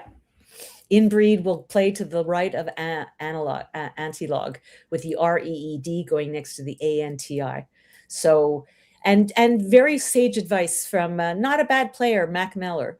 If you watch his commentary with Will Anderson on Will's channel, you say you're ahead. Yes, you can block, but you know what? If you just keep scoring and scoring well, not just 18, 17, no, but here he's getting 33 points. It's going to be very, very difficult, even with multiple bingos, for the person behind you to catch up. So that's the philosophy that Thomas is taking right now. Yeah, it's just too hard to block everything. It is too hard to block everything. And if you try and you get punched in the face, that's a recipe for disaster. So Jeff, he's missed the start. Why is he playing so quickly? We're going to have a talk. How many points is he giving up? 8 points. Yeah. Oof. 8 points, but also a lot of positioning on the board. You'd like to string stuff a little bit higher out in space if you can. Missed opportunity. Yeah, this one's probably Thomas's anyway, but we see there's still a lurking blank. Jeff is about to draw 7 fresh tiles. There's a Z and an X that could do some damage. This one's not done yet. Jeff, I think that was just a little too fast. So for people out there who are not quite sure what Matt meant by you want to put it up higher, the reason why you want to do that is because you're behind. So you want to create volatility. You want to score and at the same time create volatility. Think of it as a game of pool, right? Not only do you want to get the ball into the pocket, but you also want to make sure that your white ball afterwards lands in a place that allows you to score right away. So in this case, he would score not only 8 points more, but he would open the board more. He has now not opened the board at all. It's going to take one step now. What happens if he picked a blank, a bingo right out of the bag? He really has almost nowhere to play it except off the clog. If he plays Inbreed, now he's opened up an I and an N and a B to play through. So that's what Matt meant by that comment, which was very salient. I love that pool metaphor. I think I'm stealing that one and putting it in my arsenal indefinitely. Yes, I love that. Love that. You want to set yourself up not just this turn, not just sink the ball in the pocket, but set yourself up next turn as well. Jeff didn't do that, but he did draw both of the remaining S's. So the clog spot is effectively his unless Thomas makes a sacrifice to block it. We might actually see that on this turn, though. Because Thomas doesn't have strong options on this turn, a play of CUIF looks okay for him. The one wart on CUIF is if that X is on Jeff's rack, it's possible that I get smacked with XI, but if you look closer at the unseen pool, there are no eyes. That can't happen. So Thomas can play CUIF and feel pretty safe about it here. Yeah, you look at on the rack and if you want to quote me again, here's another one. Scrabble's like a 3-part, symphony. There's a beginning, a middle, and an end, right? And now we're in the end game, and you have a decision. When you're in the earlier parts of the game, you're looking to balance your rack to not only score, but to make sure that maybe I can bingo on the next turn. Now that you're ahead, and he's ahead quite by only not a bingo, right? Like just a bingo. So he can be caught. Do you want to balance your rack, in which case getting rid of the U, I, and F in a play like Quiff or a play like Fuji, leaving the very nice EILR? Do you want to do that? or do you want to minimize your opponent's opportunities to bingo? So my feeling is that you want to minimize your bingo's your opponent's possibilities of bingoing, or leaving them with a minor bingo, a baby bingo, which would be one off of clog. But Jeff is only 67 points behind, if I did the math right, or 67, 67. So he's got it. I don't know. Quiff will. I know it's coming up in the sim, Quiff, but it sets up a bigger bingo, right? Because he could hit a big tile at L1 and then come down and score a lot, like 95 points. So I'm not liking Quiff. Are you liking Quiff? Do you think it's right? Chat pointing this one out. I was looking at other options that do the same thing, but a little more effectively. I saw Curie, but that strings an E in a dangerous spot. Chat pointing out the 5-letter Curli, curly, which is Collins only. That looks awesome. It avoids those nightmare scenarios you were just talking about, Robin, where the Z or the X could come down in a 7-letter bingo and crush you. That seems really nice. Curli here for Thomas. I like it too. Can we do a multiply? This might be a good time to ask championship player. We could ask about that too. Yeah, I can't imagine this one's not just a slam dunk best play. I really great, and it forces him to bingo then through the L or through the I, and he can get a double word score this way. But yeah, see, I don't. And then the X, yeah, there's no X side, exactly as you pointed out, but it is setting with 2 S's and a blank unseen. I think he's going for leave on a board that he doesn't have an S on. And where is he going to put that beautiful bingo if he finds it, right? It's going to have to be to the right of inbreed or through the AINN TB. It's doable. Well, you can play whatever you want if you're going to reach in the bag and draw that. You can play Korat instead of Kogal as long as you draw anti-log, and then you can play QF instead of Curli if you're just going to go in and draw the other stuff. So that's what happens here. Jeff is forced to play XIS here. You do want to put this S on the end because you want to open up Axis, but he's going to get smacked. Yeah. Yeah. Red Tail. Does he have a double-double? I'm looking. I don't think so. No. Red Tail, I think, is the only one that fits. Dilator Trial would also Trial fit. will fit. Yeah, yeah. Do whatever you want, Thomas. Oh, they'll all fit. What am I talking about? Yeah, that Trail is the only one that doesn't. Yeah, yeah, yeah. But it was the absolute right thing to do. Yes, he didn't have the A on his rack. Yes, he didn't. Oh, he picked up a monster of a rack. He did. Yes, he doesn't have the A. Yes, he doesn't have the blank. But when you're behind, it's getting to the end of the game. You've got to do some volatile stuff like this. He needed to get rid of the X. He needed to undouble. I mean, you don't need to undouble an S, but you know what? Don't hold on to it. And if you can get rid of it and score some points, I think what he did was absolutely fine, especially since he did hold on to that other S. He's going to be able to play mentors if Thomas does not block the spot. But unfortunately, he is going to block the spot. Yeah, I just can't see a universe where Thomas somehow misses the Axis front hook. This one seems all but game over. But to your point, Robin, imagine we go back in time just one turn, and instead of Jeff having the X on his rack, he had Monster right away. And Mentors and QFs came down, Quaffs come down for 90 points. All of a sudden, Thomas is in bad shape. Thomas didn't have that blank, so Jeff could play a natural bingo and then draw the blank out of the bag. Like, you can see how it could go wrong for Thomas. So CUIF worked for him here, but I love that suggestion from Evil Budgie in the chat. CURLI looked like the best play in that situation. Yeah, we didn't have time to do a sim, but we can do it later. It'll be very interesting to see. So let's do another Jeff Cam as Thomas puts down his bingo. Just, I'm not. There's no Schadenfreude here. It's more just to, like, you know, I really feel for him because he might be thinking he's sitting like, wow, I didn't have the good tiles and I didn't have, you know, I didn't get the good picks and I didn't get a bingo after another bingo, and oh my God, I'm within striking distance. And what if he has, you know, Z here in Canada, UTTNMO, you know, like, what if he's got real crap and there's nothing that he can do to block it? I might just win this game, you know? And he's going to get crushed, and it's sad. It's so hard. This is such a hard game. It is, you know, the emotional swings, the ups and downs. Even when Jeff looked dead a few positions ago, it's like, wait, you're saying maybe there's a chance? And no, he's about to get dunked on very, very hard. But hats off to Jeff for even staying in this one. It looked like it was going to be an absolute runaway for a while. And you can see it on Jeff's face. Oh, yep, there's the second blank. Oh, yep, He's taking there's it your well. fourth bingo of the game, excuse me. And he's looking quickly. Can I stick the T to make taxis and stick my bingo on there? But it's not going to happen. Yeah, he's even got the M for Maxis too, and like, no, just nothing's actually going to fit in that spot. That's all she wrote in this one. The bingo puts Thomas up 482 to 361. Selfishly, I was hoping that we would see something different here. In rounds 1, 2, 3, and 4, we saw the losers score in the 100s, 200s, 300s, and then 400s. Yes, we had a losing score in the 100s, 167 points in round 1. So I was hoping we'd see a losing score in the 500-point range in this game. Alas, did not happen. We'll see if we can get it later on today. How do you feel? Has that happened to you? And how did you feel about it when it did?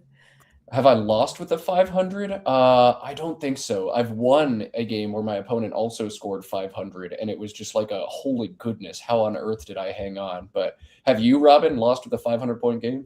I think I have, and it's just like it's just you grow up a lot in those games, you know. Yeah. You just learn that the world doesn't orbit around you.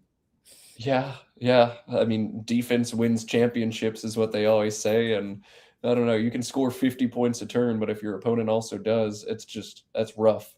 But I mean, for every game where both players just kind of dink around and do nothing, you have to have a game where both players are just running super hot at the same time. So yeah, those are killer, especially if you play Collins. Those happen a little bit more frequently, but maybe we'll get one. Round 6 or 7, I'm manifesting it. Well, we're getting some really fabulous players. I mean, I lucked out getting as good as the other games were to get to watch these really fantastic players who know how to find things, don't miss things, which can be difficult. Now that's interesting. He's putting it upside down on his rack, and I'm not exactly sure why he's doing that. You tend to do that right in the last turn of the game, or because you're low on time. Any idea why he might be doing that? Jeff always plays upside down. I played against him about 1 million times. He does not turn the board. He'll just always play upside down. It was actually hilarious when he played against Jim Kramer in the finals of the 2006 North American Championship. Both players preferred to play upside down. So it was an awkward, like, wait, neither one of us turns the board, but one of us has to look at it right side now. So that's why Jeff's doing that. He found MOERS. I don't know if he chickened out of it or what, but he's going to play this sterno. Should we say that that's a hot play? That's not a word. That's something that you put underneath your fondue to keep the cheese hot. Huh. Thomas has it on hold now. He can't lose the game by challenging. He's never seen it before. But this is a 6 that you would like never study ever because there are so many other valid words in here, and you're never going to play the letters in stoner. There are 8 valid 6s in here. This is just not one of them. Will Thomas challenge? I'm trying to think. I know that, you know what, Melissa, Jeff's wife, adores cheese. I think everybody knows that who knows her. And I think that maybe, I mean, I can't believe he's doing a phony on purpose. So it's possible that this is just something in their house all the time, because if she loves cheese, as I said, fondue is you buy sterno to heat the cheese up. And maybe it's just become so ingrained in his head as a word around the house that he thought it was good. I'm only speculating, but I think there's a cheesy connection here. Oh, you're spot on with that. I'm sure we'll catch it in overhead mic too. But yeah, Jeff eating a little bit too much cheese and playing a little bit too little Scrabble, it seems like. He'll lose a little bit of spread on this one. He smiles. He knows exactly what he's conflated as well.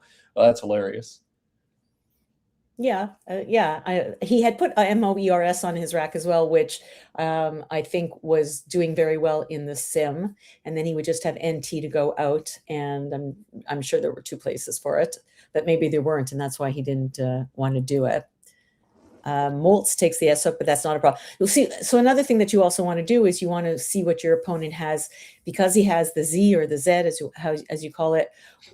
Does he have two places to score high? In which case, I don't have to think about it and I don't have to block it. So Moores might have done better to block something good on Thomas's part, because Azos is not good, for example, which is probably why they said to stick the S on it. Right now, he could play. What is being thought of to play Tub at 7A? What is that about?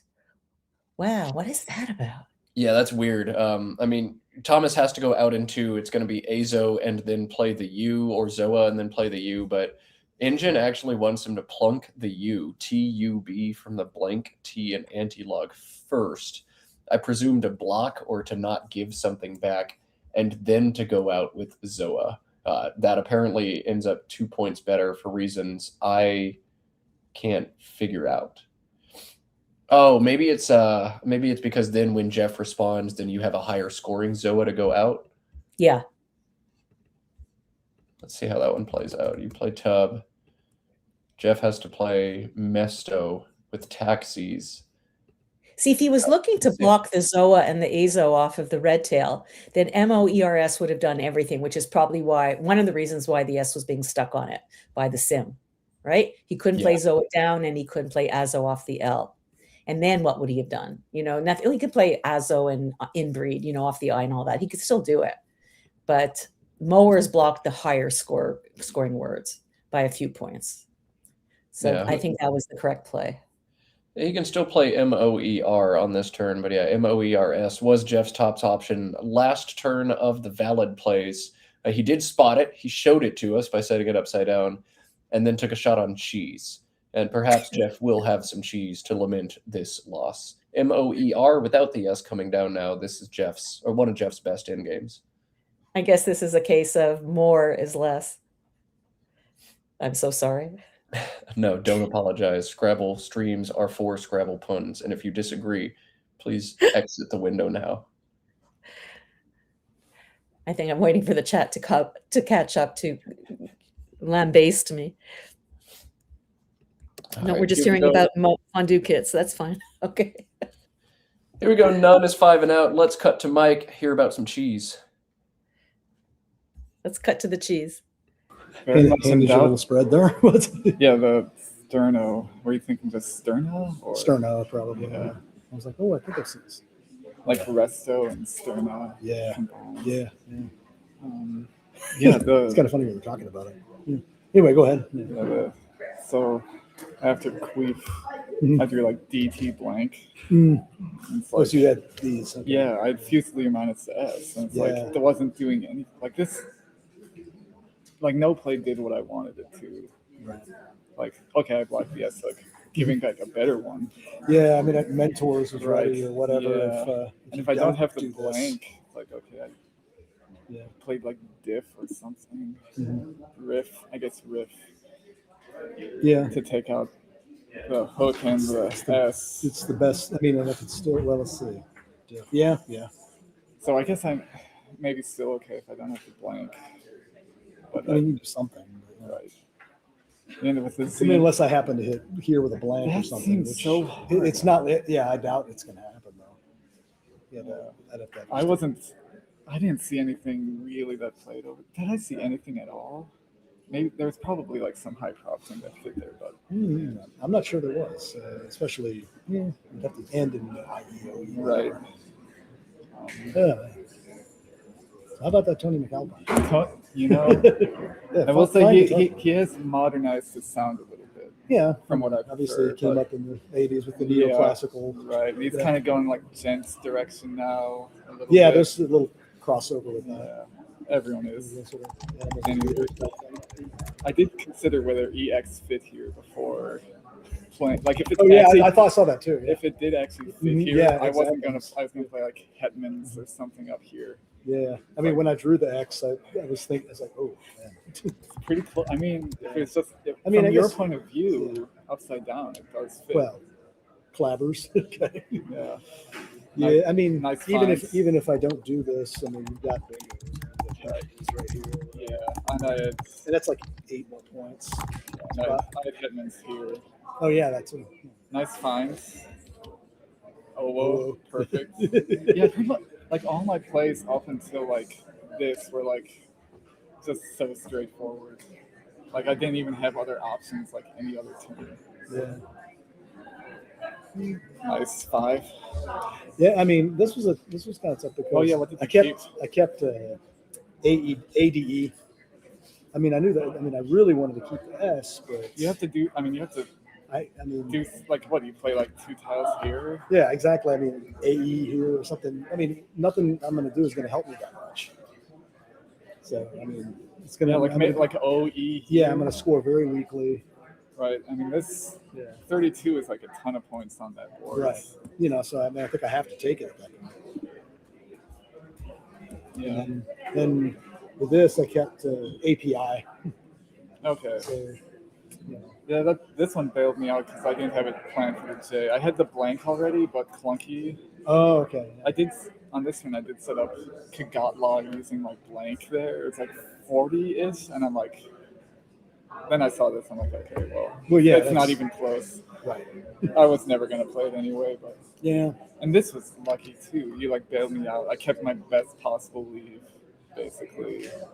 After with Koipu. What'd you have? Like DET or something. Oh yeah. Okay. So. Great. But the board got really kind of nasty. This was really tough to see because you didn't use any S's, X's, blanks, anything. You just bingo. Yeah, all that stuff was reached into the bag to get 7. I'm like, oh, it's not totally. You could still bingo twice, even I think at that point. Yeah, that was the hope there. Yeah. I mean, I would have had everything would have had to go my way. Right. Okay, so we have to do the thing. We have to do the thing. Well, good game. All right, so you're 4-13 or what? Against you now, yeah. My record against you getting better by the day. I'm sure they were talking about like Thomas is freaking out over here. He knows he can't. Oh boy. Well, we were not talking about it, but we're going to talk about it now. This one even given to somebody or given to us by somebody in chat. But Thomas's career record against Jeff Teveno prior to that game, 3-13. It's wild for a player as strong as Thomas to have a record that bad against anybody. I wouldn't expect that against Nigel, against Adam Logan, but he's added one more victory to the column, just the 4th career victory for Thomas over Jeff Teveno. All right, Matt and Robin are here in the booth, joined by Colby doing a little bit of a, NSFW grooming. We'll go back up for a minute. But we want to talk a little bit about the tournament we've got going on here in Galesburg, Illinois.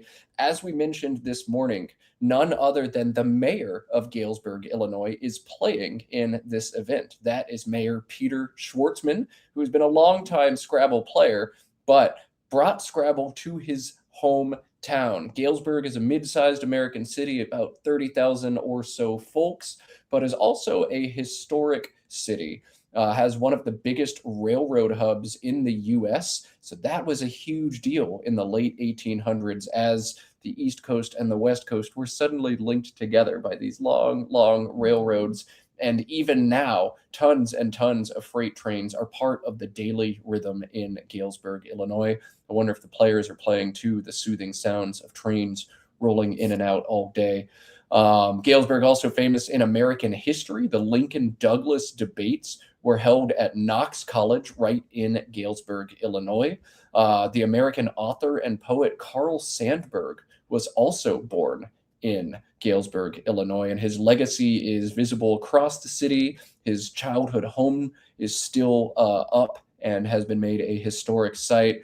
Robin, do you have any connection to Illinois, to Carl Sandburg, to Peter Schwartzman? I just recognize him when he comes to tournaments. He's always a Mayor Pete, and even if he's wearing shorts, he's always wearing his Scrabble tie. So he's a very natty dresser. He's a fantastic representative both for Scrabble and for his very beloved city. There's no question about it that he adores Galesburg, and he's trying to do whatever he can to make this city into a cultural hub, a food. I know the food is very good here. There's lots of Midwest eats and longtime staples like Coney Island. I know that there's the new Orpheum Theater, which is a centerpiece for the arts and entertainment. It's beautifully restored. So it's just, I think I have cousins in Galesburg, but I think it's in Maryland. I think there's another Galesburg somewhere else, if I got the name correctly, but I probably didn't. But it's I love when government gets involved in what you're doing, and then you have an ally, right? And so we have an ally in Pete, and we have an ally in Senator Cheryl Kagan as well, who always wants to bring the tournaments to Maryland, and she's done the nationals there twice. So the more people we have with a little bit of clout, the more it shines on Scrabble, and we shine on them, and it's a mutually beneficial relationship. Absolutely. You scratch my back, I'll scratch yours. But how awesome that we have the mayor of Galesburg, Illinois, pulling out all the stops and putting together a big tournament. We saw players travel as far as British Columbia, Vancouver area. We saw Letitia this morning play a game on stream. We're going to see another Canadian who came down for this tournament. That Canadian is Josh Sokol. He'll be on stream next, everybody's favorite Scrabble streamer.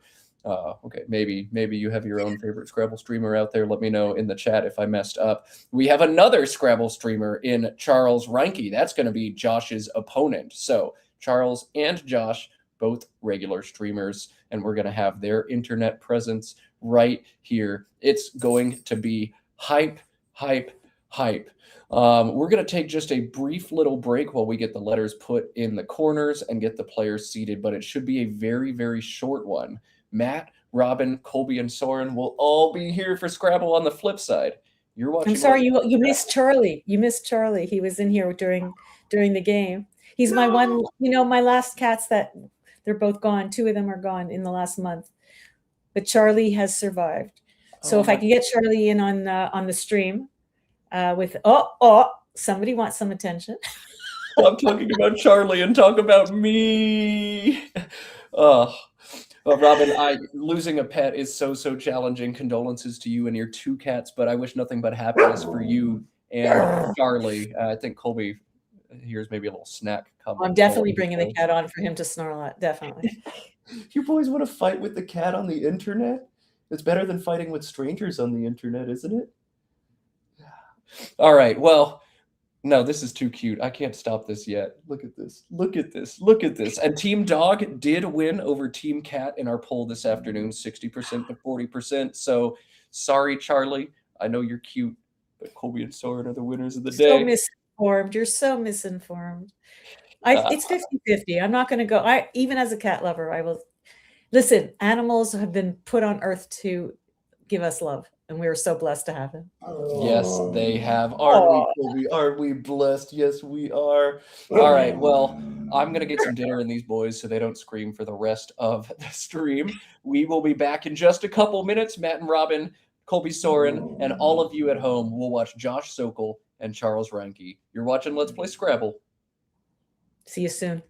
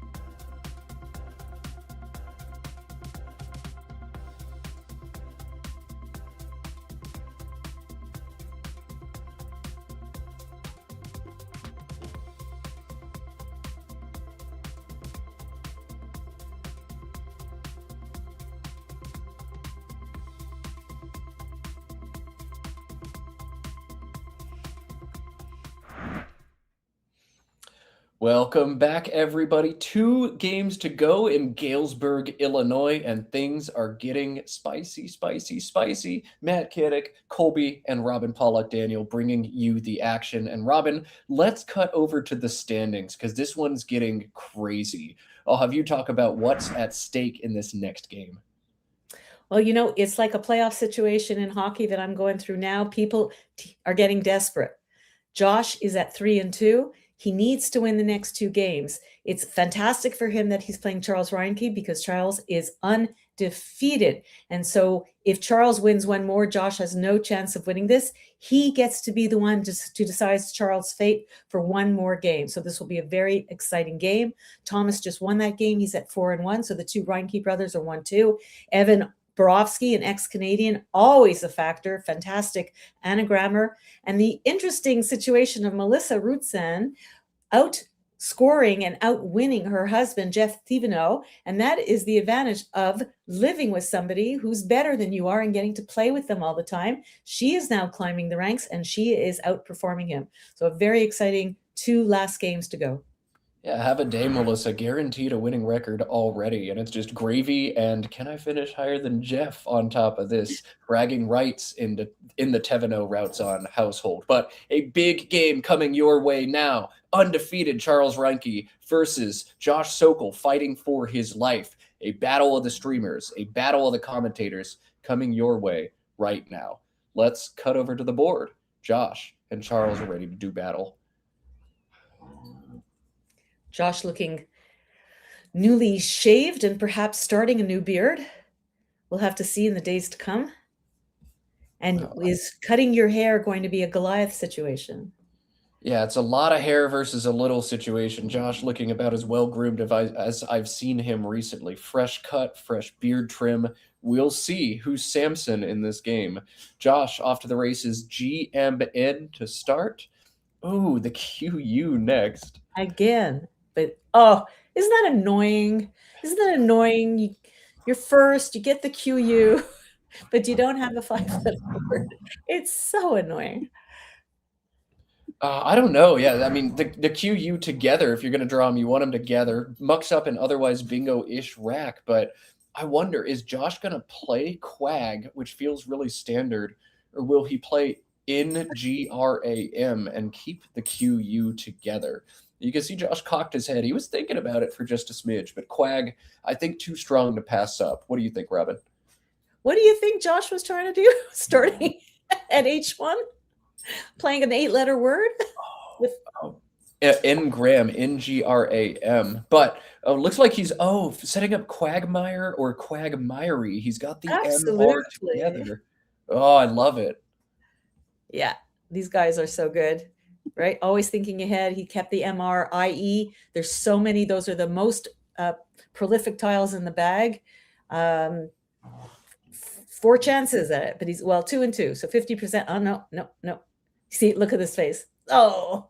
Oof, none of them. All right. Our best intentions.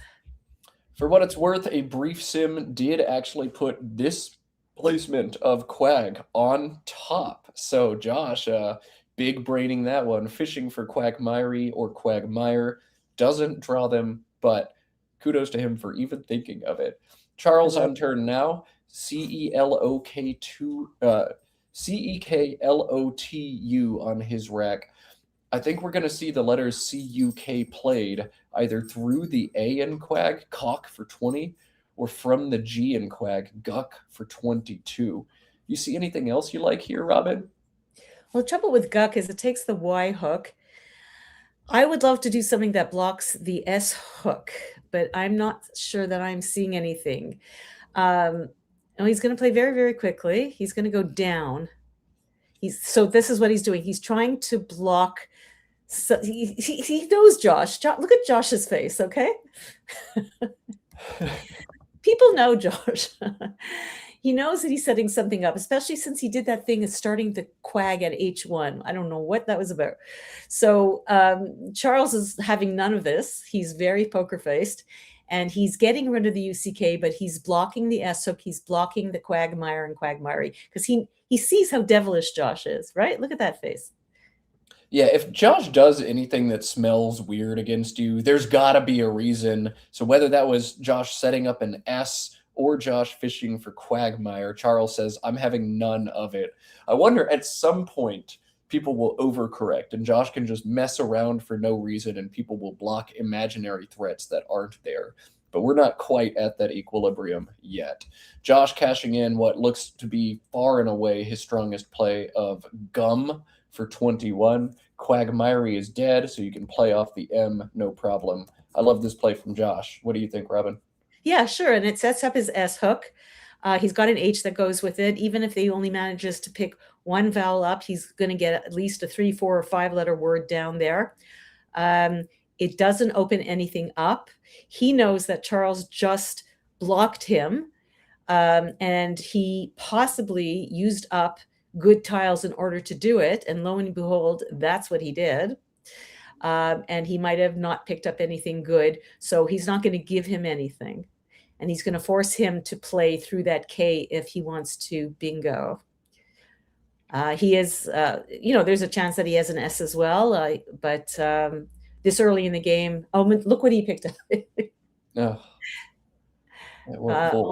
Anthers and Thenars. Thankers and just thankers. I don't think there's rethinks, only rethinks. And heartens is only in and thankers, yes. And I thought rethank was it's rethink, not rethink. Okay. Yeah. So we'll see. Rethanks would be the slam dunk bingo for Josh if he is sure it's a word. Here comes Charles. Doesn't have any strong options at this turn, so he's going to score about as well as he can. 15 points OGEE. How does that leave make you feel, Robin? I'm not a fan. He's opening up the board with crap on his tiles. If he was leaving stuff that he could take advantage of, he's basically giving himself ease to play through with 2 eyes on his rack. So not a huge fan. I think he could have played OI. Yeah, just OI and QI. I think that might have been a bit better. They're both playing kind of coy, to this point. And I don't think you want to open up the board. Yeah, I think if I was going to play, I might have played OI and Ovum. Might have even just thrown back on that turn, but this one feels like you're going to end up in trouble. Now, AAAW on your draw, that's brutal for Charles. I don't want to look at that right now. I'm going to look at Josh's rack because it's way better. Josh can score a bunch. He's got tons of bingos. 82 is the highest scoring one. But Josh, thinking about giving us content for a second, baiting us, Anthers and Lux would have been hilarious, setting up the big P front hook. But this has to be the play, right, Robin? It's 100% the play. Just because it scores 2 points more than Anthers and Thenars would have done, or Heartens, the 2 points are important. Yes, you only win a Scrabble game by having more points. Yes, all of that are good. But not only does it score more, it's not as volatile in terms of what it gives back. So again, you always have to consider, what am I playing? What am I possibly giving? Now, he's given him a great place for a wait, which is a little unfortunate on Josh's part. But there you go. Sometimes you do the right thing and you've given Charles new life. I mean, it's exactly what he needed. I mean, wow. Literally exactly what he needed. Otherwise, he was going to be bailed out by the word Waiata, W-A-I-A-T-A. But wait, for 34? Like, are you kidding me? I fine. If you're going to bingo, at least give me that. That's exactly what Charles needed. Untriple the A, undouble the I, put the double U on a double letter, double word, the whole thing. I mean, it is a dream gift. And we'll just see if, and this could just change the entire game around. And these guys are playing pretty quickly. I don't think a wait should have been, take any time. I can understand exactly why he would play Heartens, but it did give a bit of a dangerous hook situation to the left of Heartens. So I think a few more seconds thinking about it might have been right. But I probably would have played Heartens as well. Yeah, Harden's, I feel like, was right. It's 2 extra points, but if a wait happens, a wait happens. And look at that. Josh has drawn into Enforest, which plays into the T, but you can tell the way he's staring off into the distance, the way he's squirming in his chair. he's not 100% sure on this word. So there is a second bingo available for Josh on this turn. Foreseen through the E and OG is 79. In Forest is 83, 4 extra points. So now, has Josh seen Foreseen? Clearly, Josh has seen In Forest. You can tell from him he's not sure what to do on this turn. Ooh, brutal. Well, first thing I saw is Foreseen, and partly, but yeah, he's seen it. And remember, Josh comes originally. We all come originally from the North American Dictionary, but he's, by comparison, a relative newcomer to this. Oh my goodness, he's got balls of steel. Good for him. Good for him. Wasn't sure, you know. And in the past, I think he's on hold. I think he would have, in the past, not too distant past, he would have played Foreseen because he didn't trust his word knowledge. So now we're seeing a new level to Josh, where he's playing a word that he's not sure. I don't think he was futzing around with Charles and coffee clutching or coffee housing with his face. I think he really didn't know if In Forest was good. But this time he played it, and I think not too long ago he wouldn't have. He would have gone with the sure bingo. You see, he's not sure. He's not sure. Yeah, no, that's a great point. Josh, newer to CSW play, but that is one of the nice things. If you do kind of tiptoe between the two lexica, if a word pops into your head and you're playing Collins, that's probably because the word is valid in Collins. Like, you don't just hallucinate nonsense very often if you've been playing as long as Josh. I played him in an NWL tournament a few weeks ago, and he was seeing a lot of words and unable to pull the trigger because he's like, is this a Collins or is this both? I don't know. But if you're playing Collins and you've seen a thing before, it's probably a thing. Well done to Josh. A bit of a gamble there. He had to be quite confident on In Forest, but he's able to shake off the doubt and play it. 5 extra points on In Forest makes the score 219 to 69. And Charles is in sad shape. He actually has a 7 on this rack. He set it up. Iridial doesn't fit anywhere. How brutal a swing for him, Robin. Oh, that's just, it's so painful to have that kind of a word and nowhere to put it. And you're playing CSW where the board is usually quite open and you can play just about everything. I'll give you just a little quick story about what you just talked about what were you just talking about? Just a second. Give me a second. If you've seen a word, it's got to be a thing.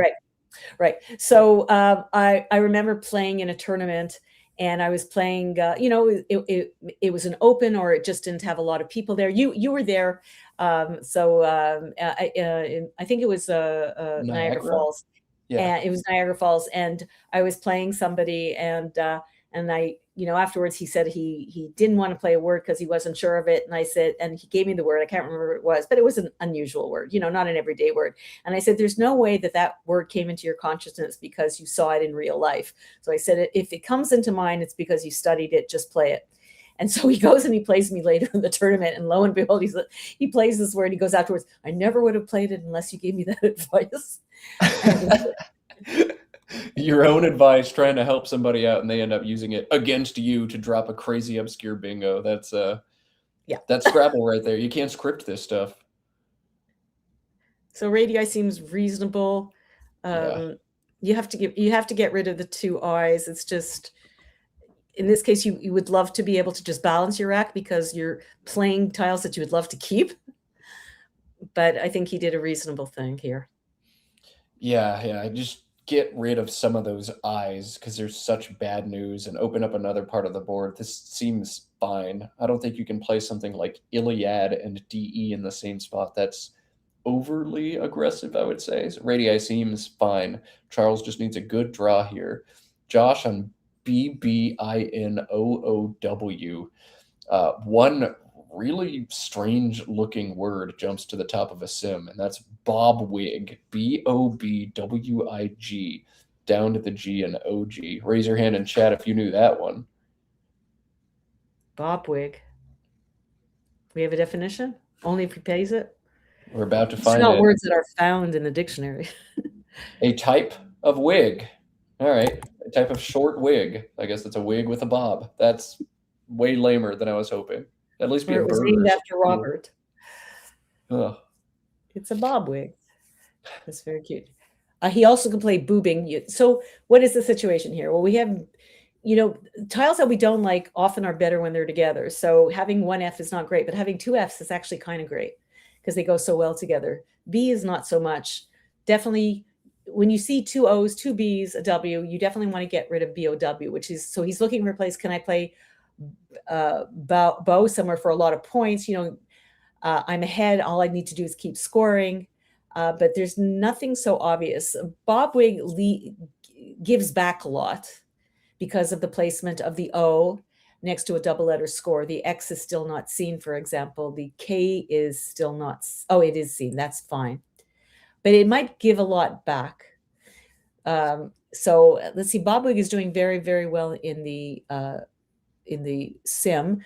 We still have not seen two blanks and two S's. So there's something to be said for playing one more tile, not opening up that O so easily by playing something like boobing. Yes, the W is not that great, but you're picking up 6 other tiles. Lots of letters go with W. So I probably would be more partial to boobing over bowing, but I could certainly understand why you might want to get rid of that W. Yeah, playing into that G makes a lot of sense, but I also don't hate the play of Bobo at the bottom of this board. B-O-B-O, Yeah. triple overlapping the R-A-D. I like holding the I-N to threaten plays down into the G next turn, but this also feels fine. You're going to get stacked a lot, but you can live a couple big stacks from your opponent. You just can't live them bingoing 2 or 3 times in this game. Bowing He's feels just okay. given him 2 X hooks, 2 big X places. So All right, well, you better draw the X. Yeah, I don't know if I would have done that, but I can understand why he did it. And I'm not, I haven't won tournaments the way Josh has, so I'm not going to second guess him. All right, but we're getting down our bingo. Yep. Just one playable bingo here for Charles. Truly for 73. He's not going to waste much more time on this. And Josh is going to have a fun turn now. He's already threatening Hota or Jato through the T. The problem with those plays is look at that leave. B, D, P, V. Robin, you're still taking 57 up top, or are you holding back here? I am. There is no way that I can get rid of most of these bad tiles. So I'm going for Hota, as you pronounce it probably correctly. I'm probably passing the next turn unless I pick up 2 to 3 vowels. But since I can't get rid of most of them, or even 2 of them, and score as well, I'm going for this play. I don't have a problem with it at all. Yeah, I mean, there's an unseen blank, a bunch of A's, I's, and E's. Like, I can't leave that triple open if I'm Josh, even if Charles reaches in and draws exactly what he's just drawn. Like, I can live one more bingo from him. Right. Okay, but I can't live the triple. And wow, Charles's rack looks so good. He only has 1 bingo, and it sucks. Mayutic, yeah. I love that word, though, don't you? I just love it. It's beautiful. Yeah, there's 5 voweled 8s, but not a single 7 in this rack for Charles. Are you kidding me? Well, where would he put it anyhow? So that works out fine. Alongside Truly. Well, that's the only one. That's the only thing. Yeah. Yeah. And now the question becomes, so you're down now by 38 points, right? What do? Do you keep the board volatile and keep the HE open, but almost certainly give your opponent an opportunity for 35 points or more? Do you take it? And since you have the better tiles, you're likely to bingo through that R or the O, for example, on the next turn.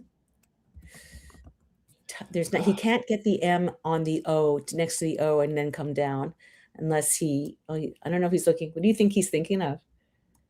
I mean, he's probably looking for bingos right now. And like, it looks like he's set up something on this rack. I don't know what he thinks that blank is, but I would spend at least 3 minutes trying to find a 7 in this rack because it just feels like there's got to be a 7 in this rack. And then, I don't know, he's going to sit there looking very unhappy for a very long time because that's all there is to do here. And then after that, I think the best play is actually to bypass Mayutic for 63 and play M-U-I-S-T through the I-S at the bottom of the board for 38. But that doesn't feel awesome. I don't know. I don't know how you win this game if you're Charles. I don't play Mayutic for sure. That spot, the E in forest over to the double letter, is not that hard to create a word there. Heist, for example, as just something very quickly that I'm looking at. It does create another S hook. It does make it like you have a situation where you have a bingo on your rack and you can't play off the HE, but I have an S and I can hook it. So you're actually giving him another opportunity to score. But I've got the blank. I'm in a driver's seat to some extent, and why not score the 38 points? You don't want to play Maiutic. You're only going to get 63.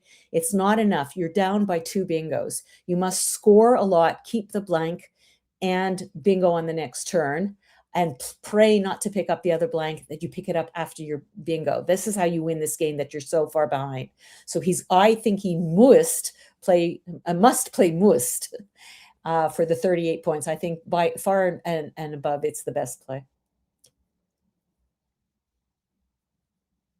So this I think we might have lost Matt. So I think far and away, this is his best thing to do. Play the must, hopefully get a bingo along the O row, and then play the bingo with a blank and pick up another blank. Yeah, you almost definitely must play must here. The problem is there's 2 unseen S's out there, and like if your opponent has one and hooks an S behind MUIST, you're just completely done. But you're grasping at straws already if you're Charles. I think before I commit to anything else, I'd also be looking at crazy plays over on the left side of the board, something like CUE and ER. Just open a crazy triple over there, force Josh to make a big sacrifice to block. That way I can at least bingo for 90 on the other side of the board. But I'm not seeing an option that scores well enough and keeps well enough to do that. Yeah, I wouldn't do that. I wouldn't do that because that's going to, more often than not, it's going to backfire on you. You're going to open up a second triple, and suddenly you've created 2 hugely volatile places that you can't. Now he's behind, so yes. But I think he's really, really in the driver's seat here. And I don't blame him for taking a lot of time to make his play. There's also, I think there's Muti, right? 07. Yeah, he could just decide to say, look, I've got these really great tiles. I've got the board open to some extent with that radii and the bowing. Take away more points from Josh. I think nobody's going to take the Maiutic. It's not terrible. Yeah, you got to draw another bingo, but there's still a blank to go. There's still a lot of stuff. It makes sense to pull the bingo here. Impressive from Charles that he did not spend, I think, as much time as other people would have spent here. Yes, it was 5 minutes, but that's a turn that I think could steal 10 plus, especially being on stream. So impressive stuff from him, finding 63 and doing it. I could also see the situation, although I really hate that E where it is in Maiutic, but I could also see the situation where he, plays Must, for example, and picks up the second blank. And now he's given up 30 points and he's got 2 blanks on his rack. But this is what he's done here. He's given Josh the opportunity to get rid of 2 high point tiles and score quite a bit. So let's see if he's picked up the other blank, in which case playing Maiutic was fine. But we have to wait and see. Yeah, we're just feeling it here. Like it feels like game over. Charles did get the bingo down, but then Josh scored 35 and killed the last line on the board. And even a good draw here, you just kind of feel done. And wow, what a good draw it is. EELSTZ blank. Seltzer's plays through the R. Holy goodness. Okay. See, that was the reason. That was the one reason to play the bingo, was that because there's not that many tiles left. And maximize your chance to get the second one and not get a double. If you're losing by as much as you are and you get both blanks, you're going to lose almost certainly. Oh my goodness. So I think Charles is actually not going to bingo here. He's got 98 if he plays Z blank IST, where Must was last turn. So he would set up the final S on his rack. Let me get these unseen pools updated. Oh, yeah.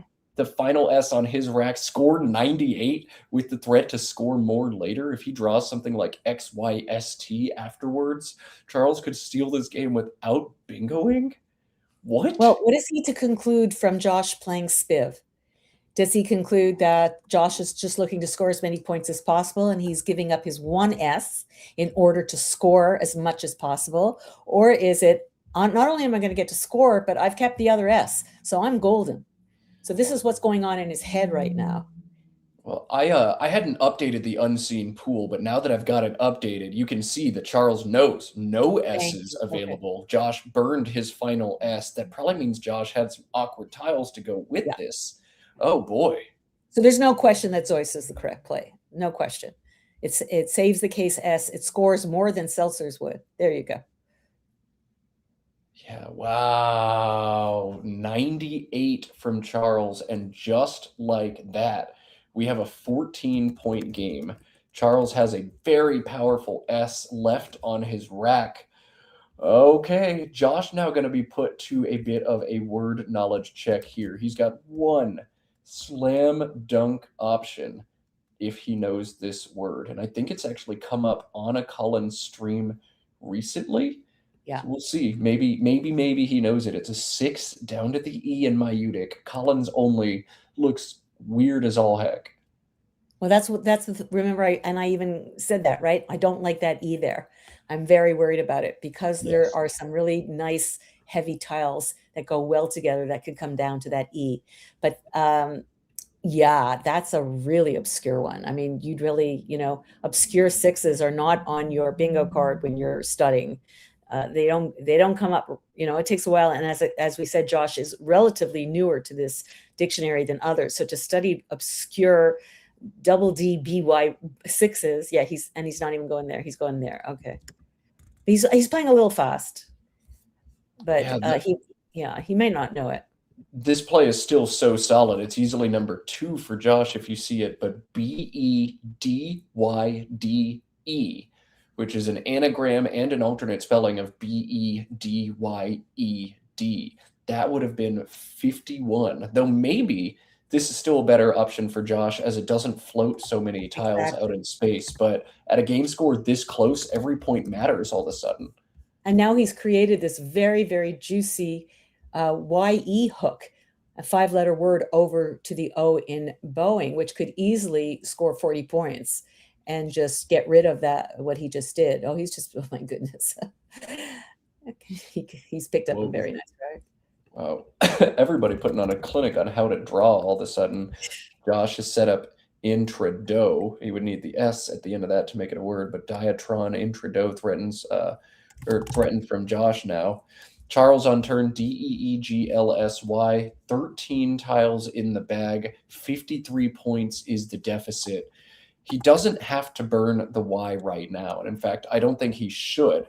The best way he can burn, the S. The best way he can burn the S is just LYSE and Zoist for 38. That feels like game over in a losing kind of way. You hold DEG together. You don't open the board. You don't take the lead. I think Charles needs to be patient here and play elsewhere. The question is what? So, Robin, what are you thinking on this turn? Well, here's what I'm thinking. Intrado only takes the S, but he has an A open, and he can play Antidora. So I need to be looking at what's left in the bag and going, what are the possible bingos that are available to Josh through the R and to the A? And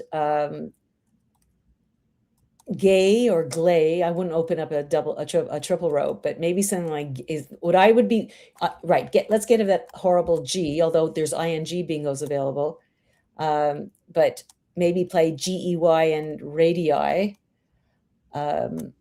is what I would be thinking. But I don't know if LEY in the same spot. Even better. There you set up the G. No, but there's an F left, so that's dangerous.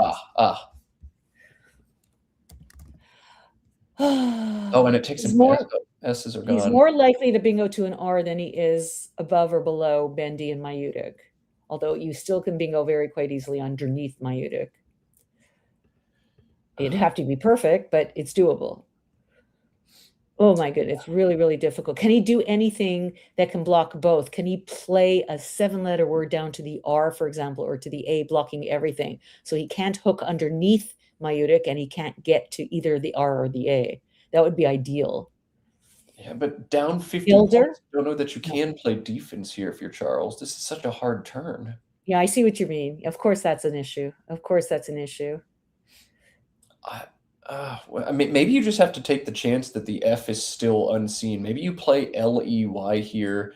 But Charles is dodging a huge bullet here. Trinodal still going to come back, but no more Antidora. Trinodal is tough. Right. And it risks, it is very hookable, Trinodal. So do you actually even play it? Do we take a book out of, David Boy's book when he was playing in the World Championships and he had Ladybug and chose, and he, Ladybugs, and he could have played it. And he showed us all that he saw it. And then he chose not to play it because he saw what was left in the bag. And he saw that his opponent could bingo back with a word large enough to win the game.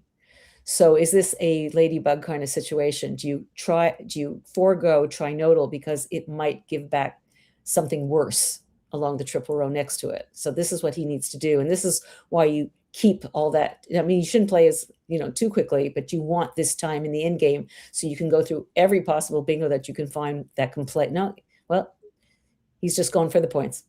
He's just going for it. This is not Josh's only playable bingo. He does have another option on this turn, though. I think Trinodal might actually beat the better of the two. He has a 9 through the NA in Mayutic and Bendy for 65 points. But Josh playing Trinodal here. I think Charles will be able to cash in the X and leave none in the bag. If he plays AX or EX, he'll draw the final 2 tiles. Josh is making this play with 9 unseen. Josh is going to draw 7 and leave 2. So Charles, I think, has to play AX or EX here and pray that he draws a bingo. Does that sound right, Robin? There's absolutely no question. It's absolutely ideal for him that there are 2 left. Maybe 3 left would have been even more ideal, but at least he has 2. The question becomes, does he play AX or X? And there's a lot of discussion about this, that having the A in the end game is actually superior. At least the last time I checked the philosophy on this, that having the A is better. And given the fact that there are 2 E's and only 1 A left, I might go with X. Yeah, there's 2 E's to draw, 1 A to draw, so EX grabs my attention first off. In this situation, you need to literally think, like, what could I actually draw that won't get blocked or might not get seen? Is there a way I can draw bingos in multiple quadrants? Also factor in that my opponent is Josh Sokol, who's not going to make very many blunders. I'd be looking at if there are any specific 9s I can hit through the EM or the NA between Bendy and Mayutic after playing X or X. If anything like that is possible, that would drive my thinking here. Now it's just time for Charles to think and see if anything is even possible. Well, that's the thing. You have to be able to go through the dictionary and see if there's anything left. If you see that there is no way that you can bingo no matter what, then you play AXCD. You go for the 70 points and you just, cut the spread a little bit more. And I believe that the sim is suggesting that there is no possible way with what's in the bag for Charles to, does the bag, do you know about this, about Quackle? Does the bag have Charles knowledge or full bag knowledge? Does the sim know what Josh has? Does the sim know what Josh has? No, it doesn't, and I'm not going to feed it that way because Charles also doesn't know what Josh has. Right. So I'm trying to think. I wanted to know if the suggestions were based on Josh's rack or not Josh's rack. I see. So, yes. Yeah. So it's if you want to keep a vowel, and I wouldn't blame you, you could just play XCD and just go. You're going to get another 9 points. Okay, I think the right line to try to win this is probably to play EX. AX could also get you there, but maybe you draw lemonades through the EM and then just hope Josh whiffs that you have an out bingo as a 9. I love that. Still possible. If he draws AO here, he'll still threaten lemonades, but we see the A and the O on Josh's rack. Can you imagine? Can you imagine if that happened? Oh my God. That's Scrabble, baby. As they talk about making lemonade from lemons. Oh my God, that would be amazing. But no. Puns would have written themselves, but alas, we won't get it here. And I don't think Josh would have missed lemonade as an outplay anyway. Certainly has enough time to look. Yeah, absolutely. He's played this game fast. Well, Josh has one strongest play here. He's going to make sure there's no kind of 9-letter bingo he needs to block, but with all those E's, it's not something he needs to worry about. Josh can't score 44 on this turn, though. Well, see if he likes hot dogs or not. It's a bit of a tricky find. It's a bit of a tricky find, and it's to the left of trinodal, but it's, well within his purview. There's absolutely no reason. He might get spooked by the YA hook with P, Paya and all that. Oh, and I'm just realizing now, Charles was 5-0, right? So he's actually, right, he has a great investment in making sure that Charles loses. Not only do you yourself want to win, but you also, if you're in a position of, winning the entire tournament, and the only way to do that is to win against the person you're playing, he wants to be absolutely, absolutely sure that something like a lemonades situation is not going on. So I have a feeling you and I will be talking for quite a bit right now, because he is just 35 points ahead. And he knows that Charles he knows his rack. That's the only thing. That was the one thing. That's why I said it would have been ideal for Josh if there were 3 tiles left in the bag, because he knew that Charles would just probably play 2. So now he has complete rack knowledge, and he's just going to sit there and write down all the tiles. And are there any bingos with DEE, LNPS through an EM, through an NA? I don't think there's too much to the B. Of course, there isn't anything. Is there anything really, really dangerous through the O? Because remember, it's not such a big lead. It's only 35 points. And he has 2 big tiles to get rid of. Yeah, just after you realize there's no bingo threat, the next thing you want to do is just go out in 2. I don't see any huge Zoists plays that would hurt me super bad from Charles as well, so that gives me a little bit of peace as well. I can just go out in 2. Now, can Josh find Hoagie is the last bit of drama left in this game. But boy, this was a fun one. This is amazing, and it's what's amazing in the sim is that there is not a play that Josh can make that will not win. So wouldn't it be nice if somebody could feed us that information while we're playing, but he can't. And he's just going to take his time and just be 1,000% sure, because, as we say in hockey, beware the 2 goal lead. And he's only got a 35-point lead, and he does have 2 big points on there. But I think he's going to see very soon that there's no way that Charles can bingo out, and he will get rid of both of those tiles together. He's looking to play Fa. I'm trying to see a good place for him. It didn't make it into. Yeah, I think to some extent he's thinking he's looking over Bendy.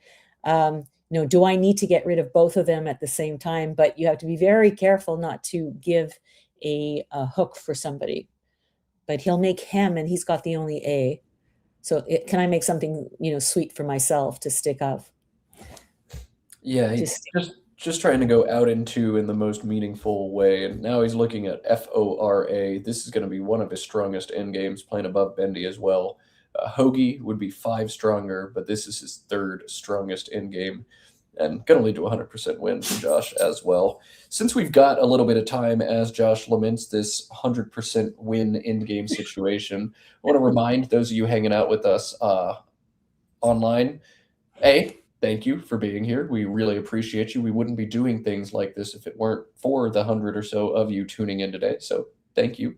B, if you haven't yet, please click that thumbs up button underneath the video. Help drive us up the algorithm, because we got 1 game left, baby, for all the marbles. And that'll also pull the VOD, or the recording of the stream, higher on YouTube's algorithm for folks down the road. 3, if you haven't and you really want to, the Let's Play Scrabble channel has an option where you can join. You can click that join button, become a Let's Play Scrabble super fan. It's $5 American a month, which is just a drop in the bucket. It's a coffee every month, but that money is taken directly by Josh Greenway and the Let's Play Scrabble team to enhance and improve streams, to buy better equipment, to try things like streaming 2 boards at once so we can cut away from blowouts, to build cool graphics and statistical overlays. So if you want to become a Let's Play Scrabble super fan, Josh will take that money and make Scrabble better than ever. And if you are already a Let's Play Scrabble super fan, hey, We appreciate you. Thanks very much. I know I'm a member, and I get that little reminder from my bank every month, and I have to go, what is this for? And then I remember it's for Josh and for Let's Play Scrabble, and I get kind of warm and goosey inside, and I go, I'm really, money well spent. I have so much fun watching this, and I also have the privilege at times to do the commentary, and a special privilege to do it with Matt.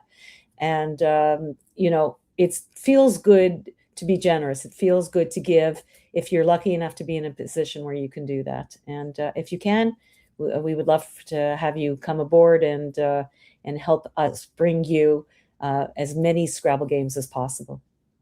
And Scrabble, we all lift each other up. This is a community built by us, for us. There would be no competitive Scrabble if it weren't for competitive Scrabble lovers helping out. We've seen an example of that, Peter Schwartzman in this tournament, using his leverage as the mayor of Galesburg, Illinois, to get a pretty sick venue, to get a lunch buffet catered out for all the players, to put together some historical gear. See, Josh Greenway does this as a labor of love. He does not come out ahead financially for running all these streams, but he just does it because we love it.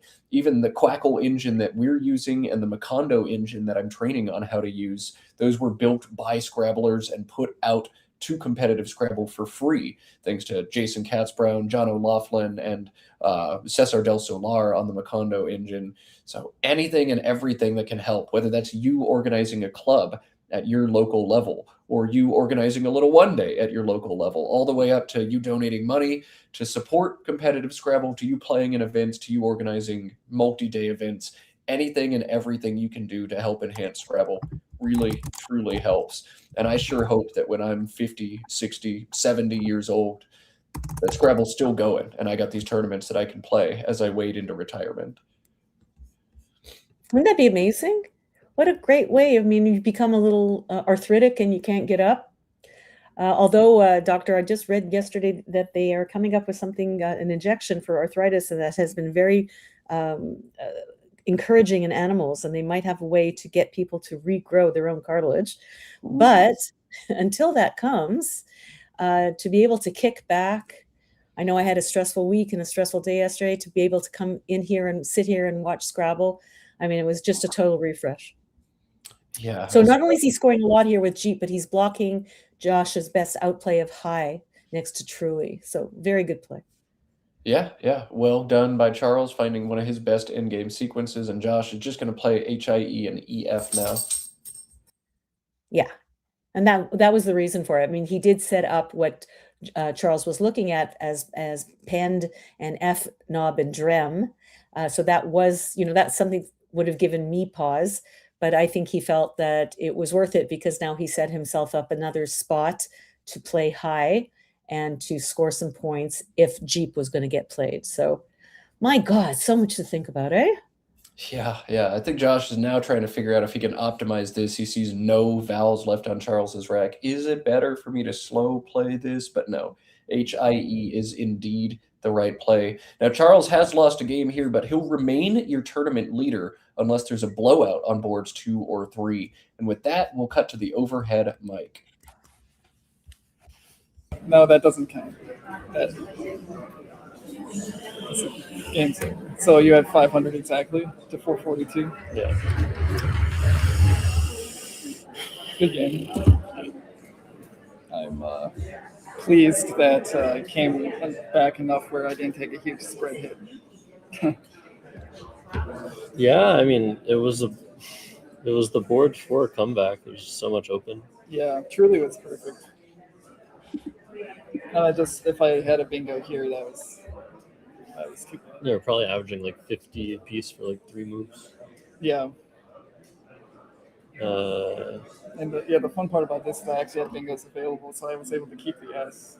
Nice. So I might get an X play there. I don't know if Exist was like in the pool or whatever, but I might not need an actual bingo to catch up if I have that spot. So.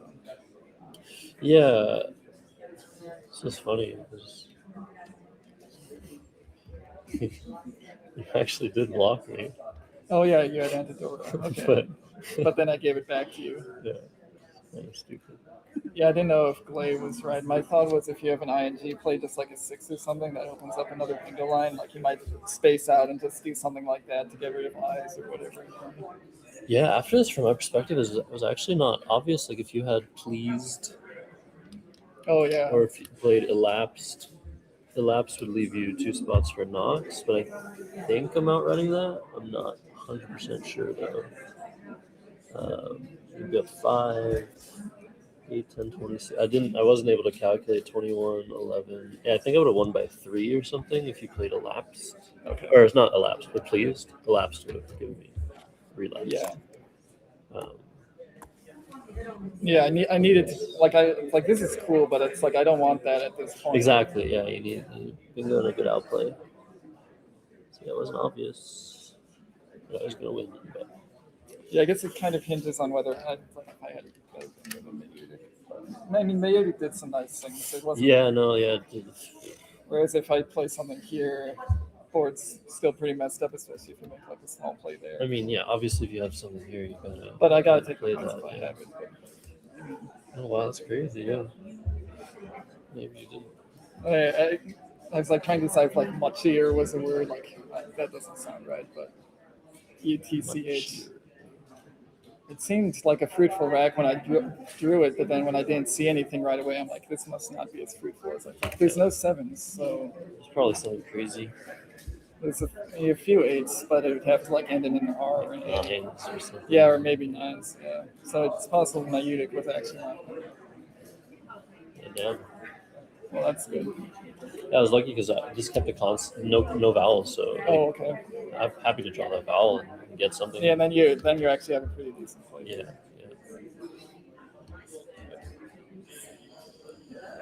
Oh, I had an unplayable iridial here, which was it looked like it was going to play, but AF is not a word because I mean I pronounce AF as F, but everybody else says Sure you do. as F.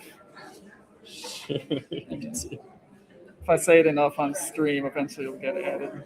Then I could have played iridial. So I thought I was going to lose by 300.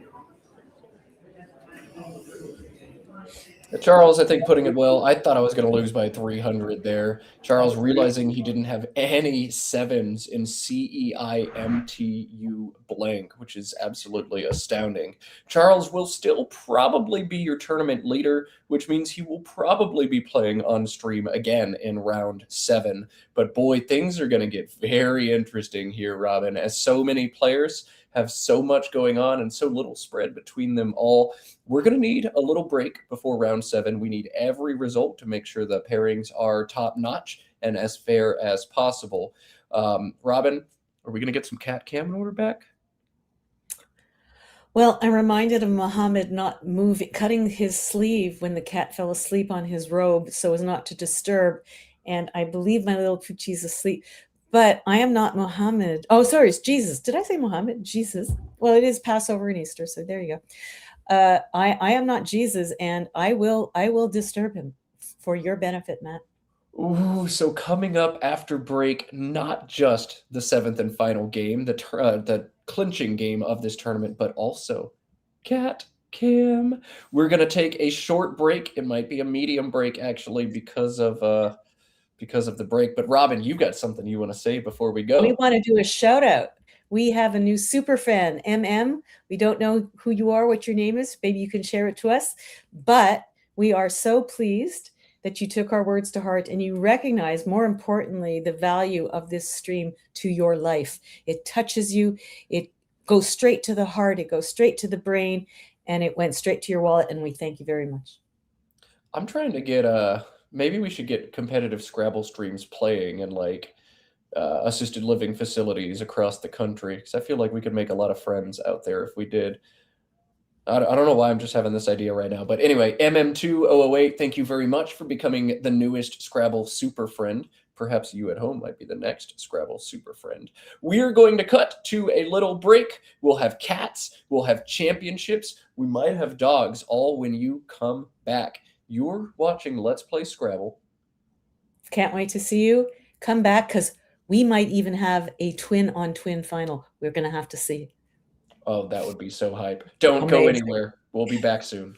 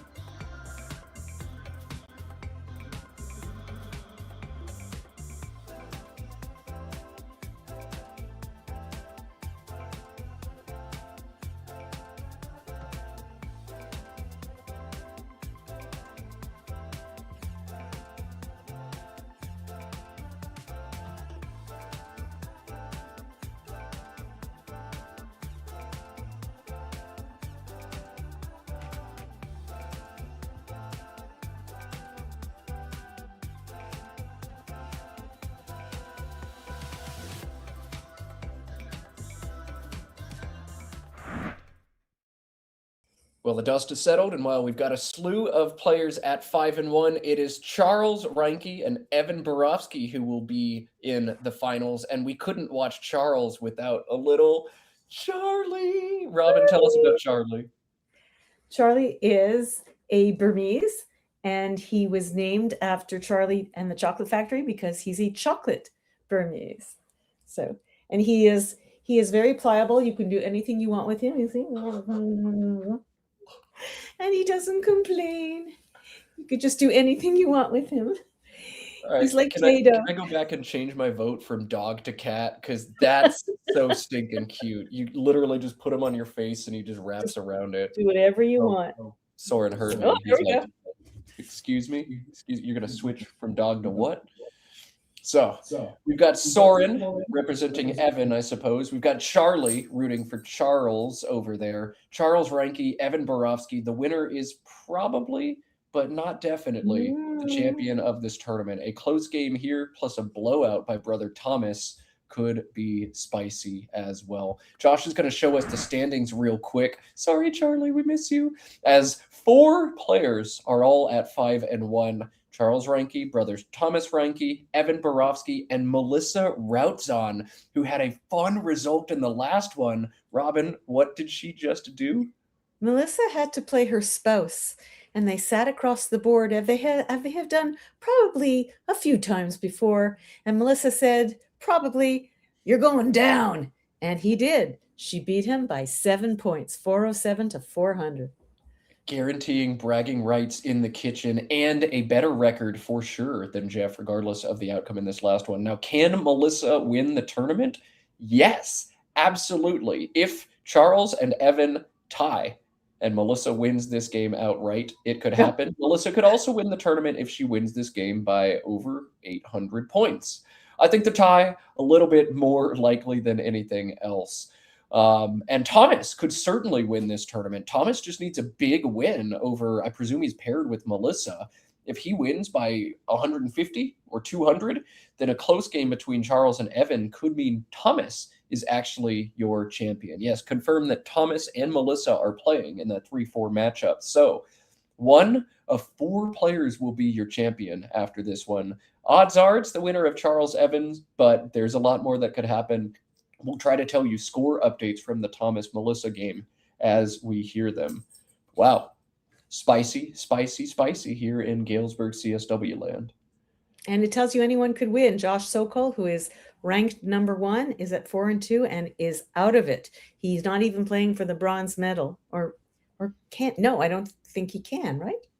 Ooh, maybe he can. Maybe he sneaks in the third, but we'll deal with that later. For right now, we're going to get Scrabble underway. Charles and Evan are at the board. Soren and Charlie are nipping at the bud, ready for this game. Evan showing off some bright colors on stream. We always endorse bright colors and metal shirts on the stream. We'll see which one wins in this matchup. Charles and Evan underway now. Let's play Scrabble. And how do we know it's not November when it comes to Evan? Do you know? Is it like a no shave November thing?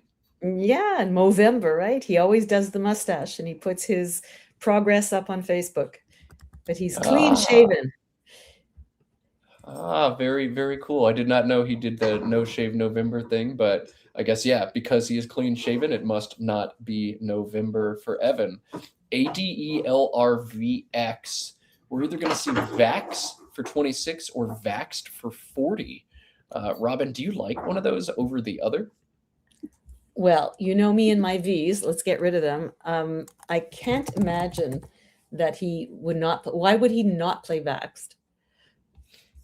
Yeah, let's put it that way. Let's reverse the question. 40 is way more than 26, so 14 extra points, but keeping a more stable leave, DELR, much stronger than just LR. Stringing out less opportunity for my opponent. At every additional floater is like a 2 to 3% additional bingo percentage you can tack on, so the E and the D, stringing those feels rough. And Vaxed allows Evan to make no-brainer stack plays very, very often along the AXE combination. So the simulation has these identical. You know, you're absolutely right. There's but 14 points, that's a lot to give up. And you can't be sure that your opponent's going to have something. And this is exactly the thing that's going on inside his head, because Vaxxed will give you just so many opportunities to play like 3 letters above the middle 3 through the AXE, and often leave you nothing to play off of. So you see what seems obvious to me, what seems obvious, and when you start, you need to sit down. This is why you're watching these players think, because what is the correct thing to do? Yeah, sometimes the turns that seem like no-brainers, like, of course I'm taking 14 extra points. Are you kidding? Like, well, the longer I look at it, maybe not.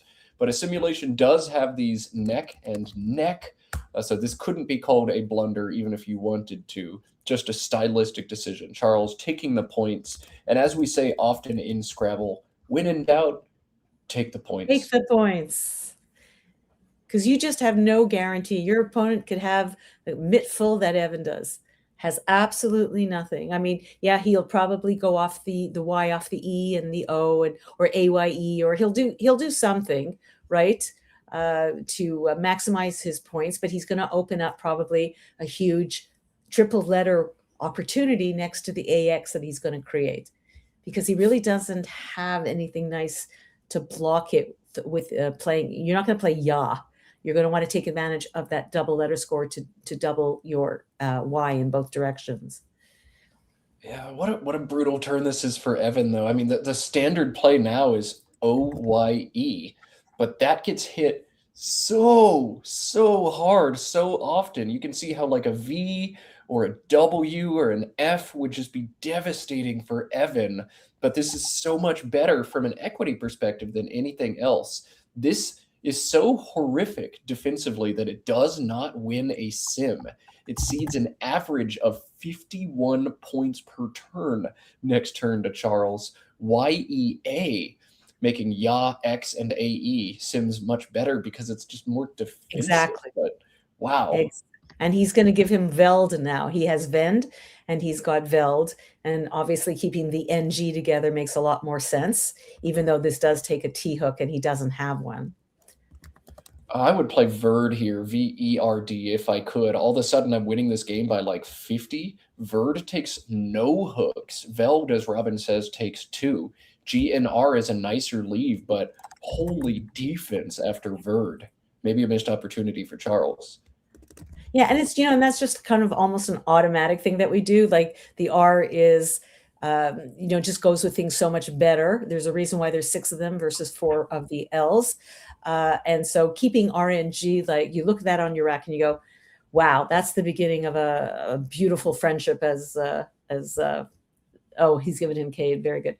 So as Humphrey Bogart said in Casablanca, he has survived it, and now we're going to see what kind of battles he's picked up. But lucky break for Evan. He got rid of the Q. He undoubled it A. He undoubled his eyes. He got the Q on the double letter. Not bad. Yeah, that's about as best as he could have asked for, though Kaid is going to string an A out in space. That A does give Charles a bingo here. Charles just won bingo on Q. We're going to see it quickly. 70 points, and here it comes, Robin. And here's a little piece of something that I learned a long time ago. Guess what non-glare takes? No way. Way. I learned that years and years ago, and I never forgot it because I couldn't believe it. Oh, wow. Yeah. Non-glare is a noun. All right. Well, Robin learned this lesson once and imparted that wisdom to all of us. Non-glare takes a back S. Evan, my understanding, is a word machine and probably knows this. Charles, I don't know, this is high prob enough. Like, there's a chance he's seen it. So who will draw the next S? Not Evan, at least not this turn. He's got Bothria, which does not play on this board. He's got a tough turn instead. Oh, my goodness. Robin, are you trying to block non-glares if you're Evan? No, you're keeping it open because who the hell knows that, It's just such an obscure thing to know. It's a 9. It's not something that comes up very often. It's the same thing I remember Joe Wapnick saying, in an interview, I played ultra red when I had something else because it takes an S and not a lot of people know that. And this is another one of those words that takes an S and not a lot of people know that.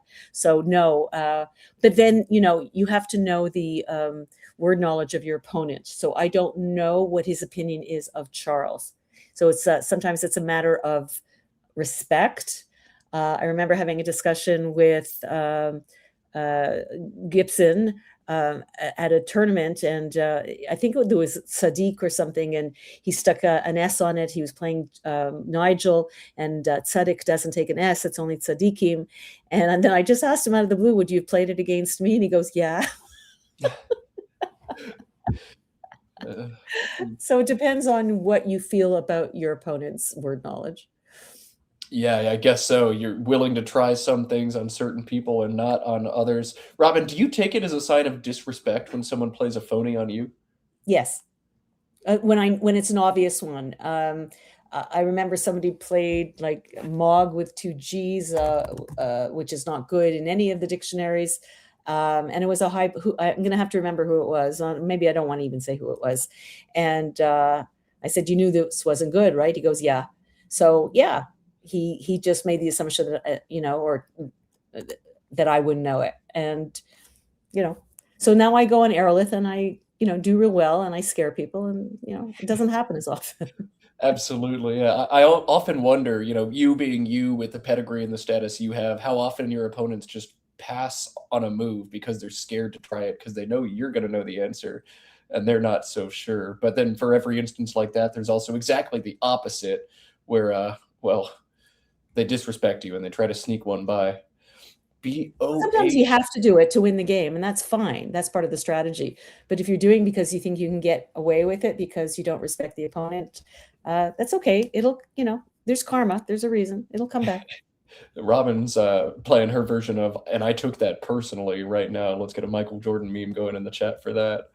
Well, you see, he didn't block it. He decided to go, and maybe he doesn't even know it. I really think it's quite an obscure piece of knowledge. I just got lucky that it came in my direction.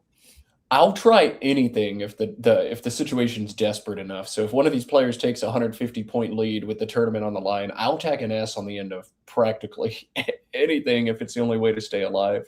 We'll see if it comes up. Oh man, Evan would love an R on the board out of this rack. He won't get it, and he'll have a tough turn.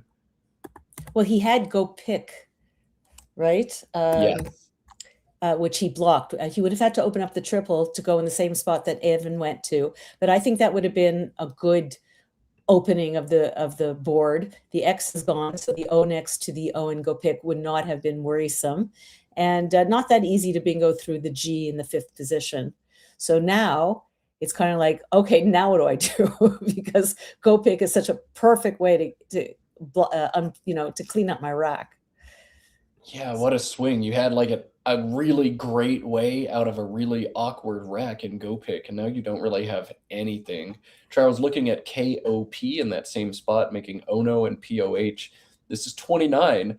Does keep the G, the I, and the T with 8 more I's and 5 more T's to go. But you've got to do this, right, Robin? Yeah, I mean, you could also do something like get pick if you worry about non-glare. I would be worried about Evan's, I just don't know Charles' knowledge, word knowledge. I do the Collins 9s every day, and I see Evan at the top of the leaderboard very often. So I know Evan knows a lot. So I might have played get pick, not that it's the perfect block for non-glare, but it's not bad. And it does the same thing, get rid of the K and the P and the G. So I would have had to do the math on both of them and decide which one I preferred. And how much did I fear my opponent's knowledge? And after Charles's last move, or after Evan's last move, excuse me, Charles has to say Evan probably doesn't have an S because Bosch, BOSH, and non-glares would have probably been a stronger play had Evan had that right. S. So there's so much psychology going on. I'm not one to talk about psychology over a game, but we're lucky to have you in the booth, Robin, because this is kind of your bread and butter. That's my bread and butter. And I'll tell you another thing that was wrong with get pick is that it blocked the T hook from Veld, which he had. Now he's picked 2 S's now, and I don't know. I'd be so impressed if they did play non-glares, and they're going to be surprised afterwards later if they haven't learned it and they could have played it. But so Gipik was another reason, another reason not to play it is that it blocked the only hook he had onto Velt at the time, which was a T, and he held onto IG with a blank. So for all intents and purposes, he had TING on his rack. So why not keep that open so that I will likely bingo on the next turn? Yeah, no, that makes a lot of sense as well. Gipik, I think, not as strong as KOP. And when you can draw SS blank into your GIT leave, you're feeling awesome. Now, we'll see if Charles knows and is confident on the non-Glares hook. He can score up to 88 on this turn if he cashes it in. And if he doesn't, well, 82 points still available. But that's going to give Evan a bunch of information. If Charles has non-Glares bingos and passes them, Charles doesn't know that word. Evan might be able to lay and wait and pounce on the spot whenever he feels like it and surprise it. Oh, this is psychology at its finest in Scrabble. Yeah, but if I were in Evan's position, I mean, we are at the final game of the tournament. My opponent has already bingoed. I've had crap. He's got a 103-point lead on me, and he's about to bingo with 2 S's and a blank, which if he's going to bingo, I need him to bingo with 1-point tiles that score 62 points, and that's not going to happen. At the very least, he's going to have 86 points or 80, right, or 82 points. He could get 74 if he does something like Vestiges and opens the board, which would be something that a person who's about to win a tournament should not be doing. Elegists should be very easily seen. So I'm going to be very, very deflated afterwards. Even if he misses the S hook, so what? Yes, he doesn't know it, and I don't hold it against him. It's just obscure. Yeah, even if you're like 80% sure that it's a word, I think you just take the 82-point double-double. The only way you throw this tournament away right now, you're already up 103. You've got a blank and 2 S's and 80 points in queue. Just don't mess it up. So we'll see. That's likely to come into play later. Evan with the small tail, he freezes and just kind of stares blankly before Elegists confirms that Charles doesn't know the S hook. Evan doesn't have the S to cash it now, but Evan doesn't need to. Evan has a massive response, 82 points of his own on this turn. Yeah, and now we're going to check whether my my nice comments about his abilities is true. So let's see if he's going to play overtype. It should be something that you do automatically whenever you have TYPE on your rack. So people out there, how do you find these compound words? Well, you look for 3 and 4 letter words that go together. He should be doing EYE as a an I port, which isn't a word, but this is the kind of thinking that you have to have. So every time you have TYPE on your rack, you need to put that at the end of your rack and see if anything. No, oh, well, he's going to miss it. Ooh. He's going to T-Boy. And you know what? This might be the result of Charles having just played a bingo with 2 S's and a blank in a game that Evan was down by so many points. You could see in the way he reacted, his body moved a little bit, his face moved a little bit, like, Jesus, this is, I'm losing, and he's picking up 2 S's and a blank and getting double doubles, and here I am trying to win this game. And sometimes you get into a defeatist attitude and you're thinking, well, I got Y's and E's and O's and I'm not bingoing, and you just forget to even look. And I'm wondering if that's what happened. Yeah, well, I mean, if you see it, you see it. But maybe you're just not thinking about a bingo out of EEOPY. So a big miss from Evan, and that is a big swing in Charles's favor. Charles has 70 some odd more points available on this turn. Izars plays down from the I in Elegists, IZARS for 72. But I think it would be far stronger if he takes a few extra seconds and notices Sizier here. Sizier does not string the S out in space the way Izars does. With a big lead, you don't want to put that S out in space. What do you think, Robin? Sizier? There's no question. Especially with 24 vowels still seen. There's more consonants than vowels unseen. So that is the one advantage. A second advantage of Sizier over Izars, because otherwise you're going to save IER, which is very synergistic. There's no question about it. But there's still, 4 U's and 6 I's. And there's still so many vowels unseen. And exactly what you said, Matt, you don't want to stick that S out there, especially now that you've just blocked that S when you play T-Poi. I mean, to emphasize this point, if Izars comes down, Evan bingos with cantrefs to the S for almost Oh, 100. If Sizier comes down, I don't think Evan has a bingo. is that But he's got, amazing? yeah, That's he's the he's gonna punish. do. Yeah, yeah. So Evan is nodding, but he also knows that he's given him a bingo spot. So it's not a nod of, okay, you just, did a 2S blank bingo, double, and now you've got another S, and now you've got a Z. Oh, Evan. There we go. Okay. I think he plays upside down too. That's why he's reaching so far. At least this turn you do. When you have cantrefs for 92 as a natural, you just play cantrefs for 92. But I think also the nod from Evan, perhaps a sign that, oh, you got another S and you still haven't played non-glare. If I draw the last one, if I draw JOWS, I can absolutely punish you and I can surprise you. You won't see it coming. Right. So let's get a score. We haven't done a score update, or is that This updated? is after cantref, still 2 Oh, wow. Yeah. And there's a blank. Yeah. Oh, direful. Well, that's what I see without thinking, but ridicule through that. There's the C. I'm just doing my usual. So lemuroid through the O. I'm trying to not look at the sim and trying to figure out the words on my own. Oh, yeah. Yeah. There are plenty of options here for Charles. He'll do whatever he likes. Can't score more than 70. And for those of you playing along, doesn't matter. 2 9s, but neither 9 I think is correct.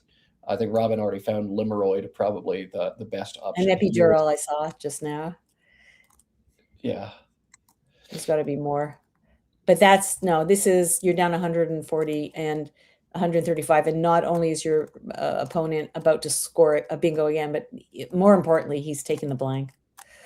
Yeah, drawing that blank was so huge for Charles. He's had both blanks, 3 of the 4 S's, the X already this game. The only power tile that Evan has drawn is the Q that he was forced to eject for just 24 points, and cashing the Q led Charles to a bingo on the next move. So has not been going Evans's way. He's showing us what he thinks about his drawing right now. It's bum wads. Well, he's showing us his word knowledge. It wasn't like he was showing us dumb show. And the other bingo he has is budworms, which will not fit through the R in Izars. He did have the opportunity, however, to play overtype. And I just have a feeling it was a more psychological miss than a word gap miss.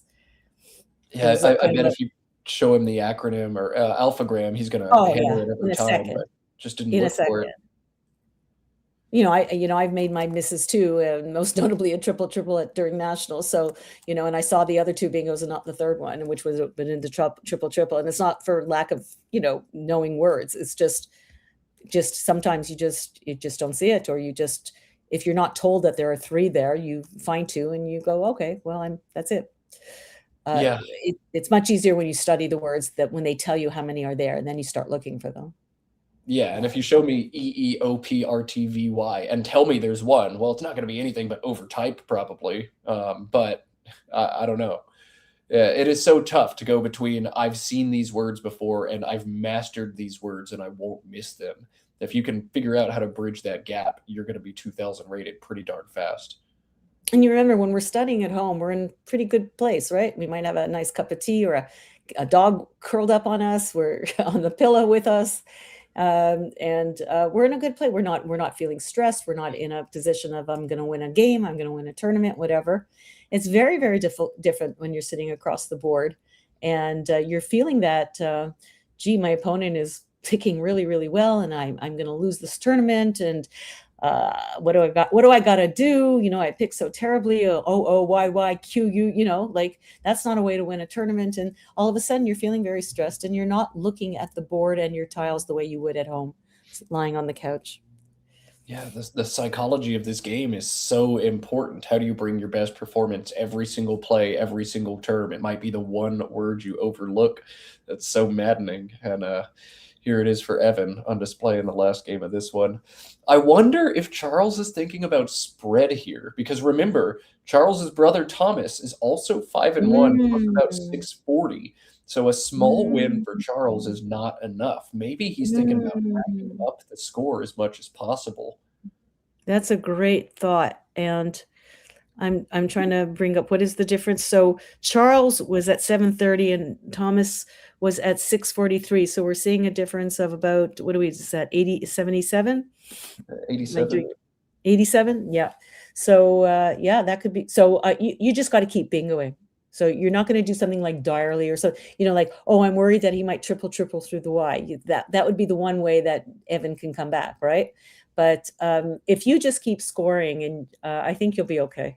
The trouble is he doesn't have like an 80-point bingo, right? The most he can do is 70. Yeah, the most he can do is 70, which is wild. It feels like there should be something more like down to the C and cantrefs or from the R and Izars or with the Y or the P, but there really isn't anything else. Once you realize you've only got 70, what are you trying to do next? You're trying to maximize win percentage or maximize game spread? Well, so many things are good. Yeah. See, Lemuroid is not the right play for the, you can look at the board right now and see why this is not the right play. But he's not seeing Epidural, which is so much superior because it is not opening up this huge possibility. There's so many high scoring tiles left. I don't think it's going to make a big difference. He's up by over 200 points. But, as you said, because he's in competition with people who are very close to him in spread, you've got to, you can't give your opponents an opportunity for you. So look at Evan chewing his gum, and yeah, that's it. Just taking it in stride. Yeah, you've had pretty much everything this game. Evan does have the S to cash non-glares down the future, and he's got several plays that allow him to retain the S in the process. WOMBED through the E in Lemuroid is 51, but does kind of feel like game over to Evan's winning percentages as it slams the board shut. There's a really sneaky option through the P and T poi is up bow, 37 points, leaves the board open. I don't know, Robin. Are you playing up bow and trying to you win? can't do that because there's no way that Charles isn't going to go there. I mean, why give it to him? You take it.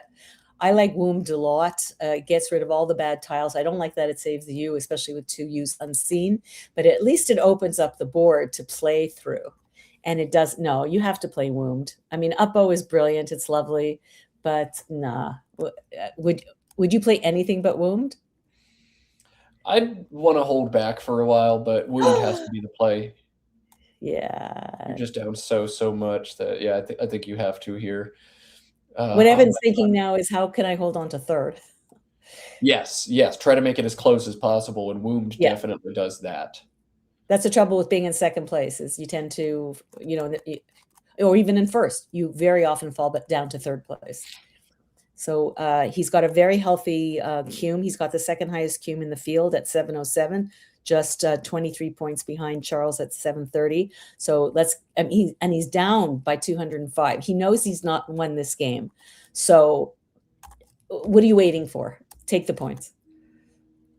Yeah, if you play Wombed now and then hit non-glares next turn, especially if you can pull the J, but even the H or the W or the F unseen, you're going to score 51 and then 40 some odd. You might even win 5 more on a challenge for non-glares. So you can climb closer, and second place might be more reachable than you think. You don't have to resign yourself to third. Okay. Like he's just missed Wombed here, and he's going to play Bode instead. That's okay. MUS is very synergistic. He wants maybe to keep one scoring tile. But non-glare, I don't even know if it's going to be on their radar to even try it. It's not even a matter of, I wonder if non-glares is good. Like, if I didn't know it, would I have ever even thought of that during a game? I think absolutely not. If it was the only way to win the game towards the end, and I had the J and I can make 60 points, and it was the only way to win, would I try it? Absolutely. But that's it. Yeah, I have no shame. I'll try anything if it's the only way I can win the game. I would try it there too, but we'll see if it comes up. I was going to point out that the pool was ungodly. It had like 6 A's and 5 E's, and Evan has found some of those A's, but there are still, more vowels than consonants unseen to both of these players right now. That's bad news bears for their odds of scoring in the rest of this game. I'm just looking at cantrips and wondering, Am I allowed to eat non-kosher? But I'm sure that's not what it means. What is it? Yeah, let's learn. Maybe it's a version of cantrip, a different spelling of it. I don't It's know. a version of cantred, C-A-N-T-R-E-D, which is a Collins-only noun, meaning a district comprising 100 villages. Fantastic. All Are you right. using Ulu to look these up? I am using Naspaziziva to look these up. Naspaziziva, very good. That's a throwback. Everyone can download that, right? I believe so. I'm not actually 100%. I don't know how any of this stuff works anymore. Okay. I just do it. All right. Not one, but two S-hook word knowledge check for Evans now. Does Lemeroid take an S? Does non-glare take an S? If you can pull the trigger on either of those, you can score in the mid-30s on this turn. M-A-S-U, and Lemeroid's looks nice. AMUS and non-glares is 34 as well. He could pull the trigger on those now, or maybe lie in wait, try to draw the J and do some big crazy punish thing. I don't know what Evan's going to think about on this turn. I think he's going to try to play traumas and Abowed. Oh, yeah. Yeah. He's thinking about it. Yeah, shaking the head. He doesn't hate your idea. Interesting. Sumatra is good as well, which is very nice. Good coffee, I think. Sumatra Collins only means a violent storm blowing from the direction of Sumatra. So, all right. There you go. Learning more every day. We're getting a score update from our production team. Josh Greenway tried to look over at the Thomas versus Melissa game, and it looks like a nail biter over there. Thomas may be ahead by about 20, 30 points. So that's good news for both of these players, as whoever wins this game needed to avoid a Thomas blowout victory. And he could have poached first. But looking like Charles won, Thomas 2, if Thomas is able to hang on and Charles is able to execute the job here. What a ranky finish we may see. Do you think they have a little pact between the brothers? You know, like we'll split whatever winnings we get? Absolutely not. I think they're competitive enough with each other that they'd rather be able to talk smack about it to each other at their shared home in Madison. Always interesting. And isn't it wonderful to have, I mean, it's one thing to have a twin brother, I mean, and an identical twin brother. I mean, what a treat that is in life to go through life like that. But to share the same passion and both to be so good at it. Yeah, it's excellent. I'm probably the closest to them in terms of life situation. My brother's just 15 months older than me and also an 1800 strength player now over the board. So to have that to spar with literally whenever I wanted is a huge part of the reason I got to where I am. And Chris finally quit playing me when I was in like 8th grade. So I had to find new rivals and new nemesis. But for Charles and Thomas to have that nonstop for their entire life, wow, a man can envy.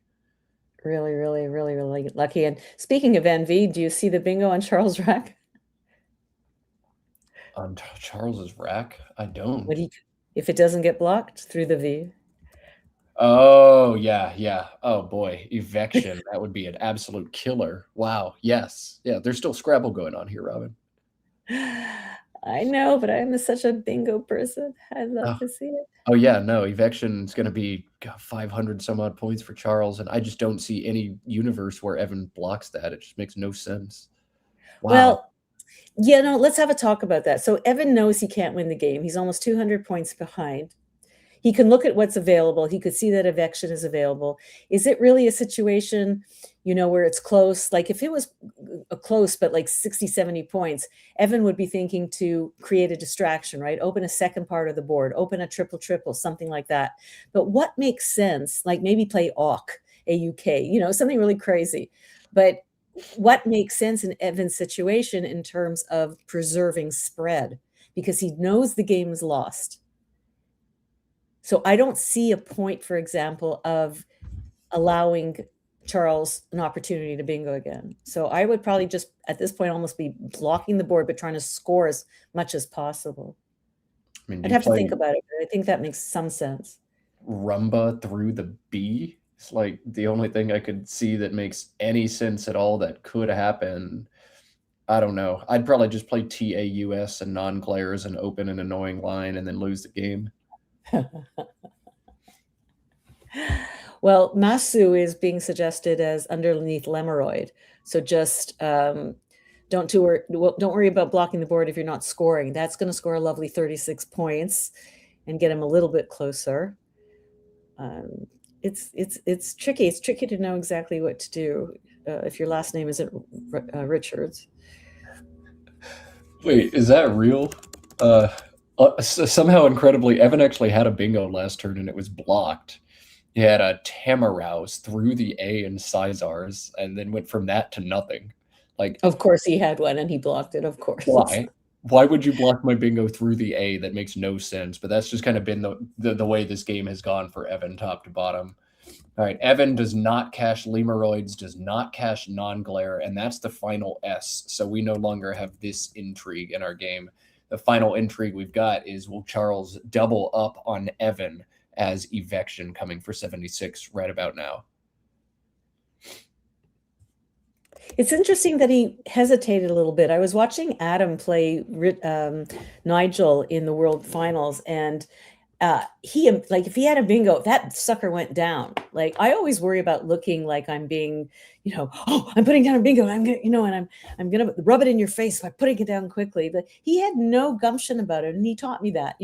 That's like, just play your game, just don't worry what anyone's thinking about you. But here, Charles actually, he saw the bingo. Why he didn't put it down? He waited 4 seconds till he put it down. It's interesting, different styles, eh?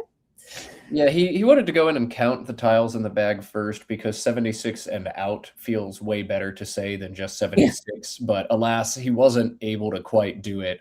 He'll have to draw some more tiles out of there. I think that's all it was. But yeah, I'm one who's going to lay down my bingo in 0.4 seconds to preserve my clock. I'm not thinking on this turn. Other people are going to use 4 seconds and stay calm. I can't stay calm over a Scrabble board. I'm a walking ball of anxiety. So Evan might consider playing Ami over evection, making the RAI hook, and he'll balance his rack and make a very easy R hook. So just to save face, or maybe bingo out, like, big deal. So I only lost by 230 instead of 300. But there's something to be said for some satisfaction, and I think that's what. Oh, he's putting it in a different place. Okay, I'll get more points down here. Yeah, that's fine. There's also JAI, and I think just that plus an unseen R is like, whatever, I'll just lose this game. And that's what Evan is opting to do here. Yeah, but maybe I'll pick the J. So, I still might have played AMI, but we'll see. It's fine. It doesn't matter ultimately, but it is getting silly what the spread is at this point. And I can't quite declare Charles the winner. Again, if you missed earlier, Charles's brother Thomas, also 6-1 plus 643. So a narrow Charles win and an emphatic Thomas win would make Thomas springboard over Charles and become the champion. That's seeming more and more unlikely as Charles has more and more high-scoring plays in this one. Thomas now looking to have to beat Melissa by almost 300 points. And if the score we got from Josh Greenway is correct and they were in a 20-point game, that ain't happening. Charles going to count the tiles in the bag now, but I don't know why you would be pausing if you have GJU for 45 stacking atop evection. Yeah. So good. It gives nothing away. I'm just shocked there isn't a B open for him to bingo through, but sometimes you get games like that. Jumbling would be just absolutely brutal on top of what was already absolutely crazy. We might see Charles hit 600 in this game. Oh, Eta Aereo on Evan's rack. No spot for that. But we've seen scores in the 100, 200, 300, 400, and 500 on stream. Will Charles get us a 600 score? That'd be something. The question is, are there enough places? He's going to need to score another 46 with 13 unseen tiles. It's going to be tight. Yeah, there's no S's unseen, so a lot of the spots on this board are not strong spots at all. It'll be close. Well, there's always, one thing that playing on Woogles has taught me is there's always these inside little plays that are just so brilliant that the computer finds, where you can just rack up points. It sounds like a slot machine that continues to keep spitting out the dimes. It just keeps going and going, and it always seems to find these plays that just like makes all these overlaps, and suddenly you're scoring 46 points for absolutely nothing, but it's found a beautiful inside play. So let's see if he's got any. Look how pretty that is. Yeah, that's exactly what you were talking about, right on cue. Ari is 31 points out of a rack of all one-pointers. Out of nothing, right? Take that. Right. Amazing. I love those plays. And you know what? You end up, you're not balancing your rack. You're playing your 2 E's and your R. And I'm not saying this part of the game because the game's already lost. But, so often we spend too much time balancing our rack and not scoring. And you'll find that the gods will give you much better tiles if you sometimes play your better tiles. It doesn't always work that way, but you will be given gifts when you least expect it. So don't be afraid to make these plays and use up all your good tiles, because you know what? 32 points now is better than 4 points now and then 16 points next. Yeah, absolutely. I think a lot of players in Evan's shoes would have tried some absolutely ridiculous desperation fish, something like RAGI down to the GI for 6. Open a triple, hope your opponent has a stroke and you draw a miracle. You don't need to do that. It's worth pointing out that if Evan loses this game, but Melissa pulls the upset against Thomas, Evan could still finish second. He just needs to hang on and lose by not very much. So with no idea what's going on the other board, Evan is doing we did have an update, right? 395, 372. That's what we saw last time. We'll see if we can get an update. Okay, very good. Very close. Wow. And that's one of the things, by the way, if you do become a member here, that's one of the things your money is going towards, is the ability to have 2 boards simultaneously. So in a game like this, which is a foregone conclusion, at least 3-4 turns ago, we could switch over to the other board. So the money's going towards very, very good stuff. Yeah, absolutely. We appreciate all of our Let's Play Scrabble super friends for supporting features like that. We'll be piloting some of those features at upcoming events. We piloted dual board for the first time in Albany, New York last July. We'll see if we get it set up again. That tournament is going to be absolutely huge. The Bob Lynn Superstars, $20,000 first prize. That's coming the weekend of July 4th in Albany. It's going to be so sick, and it's going to be 20,000? Are you kidding me? $20,000 is the first place prize. Yes, ma'am. And I'm going to assume that's for Collins, CSW. Indeed. Yes. Yeah. Thanks to a certain person.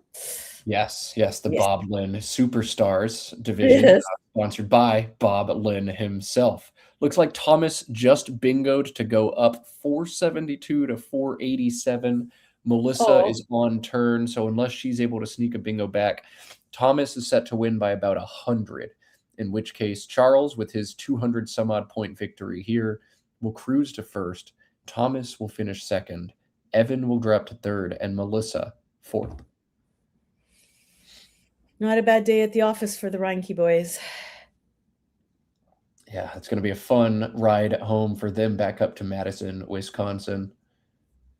Someone's asking about the Causeway prize pool, and I'll get that for you right now.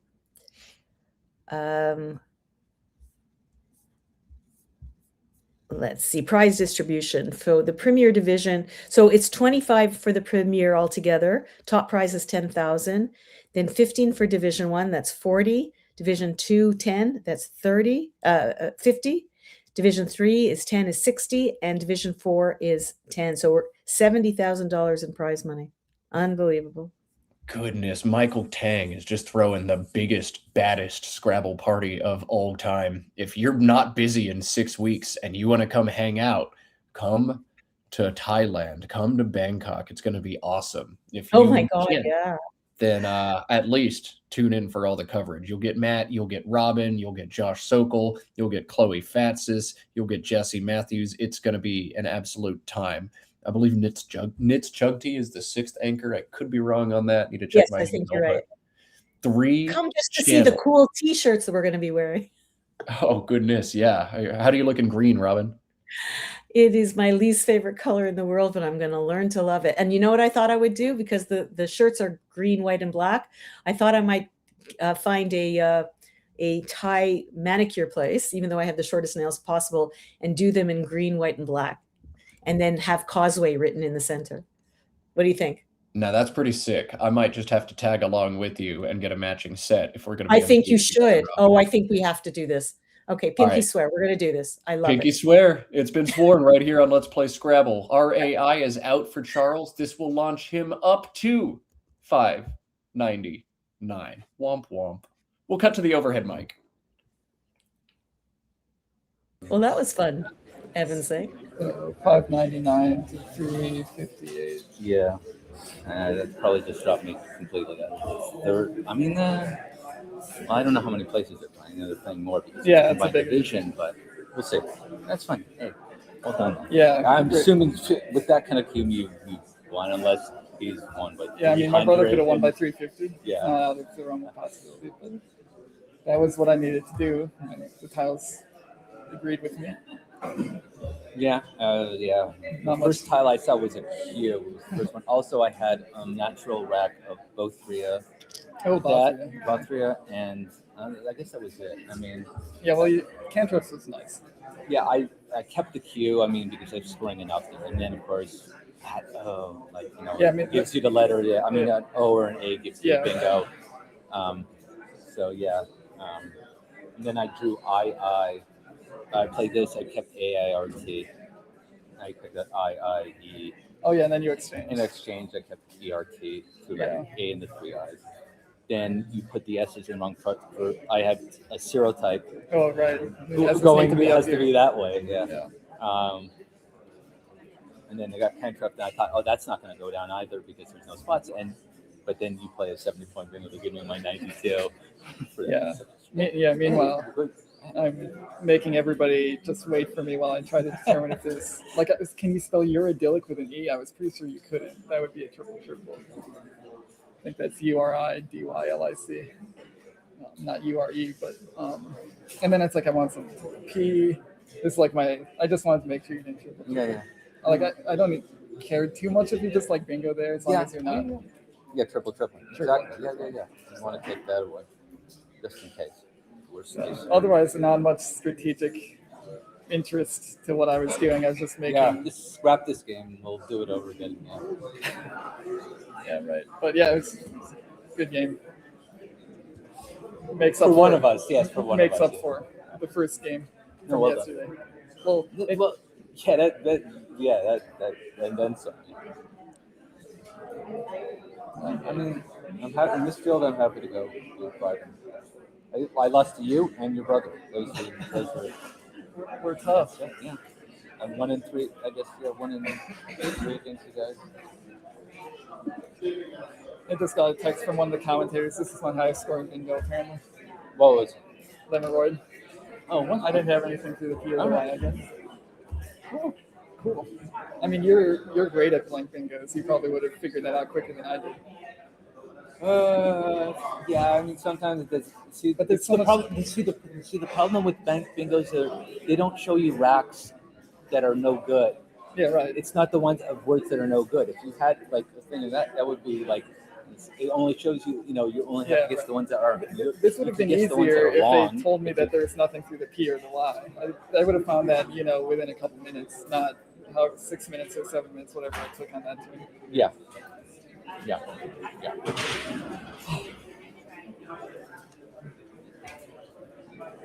All right, well, I lost to your brother and you, said Evan, and I feel like a lot of people are going to be going home saying exactly the same thing. Charles Reinke, first place. Thomas Reinke, second place. Robin, how does Charlie feel about Charles's finish?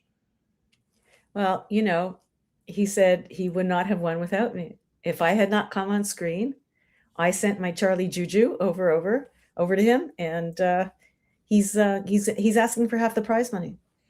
Well, I am going to let them settle that in cat court, but that is some spicy drama here from Galesburg, Illinois. All right, we are wrapping it up there. Charles Reinke first, Thomas Reinke second, Evan Borofsky likely third, unless Josh Sokol snuck into that third spot.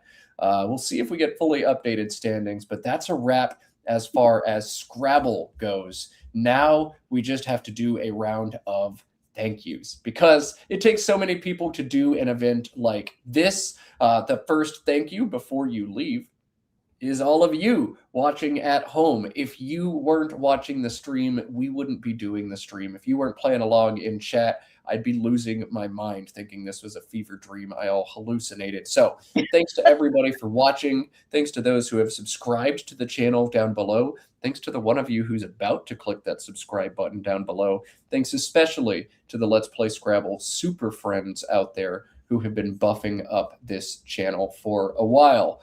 I also want to thank the Word Game Players Organization, or WGPO. They donated money to this event. They donate money to a lot of organized play all around North America, and they sanction and rate the tournaments. Thanks as well to Seth Lipkin for cross-tables.com and the Ulu clock that we've been using across all of the Let's Play Scrabble streams, to John Chu for TSH, the software used to run large tournaments like this, to Art Moore for wordjudge.me for handling all of our challenges and the challenge cam we bring to you guys, to Video Ninja for sharing my screen over to Robin so we can analyze as well as possible, and for sharing all of our screens into Josh's computer.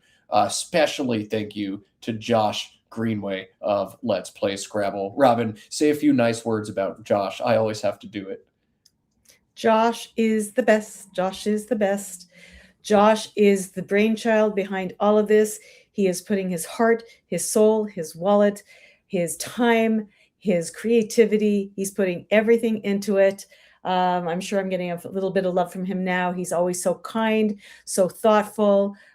He just has this way of talking that you just want to do anything for him. And I do, and I have, and I'll continue to do it. And I'm grateful to be a part of his universe. So thank you, Josh, for growing our game and believing that we are worth watching, and we are. There go the guns again. Watching. There go the guns. Yeah, get those guns out, right? 6,691 of you say we are worth watching. It's probably good that we don't get to 6,700 with the high school teacher in the booth, because I'll either pop off or my head will explode. I'm not sure which, but we appreciate all of you for subscribing and for watching. Josh, we so appreciate you. Josh Greenway does so much. It is so hard to organize the big tournaments like this, much less lug around all the gear, handle all the transitions in between. The fact Josh has to be sitting on standby all the time just in case somebody like designates a blank and he has to switch to blank cam. He gets up and runs around and reports scores to us in the interim. Josh Greenway is truly the MVP of all Scrabble on the internet right now. And this, his brainchild, Let's Play Scrabble, is where you can catch all of it. So much more Scrabble coming on Let's Play Scrabble. You will get National Scrabble Day tomorrow. You'll see the brothers Reinke after their first and second place finishes today, face off in a best of 5. You'll get Josh Sokol playing Blitz games. Then next month, you'll get the Montreal Scrabble Classic. Shortly after that, you'll get me and Robin broadcasting the Causeway Championship from Thailand. And then you'll get the Boblin Superstars from Albany, New York. Are you kidding me? That's so much freaking Scrabble, all here on Let's Play Scrabble. Who wants to go outdoors in the summer when you can watch Scrabble on the internet? And I want everybody just to take a moment to pray for Josh, who is going to be running Causeway, where there are going to be many world records broken. And he's going to have, Michael Tang's going to have somebody from the Guinness Book of World Records on hand, because he expects a number of world records to be broken. And the fact that we are going to be simulcasting 3 boards that poor Joshy here is going to have to coordinate. And he told me recently that we are going to be on national Thai television. Did you know that? No. Surprise! Oh he secured us on national Thai television. So this is a BD, a big deal with the F taken out. So be there, be square, come watch us. It's going to be amazing. Just the spectacle of it. It's going to be so much fun to watch. Oh, but a little prayer for Josh that, you know, there's going to be a time zone difference and he's going to have to work his little tushy off. So let's all be there to support him. Hey, if Josh can go to Ghana and put together an awesome World Scrabble Championship broadcast, Josh can do anything, and Causeway's going to be awesome. Robin, we're going to be in the Guinness Book of World Records. We're going to be on Thai TV, and we're going to have matching nails to go with it. Oh, my goodness. All right. Well, thanks once again to everybody. Thanks to Josh and Robin, especially thanks to you, as well as Jared and Evan, my two other co-commentators. Always a pleasure. Thanks to you, my love. I have so much fun whenever I work with you. I know you like Jared better, but it's okay. I still love you. Hey, everybody's got their strengths, but I do love me some Jared. I gotta say, he's great at breaking it down for all the levels of Scrabble. But Jared doesn't have Charlie, and you do. So stay alive.